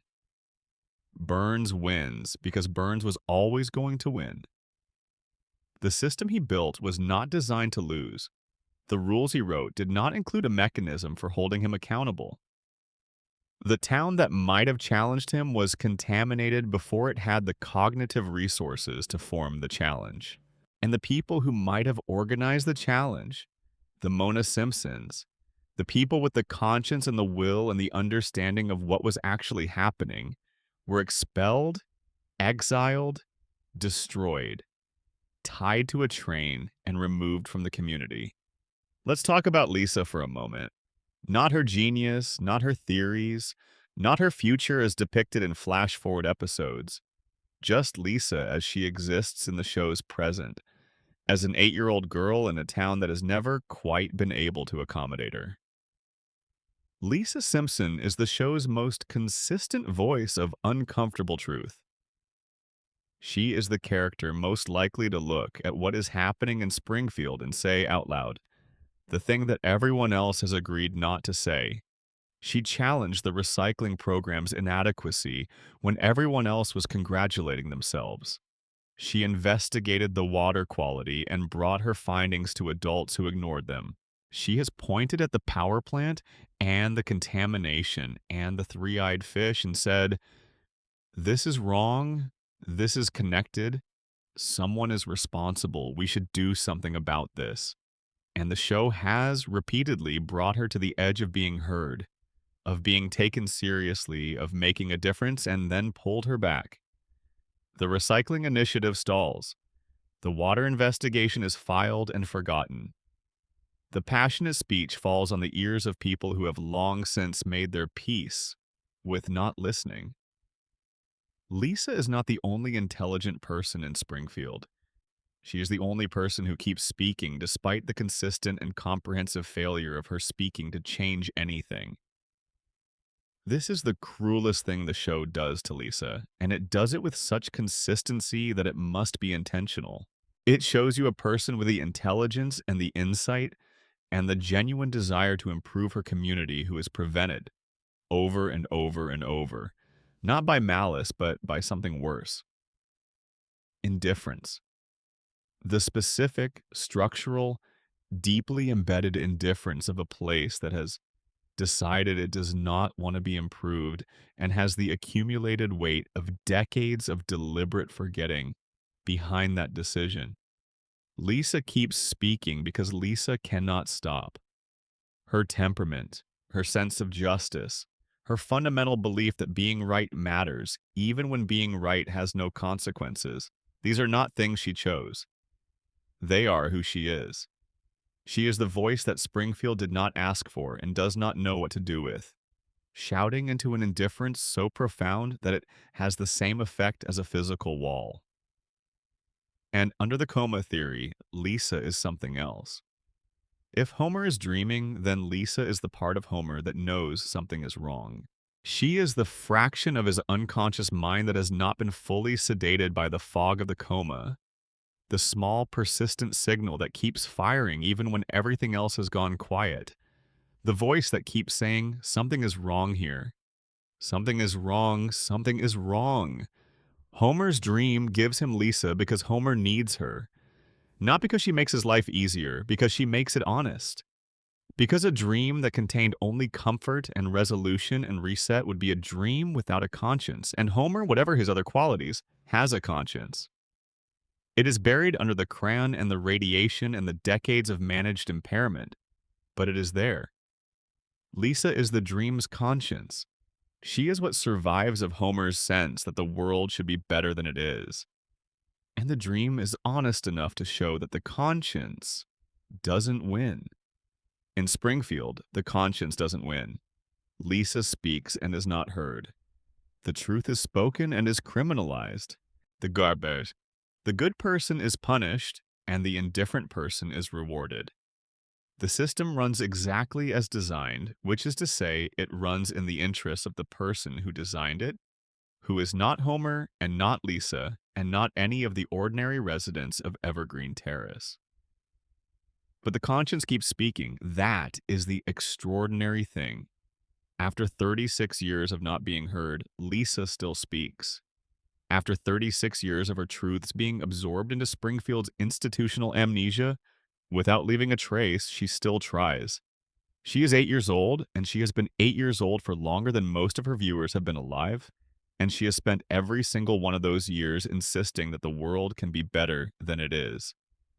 There is something in that worth holding on to, not because it changes anything in Springfield, because of what it says about the human capacity to keep caring about something, even when caring about it has produced nothing but disappointment. Lisa is the show's most honest tribute to that capacity. She is also its saddest one. Now let us come back to the thing we have been circling all night. The question beneath the questions. The mystery that is not a mystery in the conventional sense because it does not have a single answer and was not designed to be solved. Why do we keep watching? After 36 years, after hundreds of episodes, after every theory and every analysis and every late night Reddit thread and every heated argument about when the show stopped being good and whether it was ever as good as we remember it being, and what it would mean if Homer really is in a coma and who really shot Burns after all of that, what keeps us coming back? The easy answer is habit, familiarity. The show has been there for so long that watching it is not really a choice anymore. The way that the tire fire is not really a fire anymore. It is just part of the landscape. The way Moe's is not really a bar. In any aspirational sense, it is just the place where certain people go because it is the place they go. But that is not the honest answer. The honest answer is the same thing. It has always been the same thing it was the first time someone sat down and watched the yellow family sit down on their yellow couch in their yellow house and become immediately familiar. We keep watching because we love them. Homer and Marge and Bart and Lisa and Maggie, the family on the couch, the family that cannot be destroyed by contamination or coma or corporate malfeasance or the systematic suppression of truth or the relentless cruelty of a universe that does not reward merit. The family that resets every episode, that starts fresh every week, that survives every disaster and comes home every time and sits down together in front of the television in the house on Evergreen Terrace. We love them the way you love something that has been part of your life for long enough that you cannot entirely separate it from yourself. The show is in us now. Its jokes are part of how we think about things.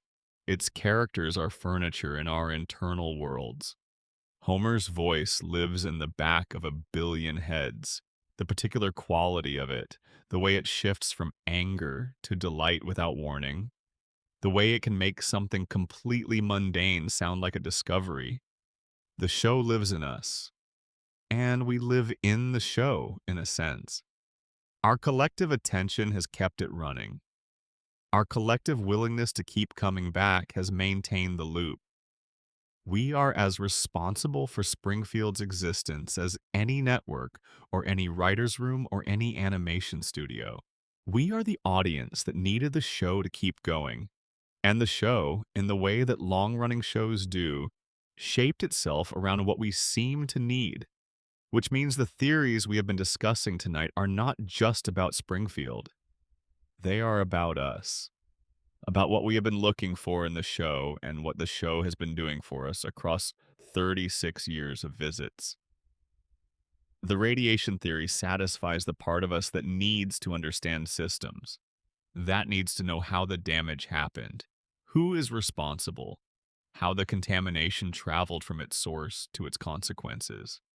The part of us that finds the visible effect and traces it back to the invisible cause and feels a grim satisfaction in the tracing, even when what the tracing reveals is terrible. The coma theory satisfies the part of us that understands grief. That has experienced the way love reaches forward into imagined futures even when the present has been foreclosed. That has spent time with someone who is not present and constructed a version of them from memory and longing that is not quite the person, that is the person as you need them to be, preserved in the amber of the last good moment before things changed.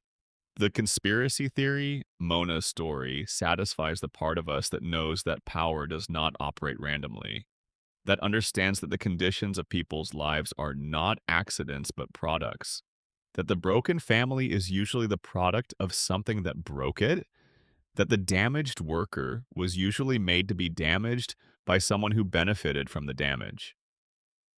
The collective denial theory satisfies the part of us that has lived in a community, that has watched a town or a group or a family agree to not look at something because looking at it would require them to act, and acting would require them to change.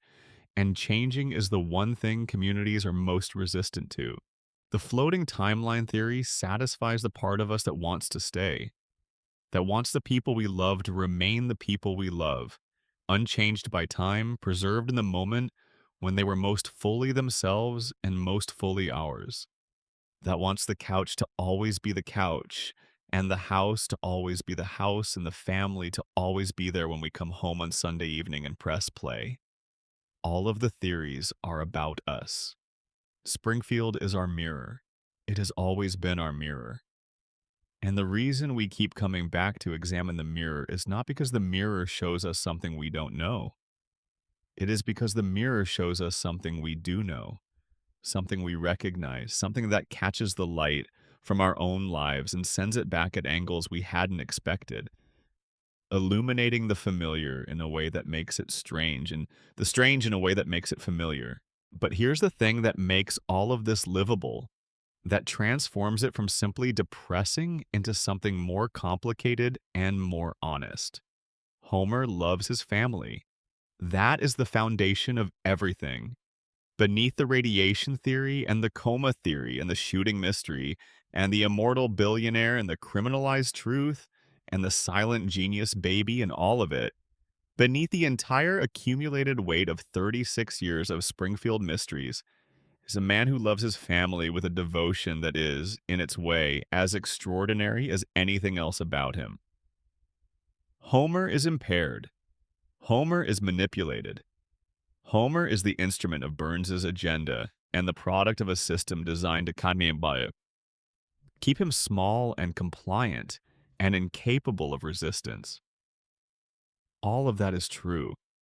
And Homer takes his children to school every morning and comes home every evening and sits on that couch with his family and is genuinely, fully uncomplicated present with them. He is not elsewhere. He is not planning. He is not performing.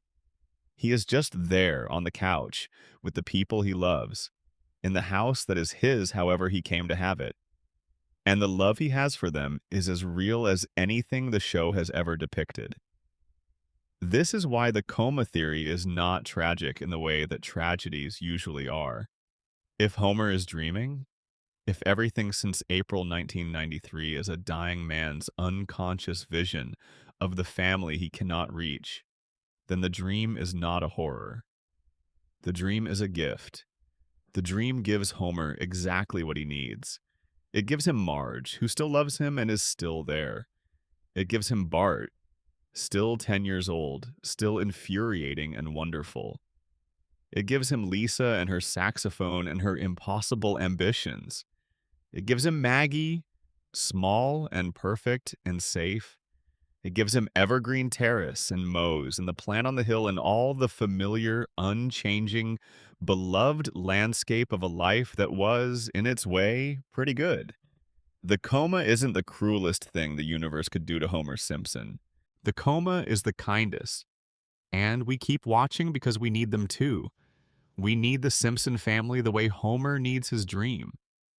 We need them to stay on the couch and stay the same ages and stay stay in the loop that started in 1989 and has no end in sight. We need Bart to be 10 and Lisa to be 8 and Homer to get up tomorrow and go back to the plant and survive whatever happens to him and come home at 5:30 and stumble through the door and be home.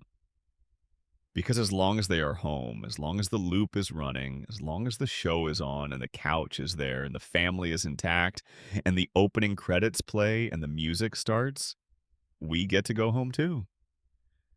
Back to the first time we saw it, back to wherever we were when we first sat down and watched and felt the uncomplicated pleasure of a story that would always be there when we came back to it. There is something worth naming here, something that the theories, for all their elaborateness and all their insight, sometimes miss in their eagerness to explain what is wrong with Springfield. The show is funny.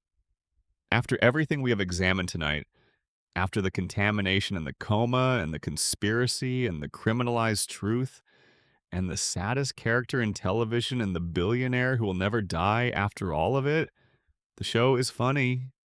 It has been funny for 36 years. It produces with a regularity that is actually quite remarkable for something running this long, moments of genuine, unexpected, beautifully timed comedy that make you laugh in the specific way that the best comedy makes you laugh. Not just with amusement, but with recognition, with the sense that someone has noticed exactly the right thing and expressed it with exactly the right economy. Homer falling down the stairs, Bart's prank calls, the entire concept of Krusty the Clown, who is both one of the most depressing characters in the show and one of the funniest.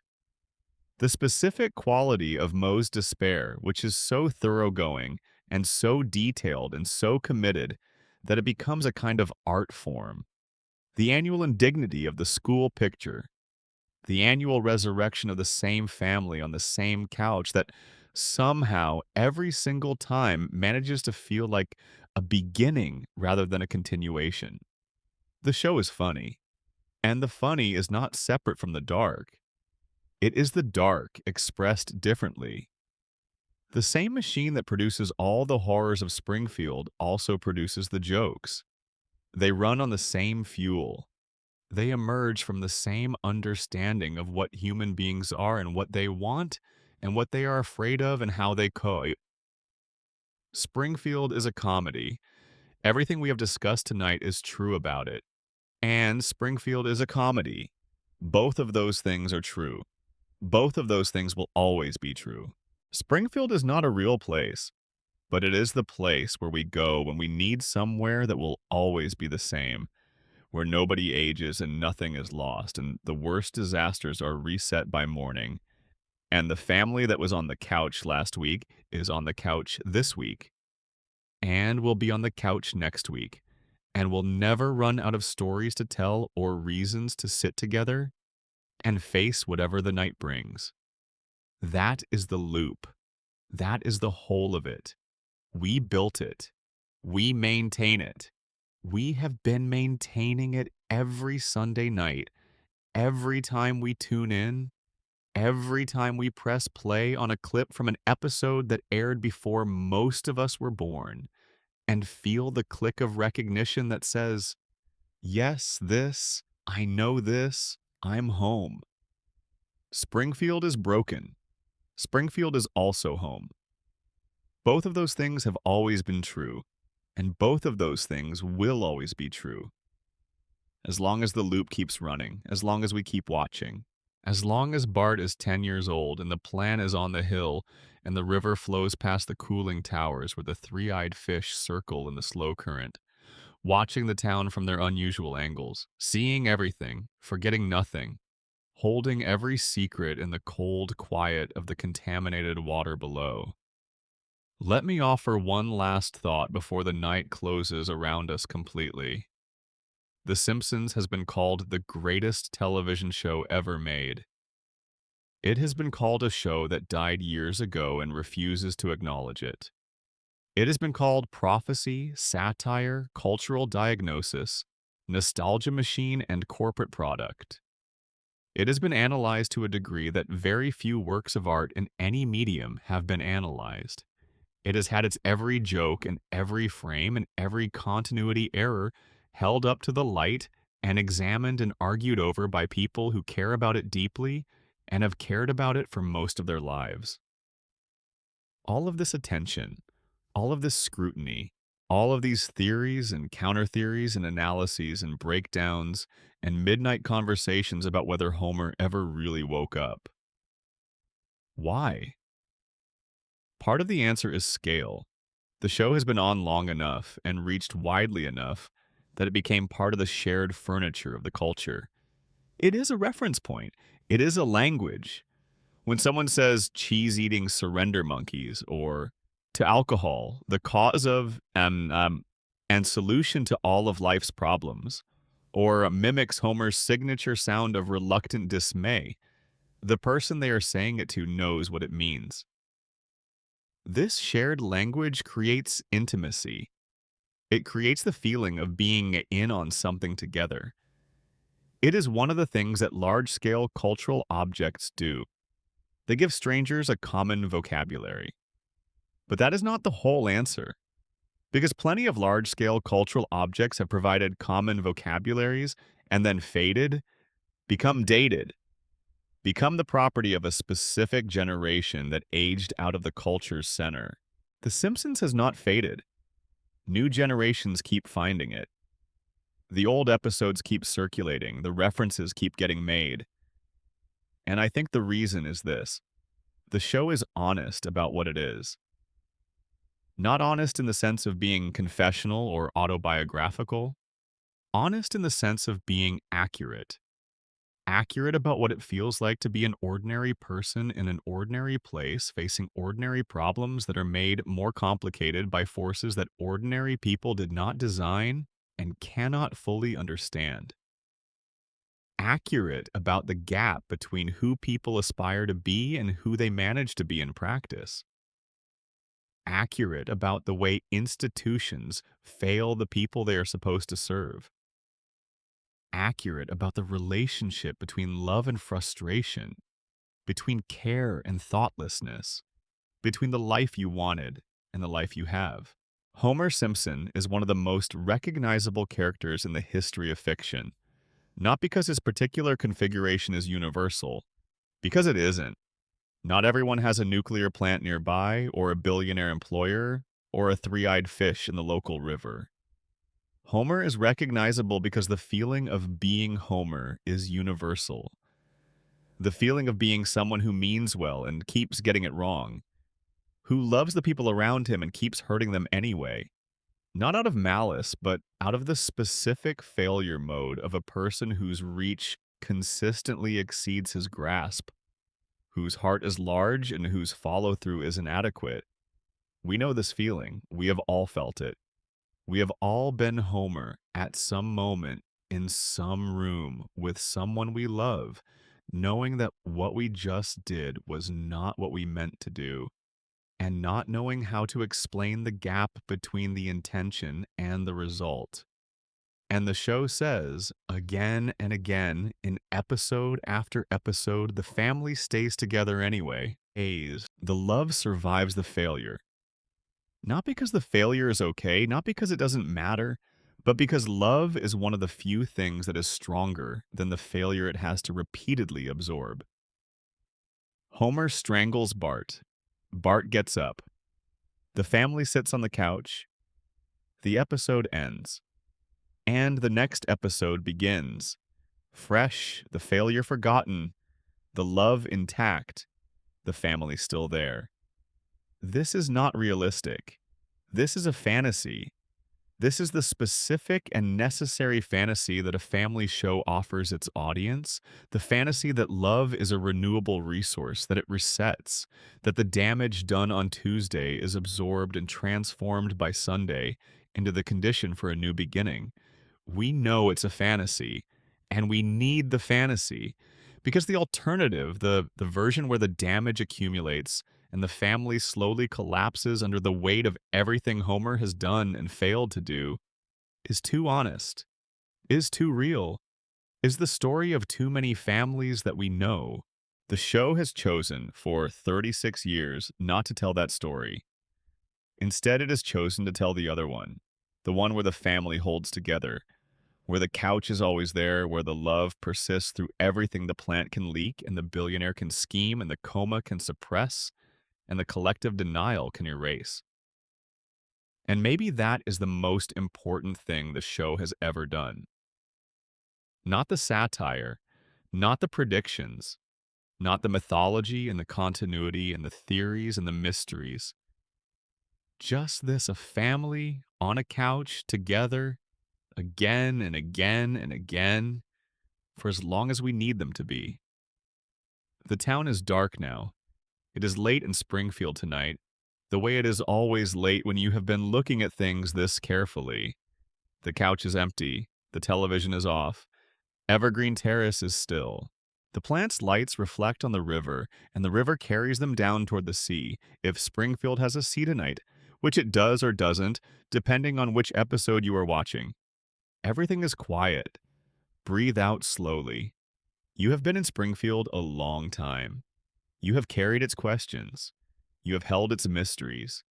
You have walked its streets in the dark and asked the things that its residents cannot ask and looked at the things they cannot look at. You can let it go now.